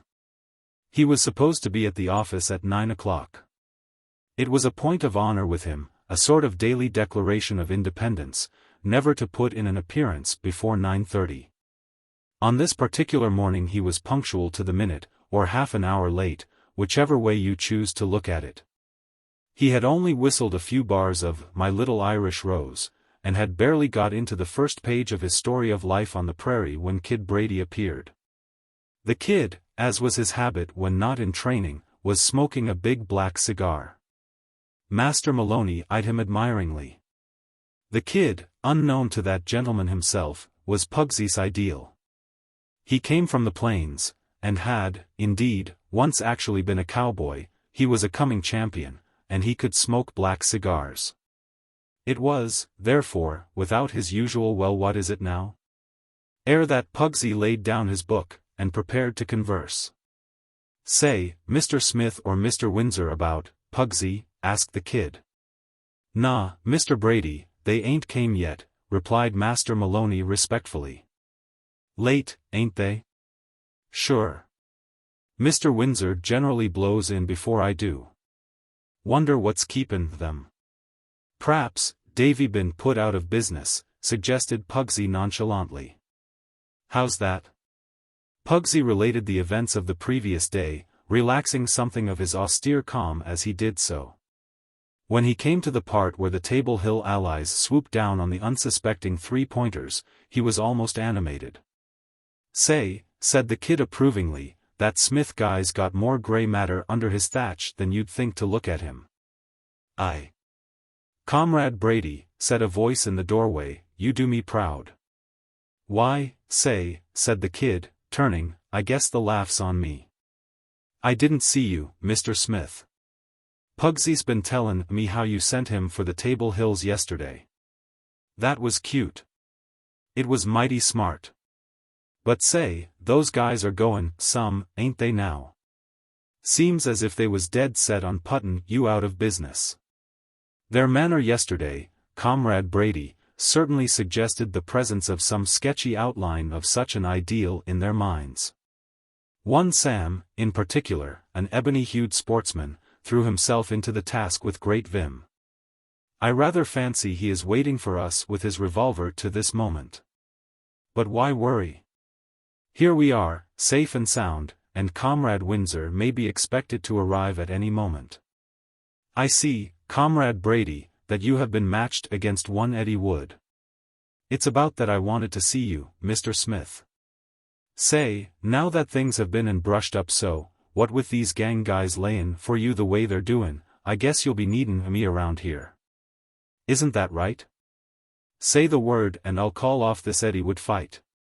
Comrade Brady, said Smith with some enthusiasm, I call that a sporting offer. I'm very much obliged. But we mustn't stand in your way. If you eliminate this Comrade Wood, they will have to give you a chance against Jimmy Garvin, won't they? I guess that's right, sir, said the Kid. Eddie stayed 19 rounds against Jimmy, and if I can put him away, it gets me into line with Jimmy, and he can't sidestep me. Then go in and win, Comrade Brady. We shall miss you. It will be as if a ray of sunshine had been removed from the office. But you mustn't throw a chance away.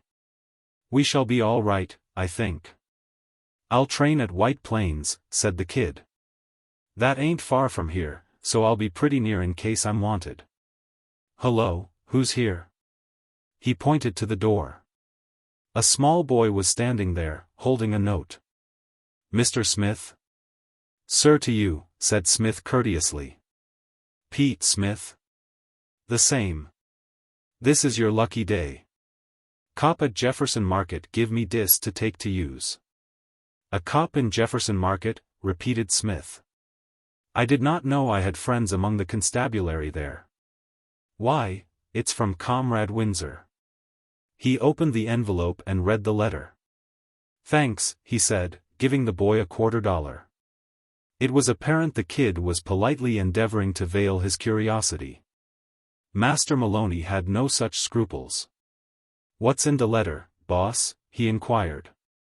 The letter, Comrade Maloney, is from our Mr. Windsor, and relates in terse language the following facts, that our editor last night hit a policeman in the eye.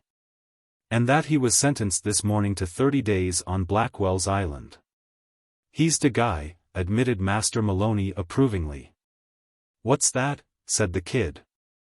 Mr. Windsor been punchin' cops. What's he been doin' that for? He gives no clue. I must go and find out. Could you help Comrade Maloney mind the shop for a few moments while I push round to Jefferson Market and make inquiries? Sure. But say, fancy Mr. Windsor cuttin' loose that way. Said the kid admiringly.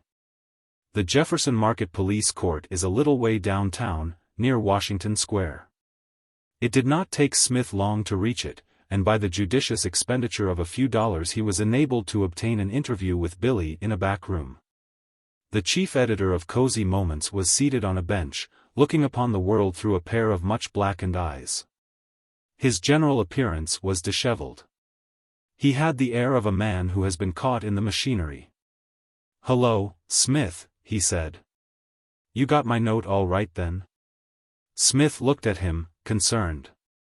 Comrade Windsor, he said, what on earth has been happening to you? Oh, that's all right, said Billy. That's nothing. Nothing. You look as if you had been run over by a motorcar.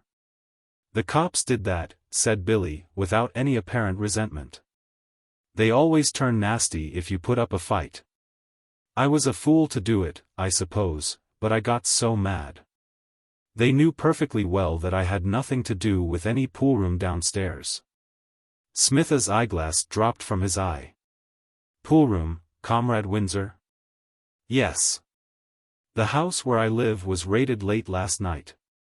It seems that some gamblers have been running a poolroom on the ground floor.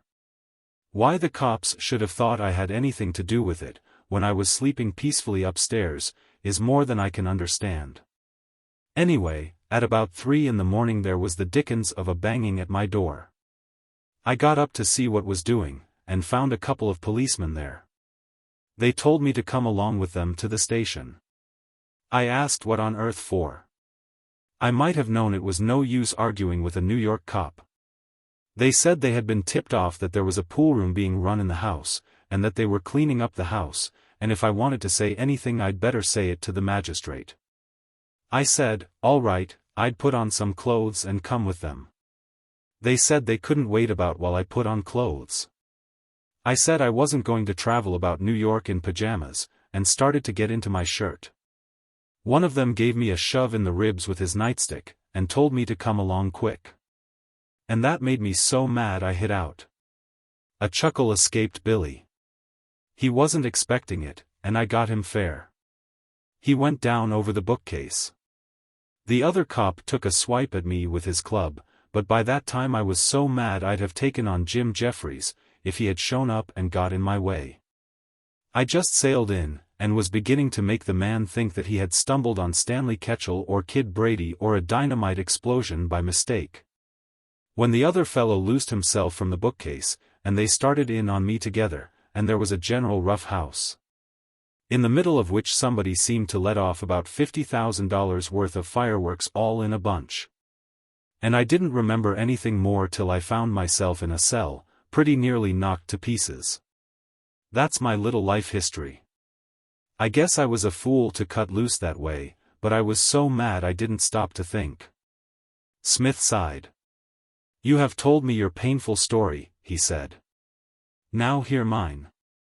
After parting with you last night, I went meditatively back to my 4th Avenue address, and, with a courtly good night to the large policeman who, as I have mentioned in previous conversations, is stationed almost at my very door, I passed on into my room, and had soon sunk into a dreamless slumber. At about 3 o'clock in the morning I was aroused by a somewhat hefty banging on the door. What? A banging at the door, repeated Smith. There, standing on the mat, were 3 policemen. From their remarks I gathered that certain bright spirits had been running a gambling establishment in the lower regions of the building, where, I think I told you, there is a saloon, and the law was now about to clean up the place. Very cordially the honest fellows invited me to go with them. A conveyance, it seemed, waited in the street without. I pointed out, even as you appear to have done, that sea-green pajamas with old rose frogs were not the costume in which a Shropshire smith should be seen abroad in one of the world's greatest cities. But they assured me, more by their manner than their words, that my misgivings were out of place, so I yielded. These men, I told myself, have lived longer in New York than I. They know what is done and what is not done. I will bow to their views. So I went with them, and after a very pleasant and cozy little ride in the patrol wagon, arrived at the police station.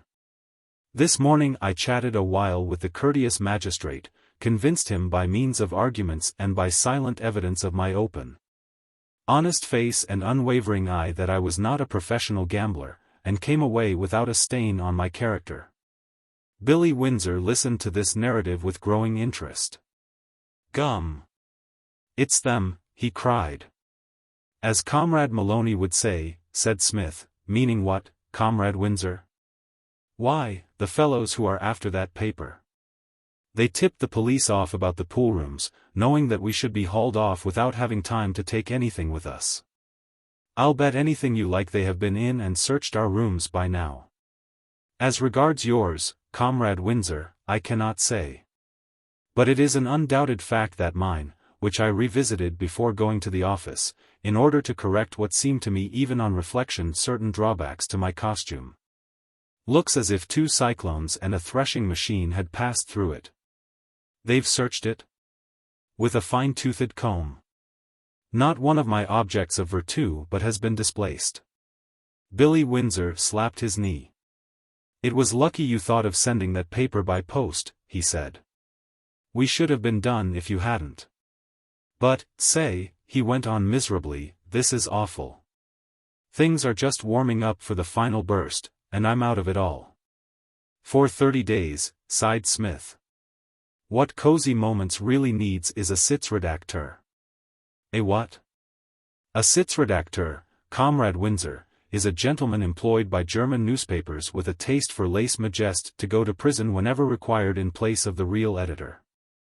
The real editor hints in his bright and snappy editorial, for instance, that the Kaiser's mustache reminds him of a bad dream. The police force swoops down en masse on the office of the journal, and are met by the Sitzredakteur, who goes with them peaceably, allowing the editor to remain and sketch out plans for his next week's article on the Crown Prince. We need a Sitzredakteur on Cosy Moments almost as much as a fighting editor, and we have neither. The kid has had to leave then? He wants to go into training at once.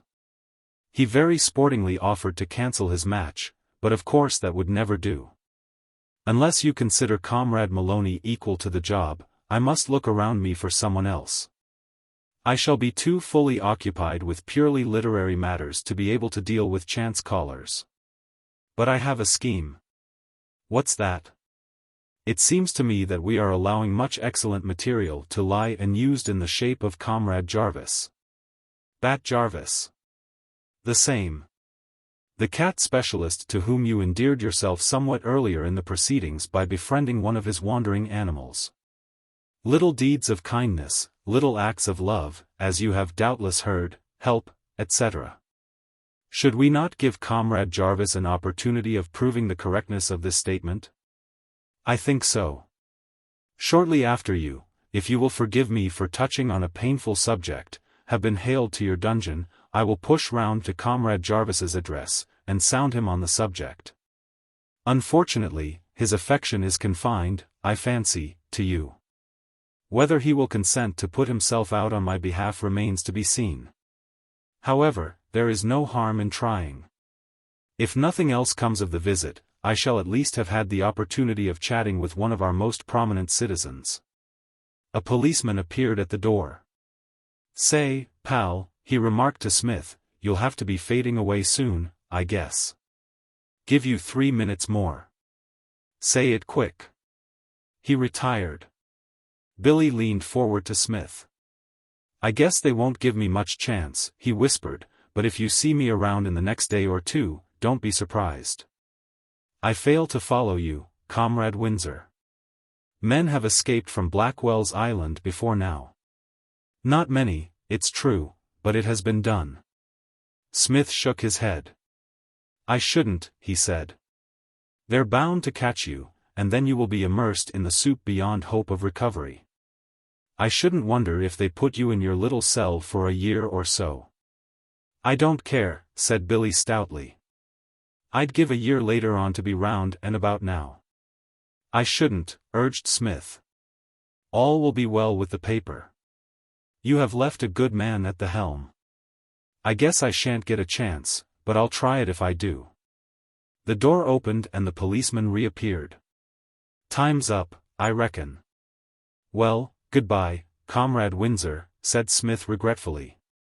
Abstain from undue worrying. It's a walkover from now on, and there's no earthly need for you to be around the office. Once, I admit, this could not have been said. But now things have simplified themselves. Have no fear. This act is going to be a scream from start to finish. Chapter 24. A gathering of cat specialists. Master Maloney raised his eyes for a moment from his book as Smith re-entered the office. Dear's a guy in dear waitin', ter see yous, he said briefly, jerking his head in the direction of the inner room. A guy waiting to see me, Comrade Maloney? With or without a sandbag? Says his name's Jackson, said Master Maloney, turning a page. Smith moved quickly to the door of the inner room. Why, Comrade Jackson, he said, with the air of a father welcoming home the prodigal son, this is the maddest, merriest day of all the glad new year. Where did you come from? Mike, looking very brown and in excellent condition, put down the paper he was reading. Hello, Smith, he said. I got back this morning. We're playing a game over in Brooklyn tomorrow. No engagements of any importance today? Not a thing. Why? Because I propose to take you to visit Comrade Jarvis, whom you will doubtless remember. Jarvis, said Mike, puzzled. I don't remember any Jarvis. Let your mind wander back a little through the jungle of the past. Do you recollect paying a visit to Comrade Windsor's room? By the way, where is Windsor? In prison. Well, on that evening. In prison? For 30 days. For slugging a policeman. More of this, however, anon. Let us return to that evening. Don't you remember a certain gentleman with just about enough forehead to keep his front hair from getting all tangled up with his eyebrows? Oh, the cat chap. I know. As you very justly observe, Comrade Jackson, the cat chap. For going straight to the mark and seizing on the salient point of a situation, I know of no one who can last 2 minutes against you. Comrade Jarvis may have other sides to his character, possibly many, but it is as a cat chap that I wish to approach him today. What's the idea? What are you going to see him for? Corrected Smith. I will explain all at a little luncheon at which I trust that you will be my guest. Already, such is the stress of this journalistic life, I hear my tissues crying out imperatively to be restored. An oyster and a glass of milk somewhere round the corner, Comrade Jackson? I think so, I think so. I was reading Cosy Moments in there, said Mike, as they lunched. You certainly seem to have bucked it up rather. Kid Brady's reminiscences are hot stuff. Somewhat sizzling, Comrade Jackson, admitted Smith. They have, however, unfortunately cost us a fighting editor. How's that? Such is the boost we have given Comrade Brady, that he is now never without a match. He has had to leave us today to go to White Plains to train for an encounter with a certain Mr. Wood, a 4-ounce glove juggler of established fame. I expect you need a fighting editor, don't you? He is indispensable, Comrade Jackson, indispensable. No rotting. Has anybody cut up rough about the stuff you've printed? Cut up rough? Gadzooks. I need merely say that one critical reader put a bullet through my hat. Rot. Not really. While others kept me treed on top of a roof for the space of nearly an hour. Assuredly they have cut up rough, Comrade Jackson. Great Scott. Tell us. Smith briefly recounted the adventures of the past few weeks. But, man, said Mike, when he had finished, why on earth don't you call in the police? We have mentioned the matter to certain of the force. They appeared tolerably interested, but showed no tendency to leap excitedly to our assistance. The New York policeman, Comrade Jackson, like all great men, is somewhat peculiar. If you go to a New York policeman and exhibit a black eye, he will examine it and express some admiration for the abilities of the citizen responsible for the same. If you press the matter, he becomes bored, and says, "Ain't you satisfied with what you's got? Gwan." His advice in such cases is good, and should be followed. No. Since coming to this city I have developed a habit of taking care of myself, or employing private help. That is why I should like you, if you will, to come with me to call upon Comrade Jarvis. He is a person of considerable influence among that section of the populace which is endeavoring to smash in our occipits. Indeed, I know of nobody who cuts a greater quantity of ice. If I can only enlist Comrade Jarvis's assistance, all will be well. If you are through with your refreshment, shall we be moving in his direction? By the way, it will probably be necessary in the course of our interview to allude to you as one of our most eminent living cat fanciers. You do not object? Remember that you have in your English home 74 fine cats, mostly Angoras. Are you on to that? Then let us be going. Comrade Maloney has given me the address. It is a goodish step down on the east side. I should like to take a taxi, but it might seem ostentatious. Let us walk. They found Mr. Jarvis in his Groome Street fancier's shop, engaged in the intellectual occupation of greasing a cat's paws with butter. He looked up as they entered, and began to breathe a melody with a certain coyness. "Comrade Jarvis," said Smith, "we meet again. You remember me?" "Nope," said Mr. Jarvis, pausing for a moment in the middle of a bar, and then taking up the air where he had left off. Smith was not discouraged. "Ah," he said tolerantly, "the fierce rush of New York life. How it wipes from the retina of today the image impressed on it but yesterday. Are you with me, Comrade Jarvis?" The cat expert concentrated himself on the cat's paws without replying. "A fine animal," said Smith, adjusting his eyeglass. "To which particular family of the Felis domestica does that belong?" "In color it resembles a Neapolitan ice more than anything." Mr. Jarvis's manner became unfriendly. "Say, what do yous want? That's straight, ain't it? If yous want to buy a Boyd or a snake, why don't you say so?" "I stand corrected," said Smith. "I should have remembered that time is money. I called in here partly on the strength of being a colleague and side partner of Comrade Windsor." "Mr. Windsor? De gent what caught my cat?" "The same, and partly in order that I might make two very eminent cat fanciers acquainted. This," he said, with a wave of his hand in the direction of the silently protesting Mike, "is Comrade Jackson, possibly the best known of our English cat fanciers. Comrade Jackson's stud of Angoras is celebrated wherever the King's English is spoken, and in Hoxton." Mr. Jarvis rose, and, having inspected Mike with silent admiration for a while, extended a well-buttered hand towards him. Smith looked on benevolently. "What Comrade Jackson does not know about cats," he said, "is not knowledge. His information on Angoras alone would fill a volume." Say, Mr. Jarvis was evidently touching on a point which had weighed deeply upon him. Why is catnip called catnip? Mike looked at Smith helplessly. It sounded like a riddle, but it was obvious that Mr. Jarvis's motive in putting the question was not frivolous. He really wished to know.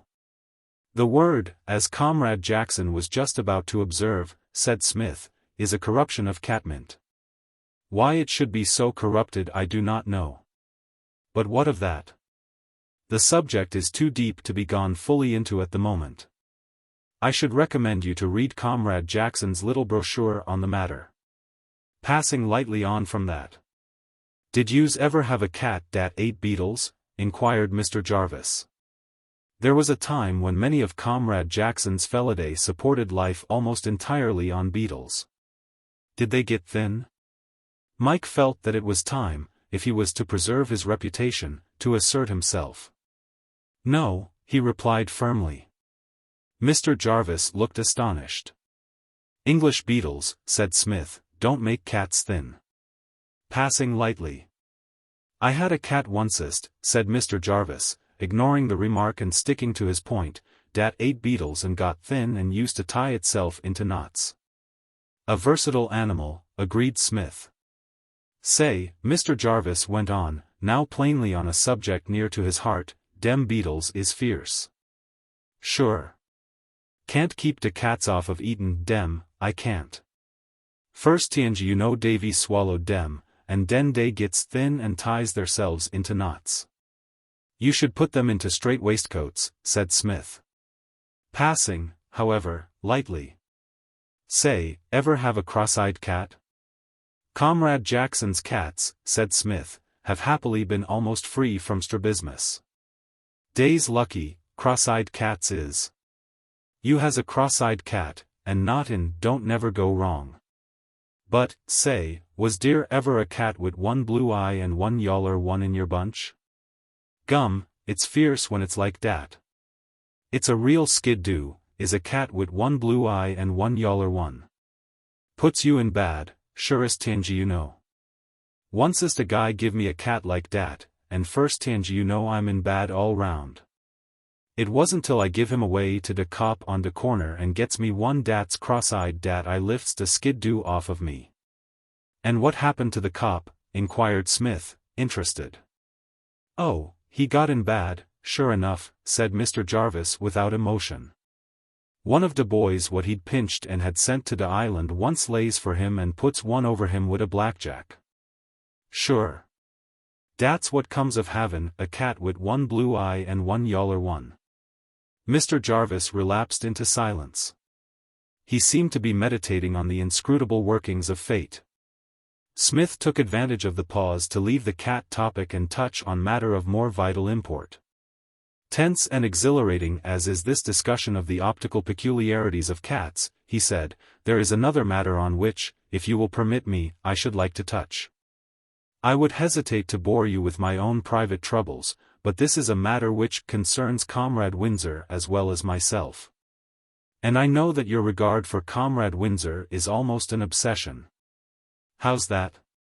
"I should say," said Smith, "that Comrade Windsor is a man to whom you give the glad hand." "Sure. He's to the good, Mr. Windsor is. He caught me cat." "He did. By the way, was that the one that used to tie itself into knots?" "Nope. Dat was anudder." "Ah. However, to resume. The fact is, Comrade Jarvis, we are much persecuted by scoundrels. How sad it is in this world. We look to every side. We look north, east, south, and west, and what do we see? Mainly scoundrels. I fancy you have heard a little about our troubles before this. In fact, I gather that the same scoundrels actually approached you with a view to engaging your services to do us in, but that you very handsomely refused the contract." "Sure," said Mr. Jarvis, dimly comprehending. A guy comes to me and says he wants you and Mr. Windsor put through it, but I gives him the tea run down. Nuttin' done, I says. Mr. Windsor caught me cat. So I was informed, said Smith. Well, failing you, they went to a gentleman of the name of Riley. Spider Riley? You have hit it, Comrade Jarvis. Spider Riley, the lessee and manager of the 3 Points gang. Dose 3 points, dairy to de bad. Dairy fresh.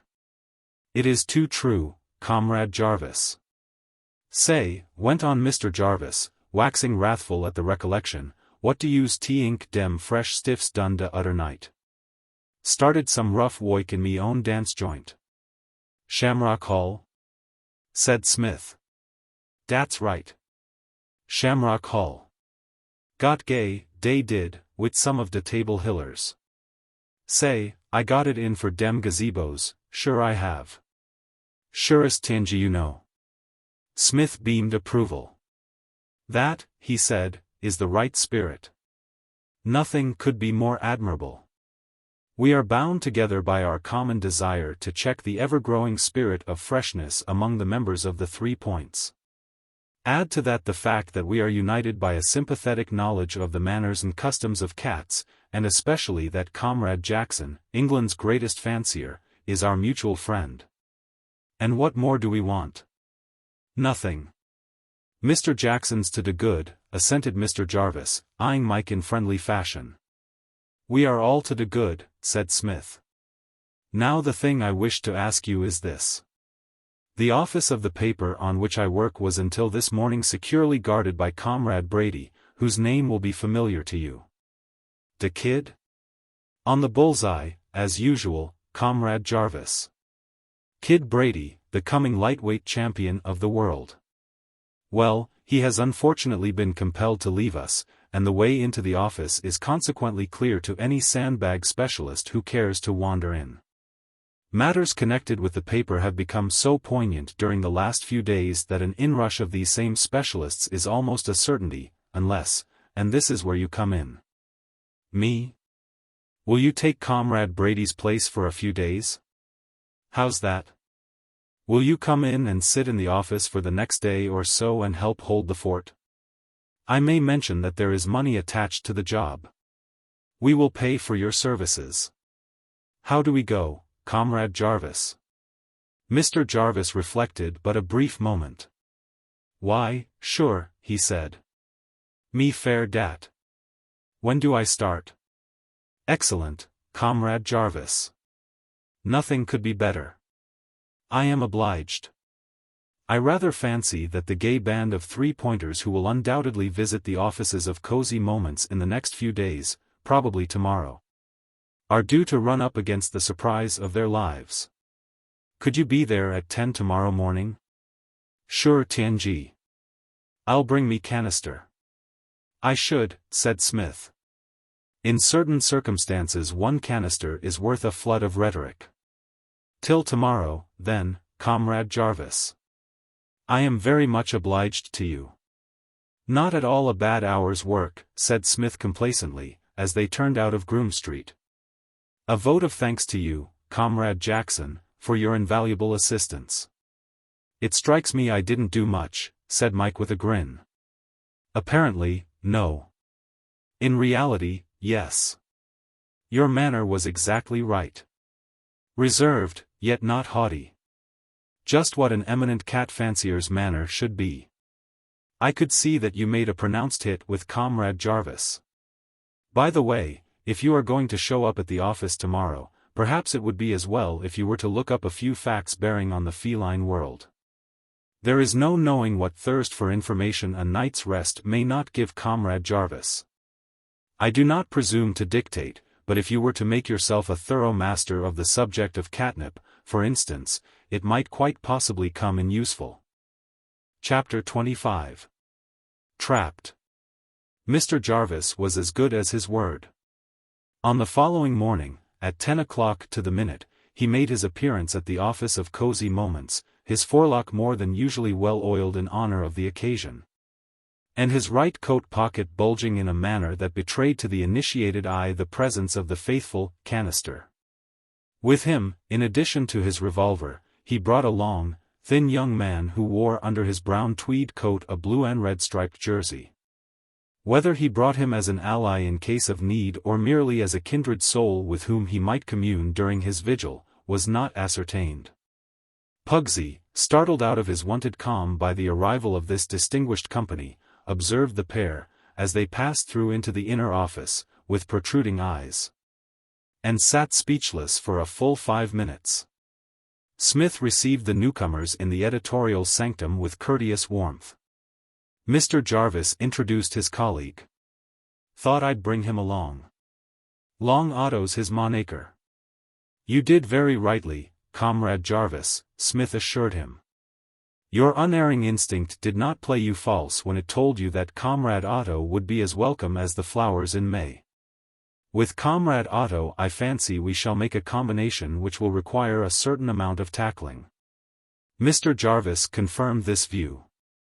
Long Otto, he affirmed, was no rube, but a scrapper from Biffville-on-the-Slosh.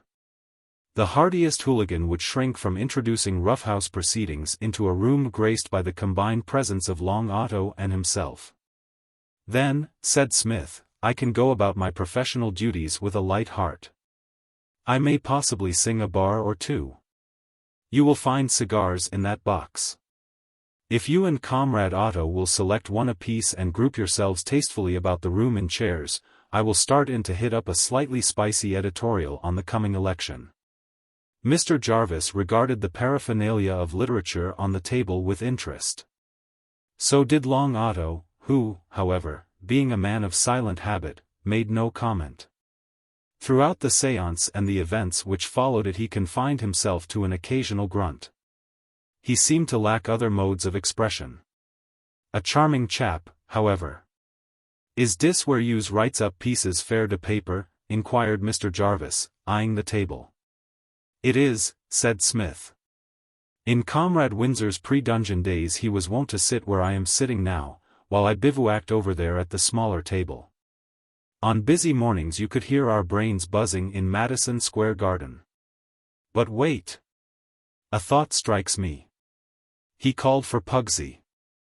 "Comrade Maloney," he said, "if the editorial staff of this paper were to give you a day off, could you employ it to profit?" "Surest tinge you know," replied Pugsy with some fervor. "I'd take me Goyle to de Bronx Zoo." "Your girl?" said Smith inquiringly. "I had heard no inkling of this, Comrade Maloney. I had always imagined you one of those strong, rugged, blood and iron men who were above the softer emotions." "Who is she?" "Ah, she's a kid," said Pugsy. "Her pa runs a delicatessen shop down our street. She ain't a bad mutt," added the ardent swain. "I'm her steady." "See that I have a card for the wedding, Comrade Maloney," said Smith, "and in the meantime take her to the Bronx, as you suggest." "Won't yous be wantin' me today?" "Not today. You need a holiday. Unflagging toil is sapping your physique. Go up and watch the animals, and remember me very kindly to the Peruvian llama, whom friends have sometimes told me I resemble in appearance. And if $2 would in any way add to the gaiety of the jaunt." "Sure Tianji. Tanks, boss."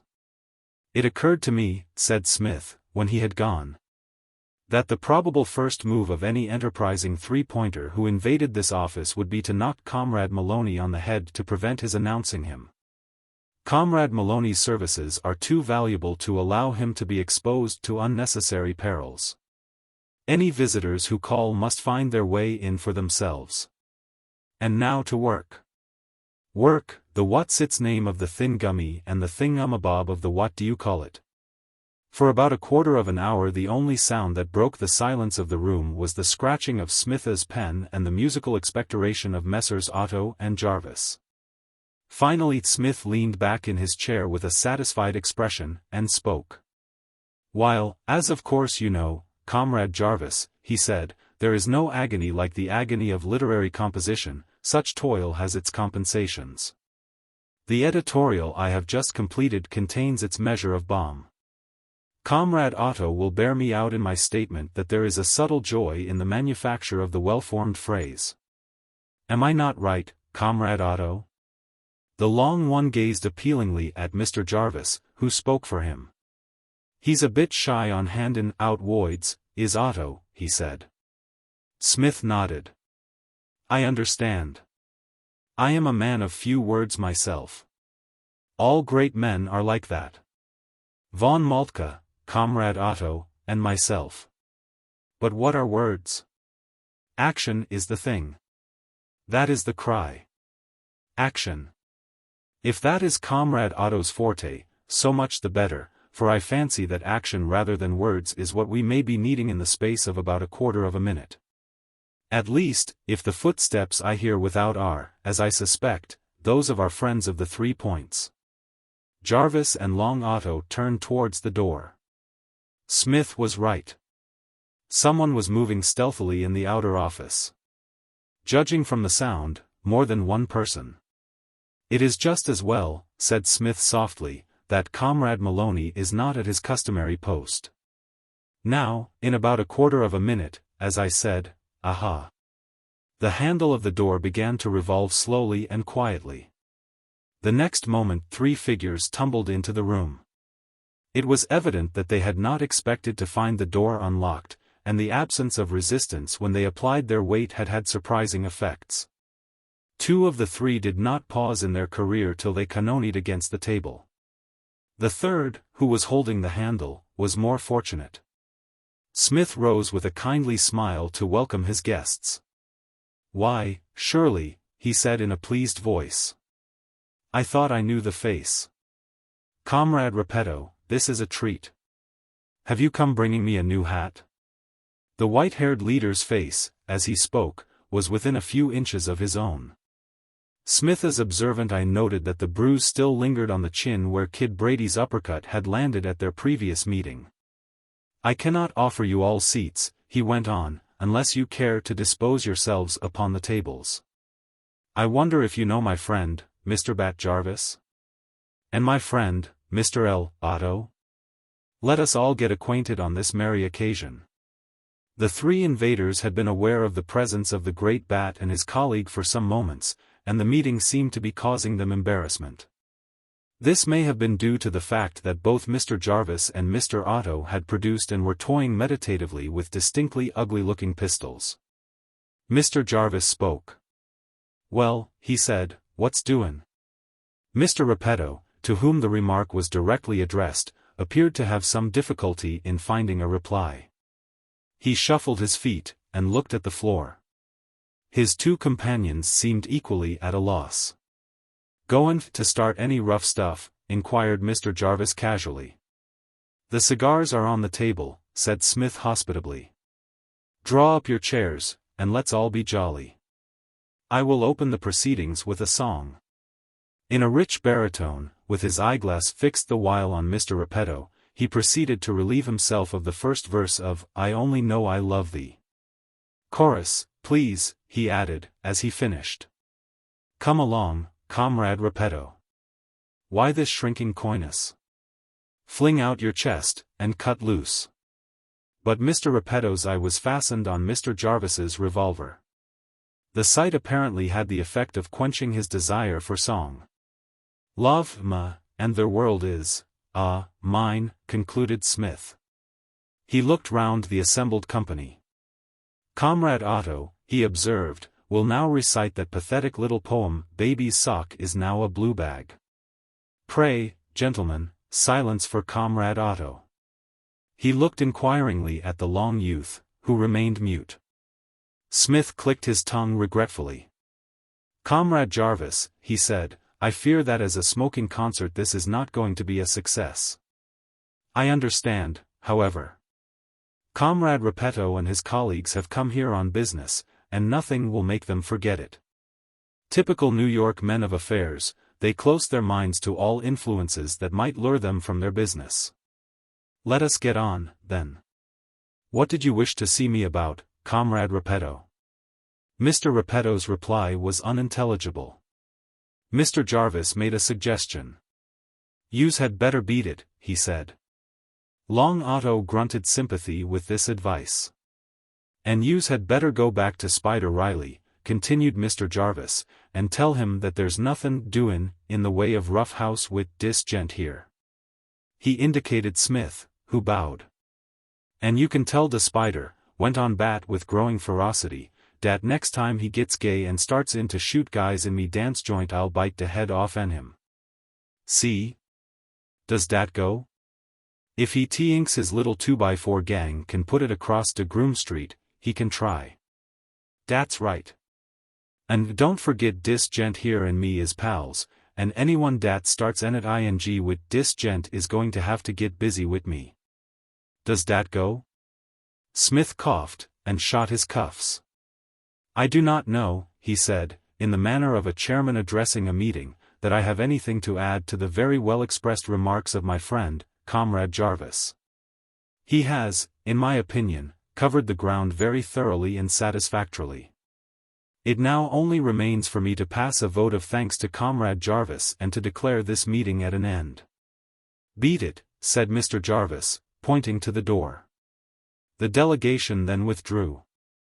"I am very much obliged," said Smith, "for your courtly assistance, Comrade Jarvis.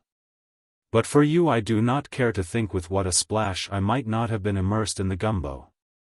Thank you, Comrade Jarvis. And you, Comrade Otto." "Ah, chee," said Mr. Jarvis, handsomely dismissing the matter. Mr. Otto kicked the leg of the table, and grunted. For half an hour after the departure of the three-pointers Smith chatted amiably to his two assistants on matters of general interest. The exchange of ideas was somewhat one-sided, though Mr. Jarvis had one or two striking items of information to impart, notably some hints on the treatment of fits in kittens. At the end of this period the conversation was once more interrupted by the sound of movements in the outer office. "If dat's dose stiffs come back," began Mr. Jarvis, reaching for his revolver. "Stay your hand, Comrade Jarvis," said Smith as a sharp knock sounded on the door. "I do not think it can be our late friends. Comrade Repetto's knowledge of the usages of polite society is too limited, I fancy, to prompt him to knock on doors. Come in." The door opened. It was not Mr. Repetto or his colleagues, but another old friend. No other, in fact, than Mr. Francis Parker, he who had come as an embassy from the man up top in the very beginning of affairs, and had departed, wrathful, mouthing declarations of war. As on his previous visit, he wore the dude suit, the shiny shoes, and the tall-shaped hat. "Welcome, Comrade Parker," said Smith. "It is too long since we met. Comrade Jarvis I think you know. If I am right, that is to say, in supposing that it was you who approached him at an earlier stage in the proceedings with a view to engaging his sympathetic aid in the great work of putting Comrade Windsor and myself out of business. The gentleman on your left is Comrade Otto." Mr. Parker was looking at Bat in bewilderment. It was plain that he had not expected to find Smith entertaining such company. "Did you come purely for friendly chit-chat, Comrade Parker?" inquired Smith, "or was there, woven into the social motives of your call, a desire to talk business of any kind?" "My business is private. I didn't expect a crowd. Especially of ancient friends such as Comrade Jarvis." Well, you are breaking up a most interesting little symposium. Comrade Jarvis, I think I shall be forced to postpone our very entertaining discussion of fits in kittens till a more opportune moment. Meanwhile, as Comrade Parker wishes to talk over some private business. Bat Jarvis rose. "I'll beat it," he said. "Reluctantly, I hope, Comrade Jarvis. As reluctantly as I hint that I would be alone. If I might drop in some time at your private residence?" "Sure," said Mr. Jarvis warmly. "Excellent. Well, for the present, goodbye. And many thanks for your invaluable cooperation." "Ah, chee," said Mr. Jarvis. "And now, Comrade Parker," said Smith, when the door had closed, "let her rip. What can I do for you?" You seem to be all to the merry with Bat Jarvis, observed Mr. Parker. The phrase exactly expresses it, Comrade Parker. I am as a tortoiseshell kitten to him. But, touching your business? Mr. Parker was silent for a moment. See here, he said at last, aren't you going to be good? Say, what's the use of keeping on at this fool game? Why not quit it before you get hurt? Smith smoothed his waistcoat reflectively. I may be wrong, Comrade Parker, he said, but it seems to me that the chances of my getting hurt are not so great as you appear to imagine. The person who is in danger of getting hurt seems to me to be the gentleman whose name is on that paper which is now in my possession. Where is it? Demanded Mr. Parker quickly. Smith eyed him benevolently. If you will pardon the expression, Comrade Parker, he said, aha. Meaning that I propose to keep that information to myself. Mr. Parker shrugged his shoulders. You know your own business, I guess. Smith nodded. You are absolutely correct, Comrade Parker. I do. Now that Cosy Moments has our excellent friend Comrade Jarvis on its side, are you not to a certain extent among the Blenheim oranges? I think so. I think so. As he spoke there was a rap at the door. A small boy entered. In his hand was a scrap of paper. Guy asks me give dis to gazebo named Smith, he said. There are many gazebos of that name, my lad. One of whom I am which, as Artemus Ward was wont to observe. Possibly the missive is for me. He took the paper. It was dated from an address on the east side. Dear Smith, it ran. Come here as quick as you can, and bring some money. Explain when I see you. It was signed, W.W. So Billy Windsor had fulfilled his promise. He had escaped. A feeling of regret for the futility of the thing was Smith's first emotion. Billy could be of no possible help in the campaign at its present point. All the work that remained to be done could easily be carried through without his assistance. And by breaking out from the island he had committed an offense which was bound to carry with it serious penalties. For the first time since his connection with Cosy Moments began, Smith was really disturbed. He turned to Mr. Parker. Comrade Parker, he said, I regret to state that this office is now closing for the day. But for this, I should be delighted to sit chatting with you. As it is. Very well, said Mr. Parker. Then you mean to go on with this business? Though it snows, Comrade Parker. They went out into the street, Smith thoughtful and hardly realizing the other's presence. By the side of the pavement a few yards down the road a taximeter cab was standing. Smith hailed it. Mr. Parker was still beside him. It occurred to Smith that it would not do to let him hear the address Billy Windsor had given in his note. Turn and go on down the street, he said to the driver. He had taken his seat and was closing the door, when it was snatched from his grasp and Mr. Parker darted on to the seat opposite. The next moment the cab had started up the street instead of down and the hard muzzle of a revolver was pressing against Smith's waistcoat. Now what? Said Mr. Parker smoothly, leaning back with the pistol resting easily on his knee. Chapter 26. A Friend in Need. The point is well taken, said Smith thoughtfully. You think so? Said Mr. Parker.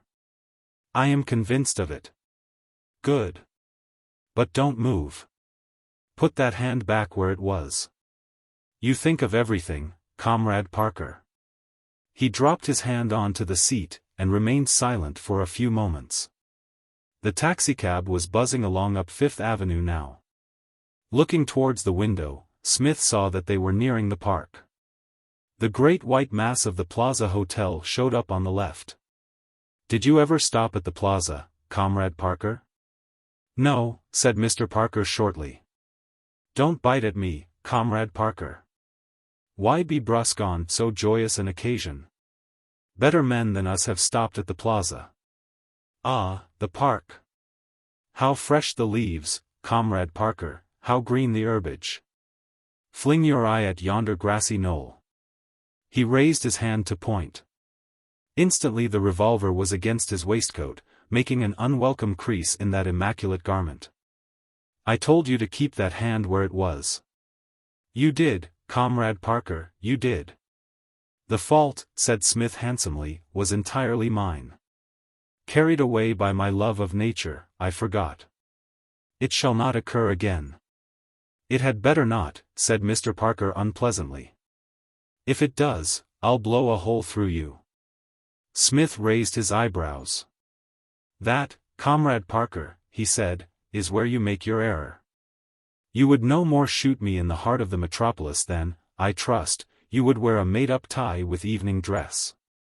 Your skin, however unhealthy to the eye of the casual observer, is doubtless precious to yourself. And you are not the man I take you for if you would risk it purely for the momentary pleasure of plugging me with a revolver. The cry goes round criminal circles in New York, Comrade Parker is not such a fool as he looks. Think for a moment what would happen. The shot would ring out, and instantly bicycle policemen would be pursuing this taxicab with the purposeful speed of greyhounds trying to win the Waterloo Cup. You would be headed off and stopped. Ha! What is this? Smith, the people's pet, weltering in his gore? Death to the assassin. I fear nothing could save you from the fury of the mob, Comrade Parker. I seem to see them meditatively plucking you limb from limb. She loves me. Off comes an arm. She loves me not. A leg joins the little heap of limbs on the ground. That is how it would be. And what would you have left out of it? Merely, as I say, the momentary pleasure of potting me. And it isn't as if such a feat could give you the thrill of successful marksmanship. Anybody could hit a man with a pistol at 1 1/4 inches. I fear you have not thought this matter out with sufficient care, Comrade Parker. You said to yourself, happy thought, I will kidnap Smith, and all your friends said, Parker is the man with the big brain. But now, while it is true that I can't get out, you are moaning, what on earth shall I do with him, now that I have got him? You think so, do you? I am convinced of it. Your face is contorted with the anguish of mental stress. Let this be a lesson to you, Comrade Parker, never to embark on any enterprise of which you do not see the end. I guess I see the end of this all right. You have the advantage of me then, Comrade Parker. It seems to me that we have nothing before us but to go on writing about New York till you feel that my society begins to pall. You figure you're clever, I guess. There are few brighter brains in this city, Comrade Parker. But why this sudden tribute? You reckon you've thought it all out, eh? There may be a flaw in my reasoning, but I confess I do not at the moment see where it lies. Have you detected one? I guess so. Ah. And what is it? You seem to think New York's the only place on the map. Meaning what, Comrade Parker? It might be a fool trick to shoot you in the city as you say, but, you see, we aren't due to stay in the city. This cab is moving on. Like John Brown's soul, said Smith, nodding. I see. Then you propose to make quite a little tour in this cab? You've got it. And when we are out in the open country, where there are no witnesses, things may begin to move. That's it. Then, said Smith heartily, till that moment arrives what we must do is to entertain each other with conversation. You can take no step of any sort for a full half-hour, possibly more, so let us give ourselves up to the merriment of the passing instant. Are you good at riddles, Comrade Parker? How much would a woodchuck chuck, assuming for purposes of argument that it was in the power of a woodchuck to chuck wood? Mr. Parker did not attempt to solve this problem. He was sitting in the same attitude of watchfulness, the revolver resting on his knee. He seemed mistrustful of Smith's right hand, which was hanging limply at his side. It was from this quarter that he seemed to expect attack. The cab was bowling easily up the broad street, past rows on rows of high houses, all looking exactly the same. Occasionally, to the right, through a break in the line of buildings, a glimpse of the river could be seen. Smith resumed the conversation. "You are not interested in woodchucks, Comrade Parker?" Well, many people are not. A passion for the flora and fauna of our forests is innate rather than acquired. Let us talk of something else. Tell me about your home life, Comrade Parker. Are you married? Are there any little Parkers running about the house? When you return from this very pleasant excursion, will baby voices crow gleefully, "Father's come home"? Mr. Parker said nothing. "I see," said Smith with ready sympathy. "I understand. Say no more. You are unmarried. She wouldn't have you. Alas, Comrade Parker. However, thus it is. We look around us, and what do we see? A solid phalanx of the girls we have loved and lost. Tell me about her, Comrade Parker. Was it your face or your manners at which she drew the line?" Mr. Parker leaned forward with a scowl. Smith did not move, but his right hand, as it hung, closed. Another moment and Mr. Parker's chin would be in just the right position for a swift uppercut. This fact appeared suddenly to dawn on Mr. Parker himself. He drew back quickly, and half raised the revolver. Smith's hand resumed its normal attitude. "Leaving more painful topics," said Smith, "let us turn to another point. That note which the grubby stripling brought to me at the office purported to come from Comrade Windsor, and stated that he had escaped from Blackwell's Island, and was awaiting my arrival at some address in the Bowery. Would you mind telling me, purely to satisfy my curiosity, if that note was genuine? I have never made a close study of Comrade Windsor's handwriting, and in an unguarded moment I may have assumed too much." Mr. Parker permitted himself a smile. "I guess you aren't so clever after all," he said. "The note was a fake all right. And you had this cab waiting for me on the chance?" Mr. Parker nodded. "Sherlock Holmes was right," said Smith regretfully. "You may remember that he advised Dr. Watson never to take the first cab, or the second. He should have gone further, and urged him not to take cabs at all. Walking is far healthier." "You'll find it so," said Mr. Parker. Smith eyed him curiously. "What are you going to do with me, Comrade Parker?" he asked. Mr. Parker did not reply. Smith's eye turned again to the window. They had covered much ground since last he had looked at the view. They were off Manhattan Island now, and the houses were beginning to thin out. Soon, traveling at their present rate, they must come into the open country. Smith relapsed into silence. It was necessary for him to think. He had been talking in the hope of getting the other off his guard, but Mr. Parker was evidently too keenly on the lookout. The hand that held the revolver never wavered. The muzzle, pointing in an upward direction, was aimed at Smith's waist. There was no doubt that a move on his part would be fatal. If the pistol went off, it must hit him. If it had been pointed at his head in the orthodox way, he might have risked a sudden blow to knock it aside, but in the present circumstances that would be useless. There was nothing to do but wait. The cab moved swiftly on. Now they had reached the open country. An occasional wooden shack was passed, but that was all. At any moment the climax of the drama might be reached. Smith's muscles stiffened for a spring. There was little chance of its being effective, but at least it would be better to put up some kind of a fight. And he had a faint hope that the suddenness of his movement might upset the other's aim. He was bound to be hit somewhere. That was certain. But quickness might save him to some extent. He braced his leg against the back of the cab. In another moment he would have sprung.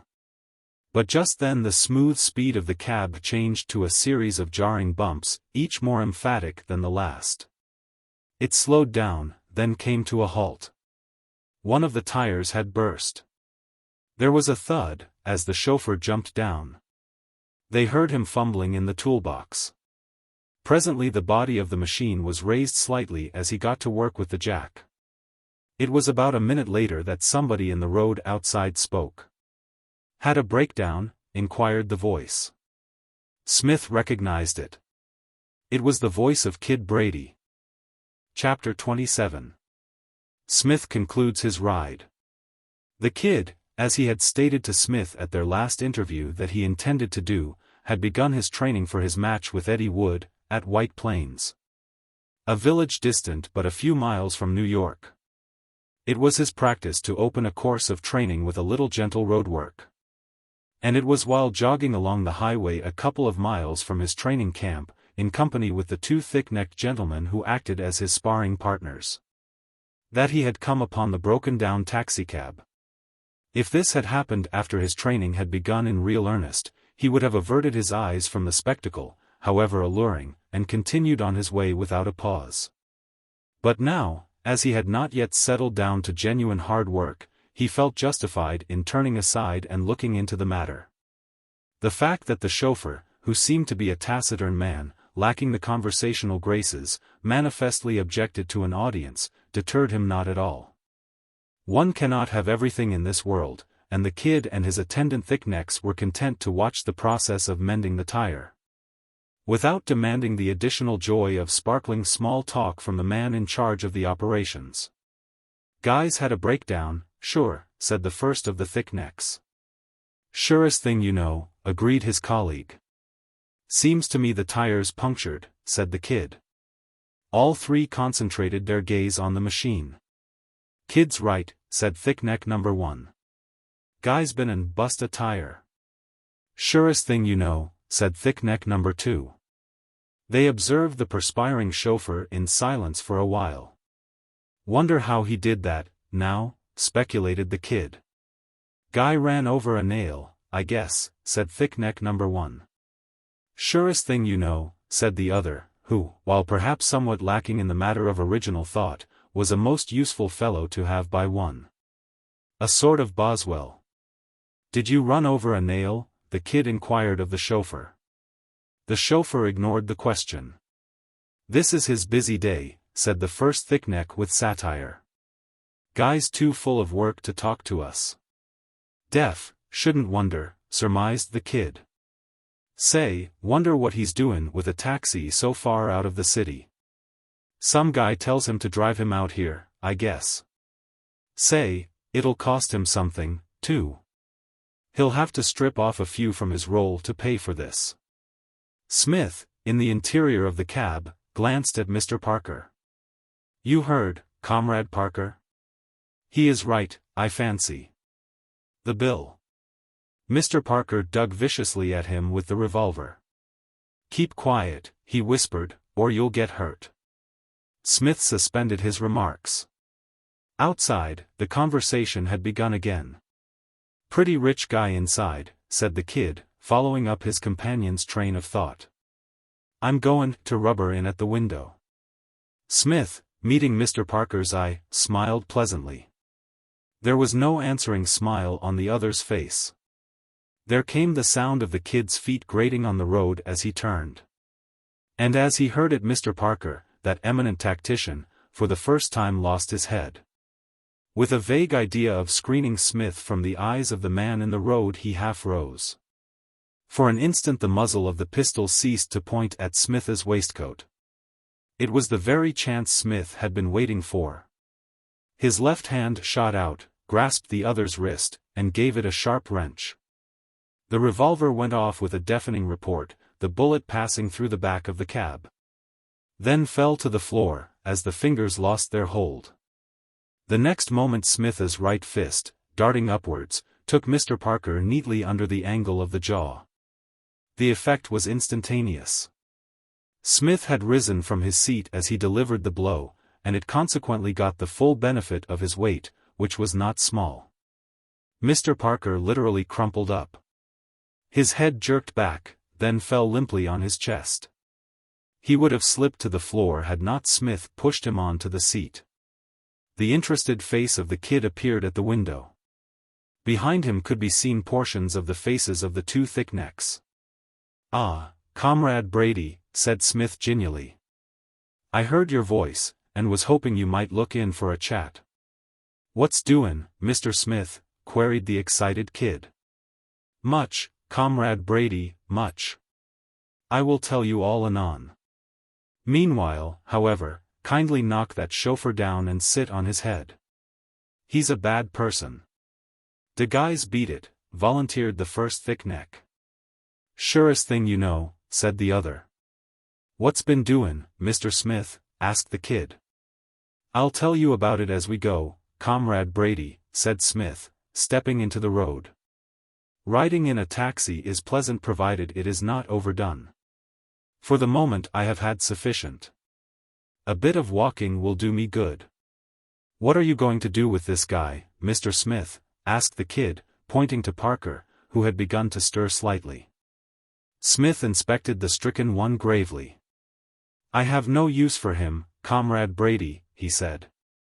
Our ride together gave me as much of his society as I desire for today. Unless you or either of your friends are collecting Parkers, I propose that we leave him where he is. We may as well take the gun, however. In my opinion, Comrade Parker is not the proper man to have such a weapon. He is too prone to go firing it off in any direction at a moment's notice, causing inconvenience to all. He groped on the floor of the cab for the revolver. Now, Comrade Brady, he said, straightening himself up, I am at your disposal. Shall we be pushing on? It was late in the evening when Smith returned to the metropolis, after a pleasant afternoon at the Brady training camp. The kid, having heard the details of the ride, offered once more to abandon his match with Eddie Wood, but Smith would not hear of it. He was fairly satisfied that the opposition had fired their last shot, and that their next move would be to endeavor to come to terms.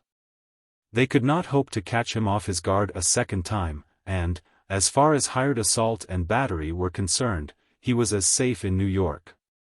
Now that Bat Jarvis had declared himself on his side, as he would have been in the middle of a desert. What Bat said was law on the East Side. No hooligan, however eager to make money, would dare to act against a protégé of the Groom Street leader. The only flaw in Smith's contentment was the absence of Billy Windsor. On this night of all nights the editorial staff of Cosy Moments should have been together to celebrate the successful outcome of their campaign. Smith dined alone, his enjoyment of the rather special dinner which he felt justified in ordering in honor of the occasion somewhat diminished by the thought of Billy's hard case. He had seen Mr. William Collier in The Man from Mexico, and that had given him an understanding of what a term of imprisonment on Blackwell's Island meant. Billy, during these lean days, must be supporting life on bread, bean soup, and water. Smith, toying with the hors d'oeuvre, was somewhat saddened by the thought. All was quiet at the office on the following day. Bat Jarvis, again accompanied by the faithful Otto, took up his position in the inner room, prepared to repel all invaders, but none arrived. No sounds broke the peace of the outer office except the whistling of Master Maloney. Things were almost dull when the telephone bell rang. Smith took down the receiver. "Hello?" he said. "I'm Parker," said a moody voice. Smith uttered a cry of welcome. "Why, Comrade Parker, this is splendid. How goes it? Did you get back all right yesterday? I was sorry to have to tear myself away, but I had other engagements. But why use the telephone? Why not come here in person? You know how welcome you are. Hire a taxicab and come right round." Mr. Parker made no reply to the invitation. "Mr. Waring would like to see you." "Who, Comrade Parker?" "Mr. Stuart Waring. The celebrated tenement house owner?" Silence from the other end of the wire. "Well," said Smith, "what step does he propose to take towards it?" "He tells me to say that he will be in his office at 12 o'clock tomorrow morning. His office is in the Morton Building, Nassau Street." Smith clicked his tongue regretfully. "Then I do not see how we can meet," he said. "I shall be here. He wishes to see you at his office." "I am sorry, Comrade Parker. It is impossible. I am very busy just now, as you may know, preparing the next number, the one in which we publish the name of the owner of the Pleasant Street tenements. Otherwise, I should be delighted.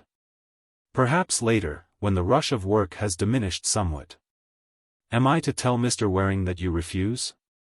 If you are seeing him at any time and feel at a loss for something to say, perhaps you might mention it. Is there anything else I can do for you, Comrade Parker? See here. Nothing? Then goodbye. Look in when you're this way. He hung up the receiver. As he did so, he was aware of Master Maloney standing beside the table. Yes, Comrade Maloney? Telegram, said Pugsy. For Mr. Windsor. Smith ripped open the envelope. The message ran. Returning today. Will be at office tomorrow morning, and it was signed, Wilberfloss. See who's here, said Smith softly. Chapter 28. Standing room only. In the light of subsequent events, it was perhaps the least bit unfortunate that Mr. Jarvis should have seen fit to bring with him to the office of Cosy Moments on the following morning 2 of his celebrated squad of cats. And that Long Otto, who, as usual, accompanied him, should have been fired by his example to the extent of introducing a large and rather boisterous yellow dog. They were not to be blamed, of course. They could not know that before the morning was over space in the office would be at a premium. Still, it was unfortunate. Mr. Jarvis was slightly apologetic. "Thought I'd bring the kits along," he said. "They started in scrappin' yesterday when I was here, so today I says I'll keep my eye on dem." Smith inspected the menagerie without resentment. "Assuredly, Comrade Jarvis," he said. "They add a pleasantly cozy and domestic touch to the scene. The only possible criticism I can find to make has to do with their probable brawling with the dog." "Oh, dey won't scrap wit de dog. Dey knows him. But is he aware of that? He looks to me a somewhat impulsive animal." Well, the matter's in your hands. If you will undertake to look after the refereeing of any pogrom that may arise, I say no more." Mr. Jarvis's statement as to the friendly relations between the animals proved to be correct. The dog made no attempt to annihilate the cats. After an inquisitive journey round the room he lay down and went to sleep, and an era of peace set in. The cats had settled themselves comfortably, one on each of Mr. Jarvis's knees, and Long Otto, surveying the ceiling with his customary glassy stare, smoked a long cigar in silence. Bat breathed a tune, and scratched one of the cats under the ear. It was a soothing scene. But it did not last. 10 minutes had barely elapsed when the yellow dog, sitting up with a start, uttered a whine. In the outer office could be heard a stir and movement. The next moment the door burst open and a little man dashed in. He had a peeled nose and showed other evidences of having been living in the open air. Behind him was a crowd of uncertain numbers. Smith recognized the leaders of this crowd. They were the Reverend Edwin T. Philpotts and Mr. B. Henderson Asher. "Why, Comrade Asher," he said, "this is indeed a moment of mirth. I have been wondering for weeks where you could have got to. And Comrade Philpotts. Am I wrong in saying that this is the maddest, merriest day of all the glad New Year?"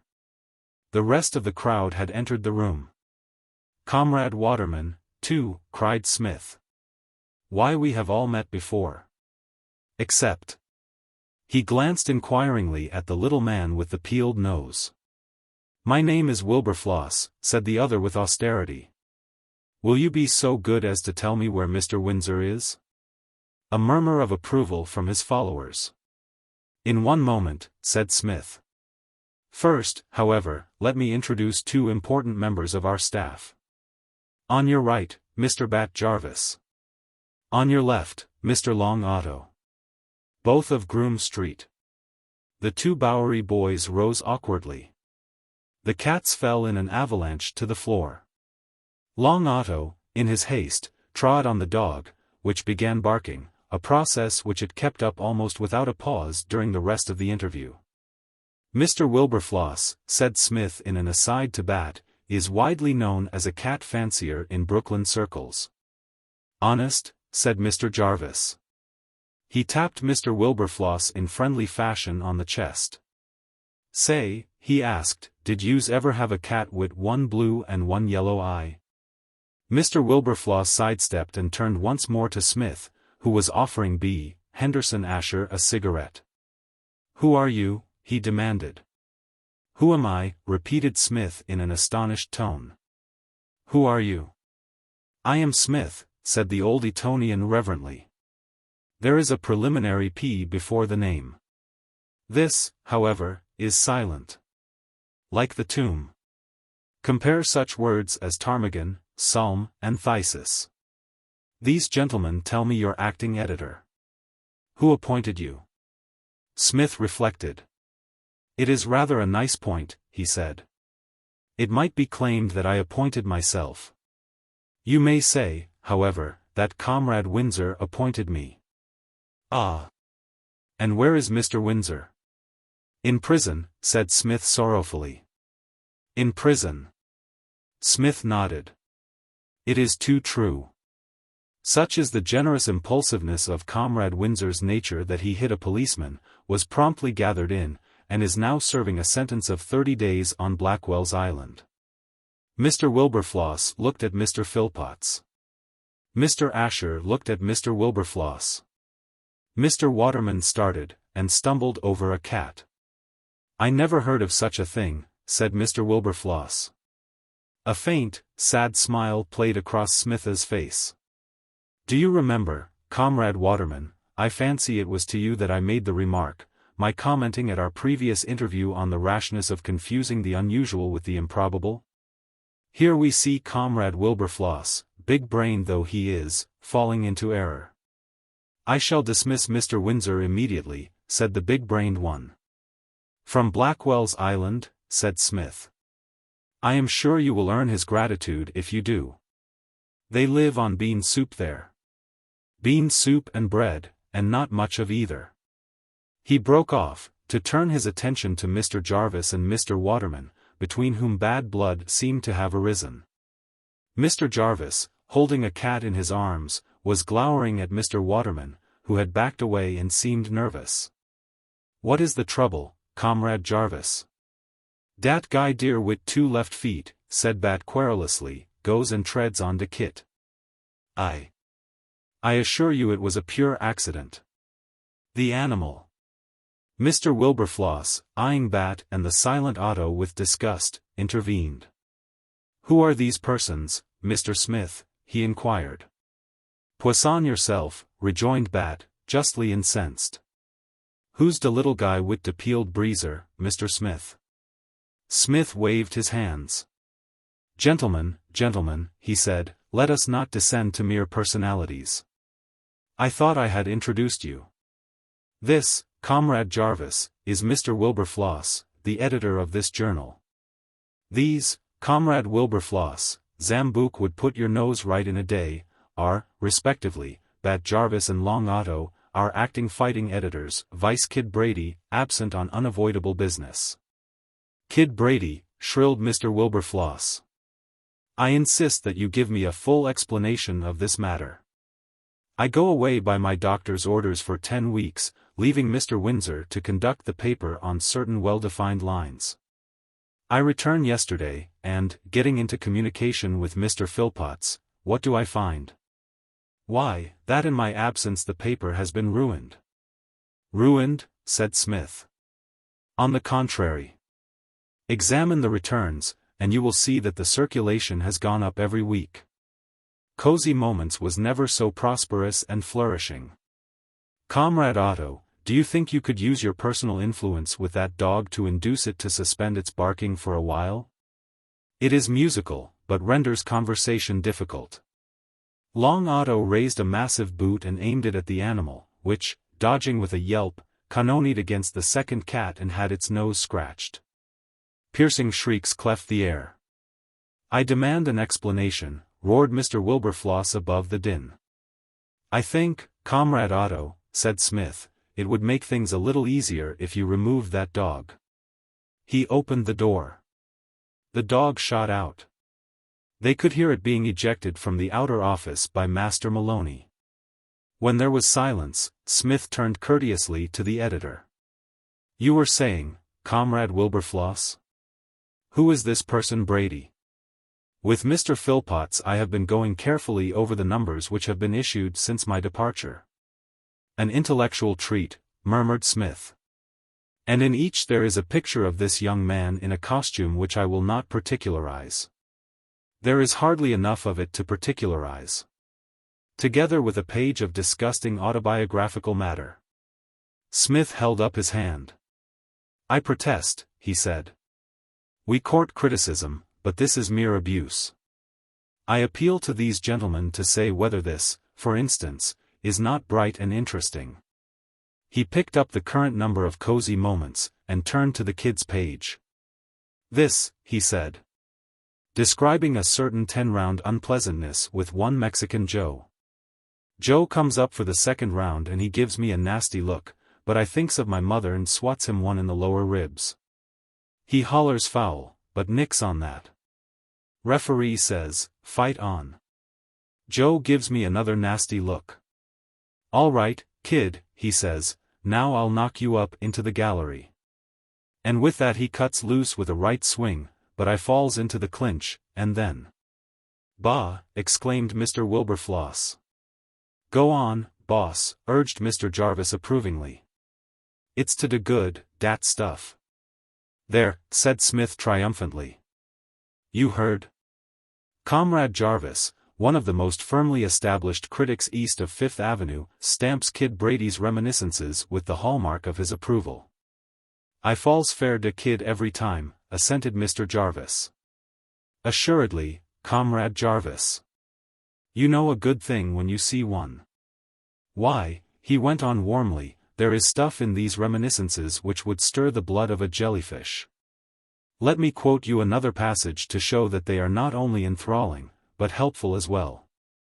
Let me see, where is it? Ah, I have it. A bully good way of putting a guy out of business is this. You don't want to use it in the ring, because by Queensberry rules it's a foul, but you will find it mighty useful if any thick-neck comes up to you in the street and tries to start anything. It's this way. While he's setting himself for a punch, just place the tips of the fingers of your left hand on the right side of his chest. Then bring down the heel of your left hand. There isn't a guy living that could stand up against that. The fingers give you a leverage to beat the band. The guy doubles up, and you uppercut him with your right, and out he goes. Now, I bet you never knew that before, Comrade Philpotts. Try it on your parishioners. Cosy Moments, said Mr. Wilberfloss irately, is no medium for exploiting low prize fighters. Low prize fighters. Comrade Wilberfloss, you have been misinformed. The kid is as decent a little chap as you'd meet anywhere. You do not seem to appreciate the philanthropic motives of the paper in adopting Comrade Brady's cause. Think of it, Comrade Wilberfloss. There was that unfortunate stripling with only two pleasures in life, to love his mother and to knock the heads off other youths whose weight coincided with his own. And misfortune, until we took him up, had barred him almost completely from the second pastime. Our editorial heart was melted. We adopted Comrade Brady.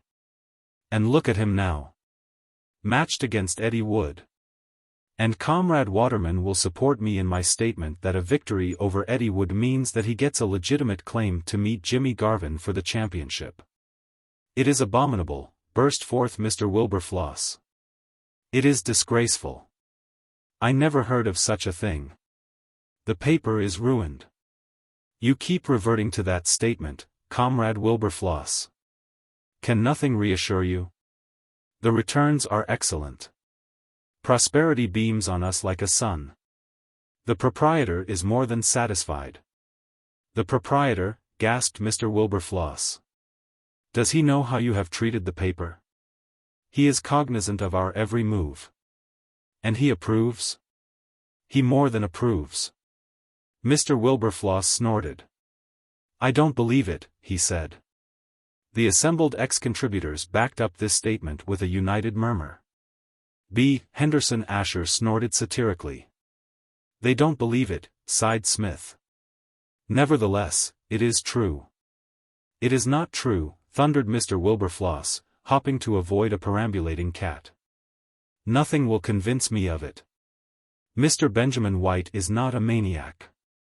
"I trust not," said Smith. "I sincerely trust not. I have every reason to believe in his complete sanity." "What makes you fancy that there is even a possibility of his being, Nobody but a lunatic would approve of seeing his paper ruined."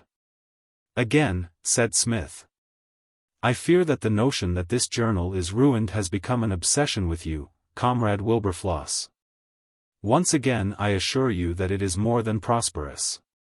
"If," said Mr. Wilberfloss, "you imagine that I intend to take your word in this matter, you are mistaken. I shall cable Mr. White today, and inquire whether these alterations in the paper meet with his approval." "I shouldn't, Comrade Wilberfloss. Cables are expensive, and in these hard times a penny saved is a penny earned. Why worry Comrade White? He is so far away, so out of touch with our New York literary life. I think it is practically a certainty that he has not the slightest inkling of any changes in the paper." Mr. Wilberfloss uttered a cry of triumph. "I knew it," he said, "I knew it. I knew you would give up when it came to the point, and you were driven into a corner. Now, perhaps, you will admit that Mr. White has given no sanction for the alterations in the paper?" A puzzled look crept into Smith's face. "I think, Comrade Wilberfloss," he said, "we are talking at cross purposes. You keep harping on Comrade White and his views and tastes. One would almost imagine that you fancied that Comrade White was the proprietor of this paper." Mr. Wilberfloss stared. B. Henderson Asher stared. Everyone stared, except Mr. Jarvis, who, since the readings from the kid's reminiscences had ceased, had lost interest in the discussion, and was now entertaining the cats with a ball of paper tied to a string. "Fancied that Mr. White," repeated Mr. Wilberfloss. "I don't follow you. Who is, if he isn't?"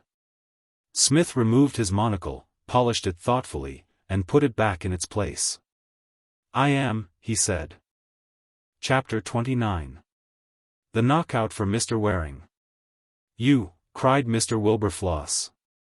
"The same," said Smith. "You," exclaimed Messrs. Waterman, Asher, and the Reverend Edwin Philpotts. "On the spot," said Smith. Mr. Wilberfloss groped for a chair and sat down. "Am I going mad?" he demanded feebly. "Not so, Comrade Wilberfloss," said Smith encouragingly. "All is well. The cry goes round New York, Comrade Wilberfloss is to the good." He does not gibber. "Do I understand you to say that you own this paper?" "I do." "Since when?" "Roughly speaking, about a month." Among his audience, still excepting Mr. Jarvis, who was tickling one of the cats and whistling a plaintive melody, there was a tendency toward awkward silence.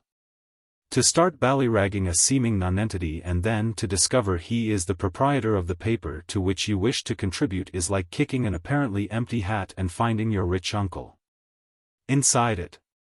Mr. Wilberfloss in particular was disturbed. Editorships of the kind which he aspired to are not easy to get. If he were to be removed from Cosy Moments he would find it hard to place himself anywhere else. Editors, like manuscripts, are rejected from want of space. "Very early in my connection with this journal," said Smith, "I saw that I was on to a good thing. I had long been convinced that about the nearest approach to the perfect job in this world, where good jobs are so hard to acquire, was to own a paper. All you had to do, once you had secured your paper, was to sit back and watch the other fellows work, and from time to time forward big checks to the bank. Nothing could be more nicely attuned to the tastes of a Shropshire Smith. The glimpses I was enabled to get of the workings of this little journal gave me the impression that Comrade White was not attached with any paternal fervor to Cosy Moments. He regarded it, I deduced, not so much as a life work as in the light of an investment. I assumed that Comrade White had his price, and wrote to my father, who was visiting Carlsbad at the moment, to ascertain what that price might be. He cabled it to me. It was reasonable.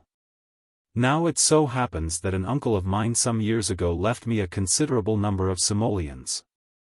And though I shall not be legally entitled actually to close in on the opulence for a matter of 9 months or so, I anticipated that my father would have no objection to staking me to the necessary amount on the security of my little bit of money.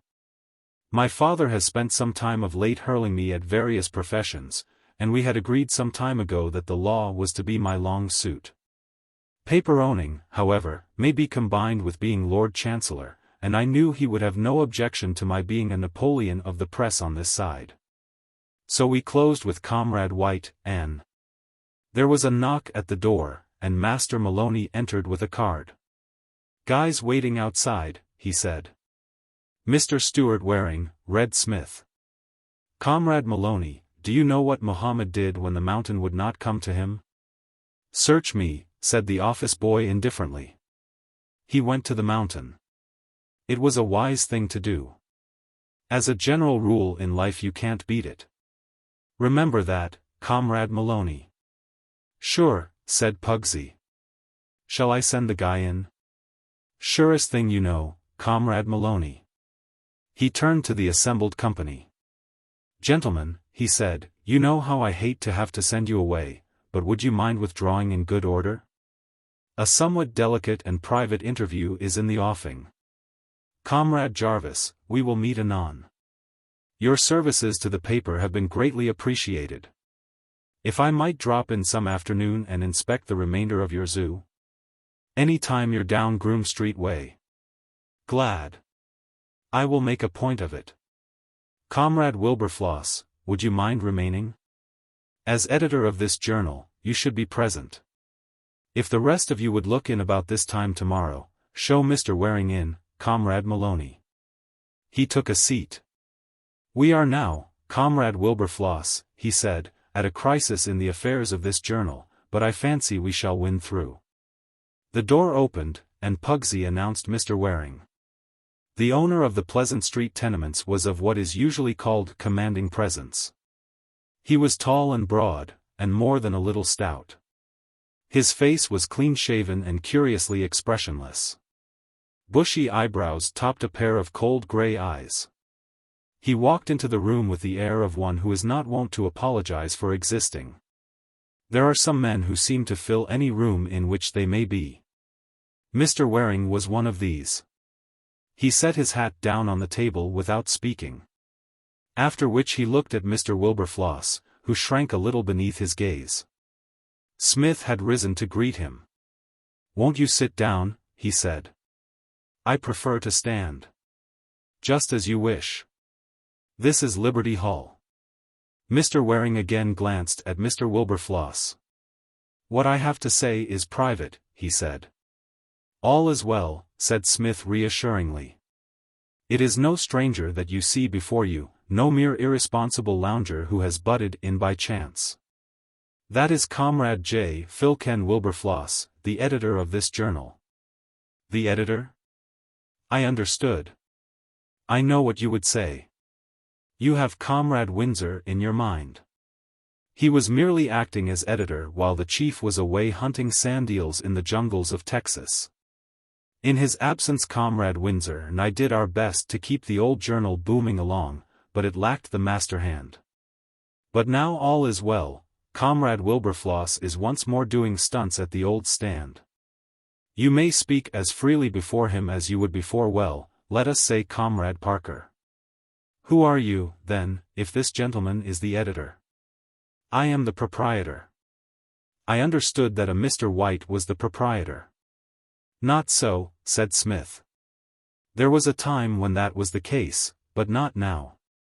Things move so swiftly in New York journalistic matters that a man may well be excused for not keeping abreast of the times, especially one who, like yourself, is interested in politics and house ownership rather than in literature.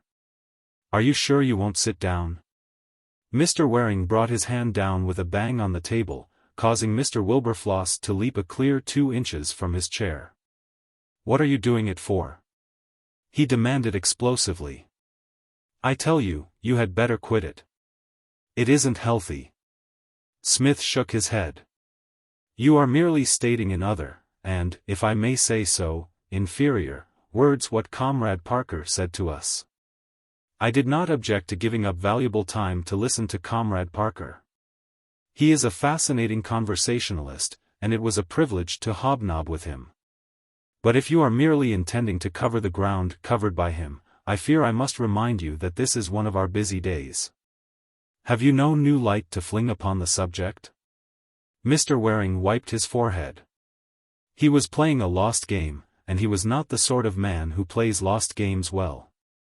The Waring type is dangerous when it is winning, but it is apt to crumple up against strong defense. His next words proved his demoralization. "I'll sue you for libel," said he.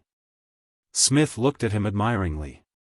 "Say no more," he said, "for you will never beat that. For pure richness and whimsical humor it stands alone. During the past 7 weeks you have been endeavoring in your cheery fashion to blot the editorial staff of this paper off the face of the earth in a variety of ingenious and entertaining ways. And now you propose to sue us for libel. I wish Comrade Windsor could have heard you say that. It would have hit him right." Mr. Waring accepted the invitation he had refused before. He sat down. "What are you going to do?" he said. It was the white flag. The fight had gone out of him. Smith leaned back in his chair. "I'll tell you," he said. "I've thought the whole thing out. The right plan would be to put the complete kibosh, if I may use the expression, on your chances of becoming an alderman. On the other hand, I have been studying the papers of late, and it seems to me that it doesn't much matter who gets elected. Of course the opposition papers may have allowed their zeal to run away with them, but even assuming that to be the case, the other candidates appear to be a pretty fair contingent of blighters. If I were a native of New York, perhaps I might take a more fervid interest in the matter, but as I am merely passing through your beautiful little city, it doesn't seem to me to make any very substantial difference who gets in. To be absolutely candid, my view of the thing is this. If the people are chumps enough to elect you, then they deserve you. I hope I don't hurt your feelings in any way. I am merely stating my own individual opinion." Mr. Waring made no remark. "The only thing that really interests me," resumed Smith, "is the matter of these tenements. I shall shortly be leaving this country to resume the stranglehold on learning which I relinquished at the beginning of the long vacation. If I were to depart without bringing off improvements down Pleasant Street way, I shouldn't be able to enjoy my meals. The startled cry would go round Cambridge, something is the matter with Smith. He is off his feed. He should try Blenkinsop's balm for the bilious. But no balm would do me any good. I should simply droop and fade slowly away like a neglected lily. And you wouldn't like that, Comrade Wilberfloss, would you?" Mr. Wilberfloss, thus suddenly pulled into the conversation, again leaped in his seat. "What I propose to do," continued Smith, without waiting for an answer, "is to touch you for the good round sum of $5,003. Mr. Waring half rose. $5,000. $5,003, said Smith. "It may possibly have escaped your memory, but a certain minion of yours, one J. Repetto, utterly ruined a practically new hat of mine. If you think that I can afford to come to New York and scatter hats about as if they were mere dross, you are making the culminating error of a misspent life. $3 are what I need for a new one. The balance of your check, the $5,000, I propose to apply to making those tenements fit for a tolerably fastidious pig to live in." "$5,000, cried Mr. Waring. "It's monstrous." "It isn't," said Smith. "It's more or less of a minimum. I have made inquiries. So out with the good old checkbook, and let's all be jolly." "I have no checkbook with me." "I have," said Smith, producing one from a drawer. "Cross out the name of my bank, substitute yours, and fate cannot touch us." Mr. Waring hesitated for a moment, then capitulated. Smith watched, as he wrote, with an indulgent and fatherly eye. "Finished," he said. "Comrade Maloney. You's hollering fair me?" asked that youth, appearing at the door. Bet your life I am, Comrade Maloney. Have you ever seen an untamed Mustang of the prairie? Nope. But I've read about dem. Well, run like one down to Wall Street with this check, and pay it in to my account at the International Bank. Pugsy disappeared. Checks, said Smith, have been known to be stopped. Who knows but what, on reflection, you might not have changed your mind. What guarantee have I, asked Mr. Waring, that these attacks on me in your paper will stop? If you like, said Smith, I will write you a note to that effect. But it will not be necessary. I propose, with Comrade Wilberfloss's assistance, to restore Cosy Moments to its old style. Some days ago the editor of Comrade Windsor's late daily paper called up on the telephone and asked to speak to him. I explained the painful circumstances, and, later, went round and hobnobbed with the great man. A very pleasant fellow. He asks to re-engage Comrade Windsor's services at a pretty sizable salary, so, as far as our prison expert is concerned, all may be said to be well. He has got where he wanted. Cosy Moments may therefore ease up a bit. If, at about the beginning of next month, you should hear a deafening squeal of joy ring through this city, it will be the infants of New York and their parents receiving the news that Cosy Moments stands where it did. May I count on your services, Comrade Wilberfloss? Excellent. I see I may. Then perhaps you would not mind passing the word round among Comrades Astor, Waterman, and the rest of the squad, and telling them to burnish their brains and be ready to wade in at a moment's notice. I fear you will have a pretty tough job roping in the old subscribers again, but it can be done. I look to you, Comrade Wilberfloss. Are you on? Mr. Wilberfloss, wriggling in his chair, intimated that he was. Conclusion. It was a drizzly November evening. The streets of Cambridge were a compound of mud, mist, and melancholy. But in Smith's rooms the fire burned brightly, the kettle droned, and all, as the proprietor had just observed, was joy, jollity, and song. Smith, in pajamas and a college blazer, was lying on the sofa. Mike, who had been playing football, was reclining in a comatose state in an armchair by the fire. How pleasant it would be, said Smith dreamily, if all our friends on the other side of the Atlantic could share this very peaceful moment with us. Or perhaps not quite all. Let us say, Comrade Windsor in the chair over there, Comrades Brady and Maloney on the table, and our old pal Wilberfloss sharing the floor with B. Henderson Astor, Bat Jarvis, and the cats. By the way, I think it would be a graceful act if you were to write to Comrade Jarvis from time to time telling him how your Angoras are getting on. He regards you as the world's most prominent citizen. A line from you every now and then would sweeten the lad's existence. Mike stirred sleepily in his chair. What? He said drowsily. Never mind, Comrade Jackson. Let us pass lightly on. I am filled with a strange content tonight. I may be wrong, but it seems to me that all is singularly to the good, as Comrade Maloney would put it. Advices from Comrade Windsor inform me that that prince of blighters, Waring, was rejected by an intelligent electorate. Those keen, clear-sighted citizens refused to vote for him to an extent that you could notice without a microscope. Still, he has one consolation.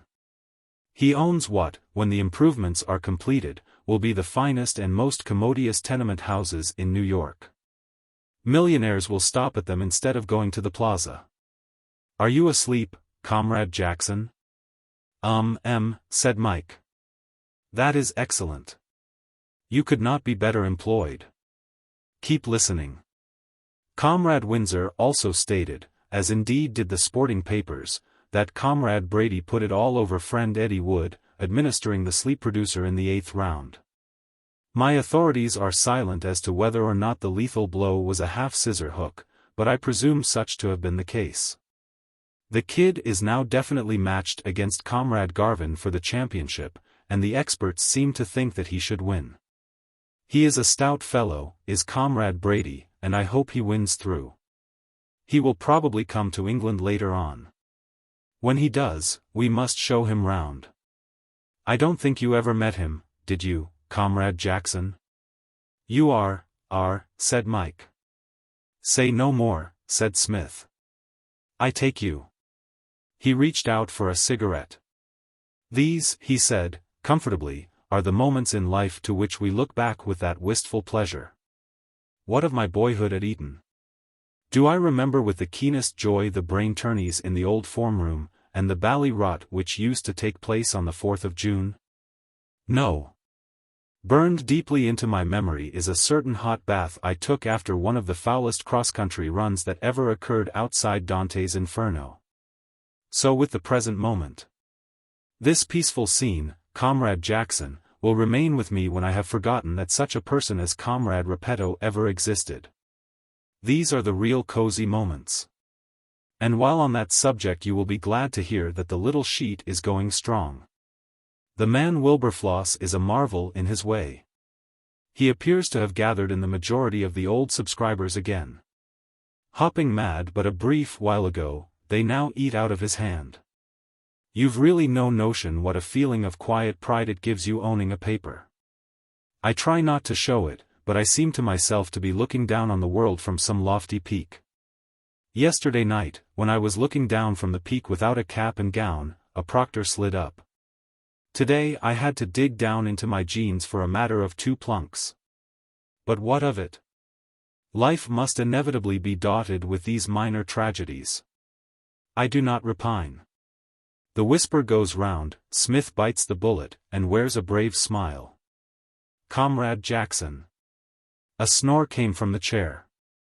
Smith sighed. But he did not repine. He bit the bullet. His eyes closed. 5 minutes later a slight snore came from the sofa, too. The man behind Cosy Moments slept.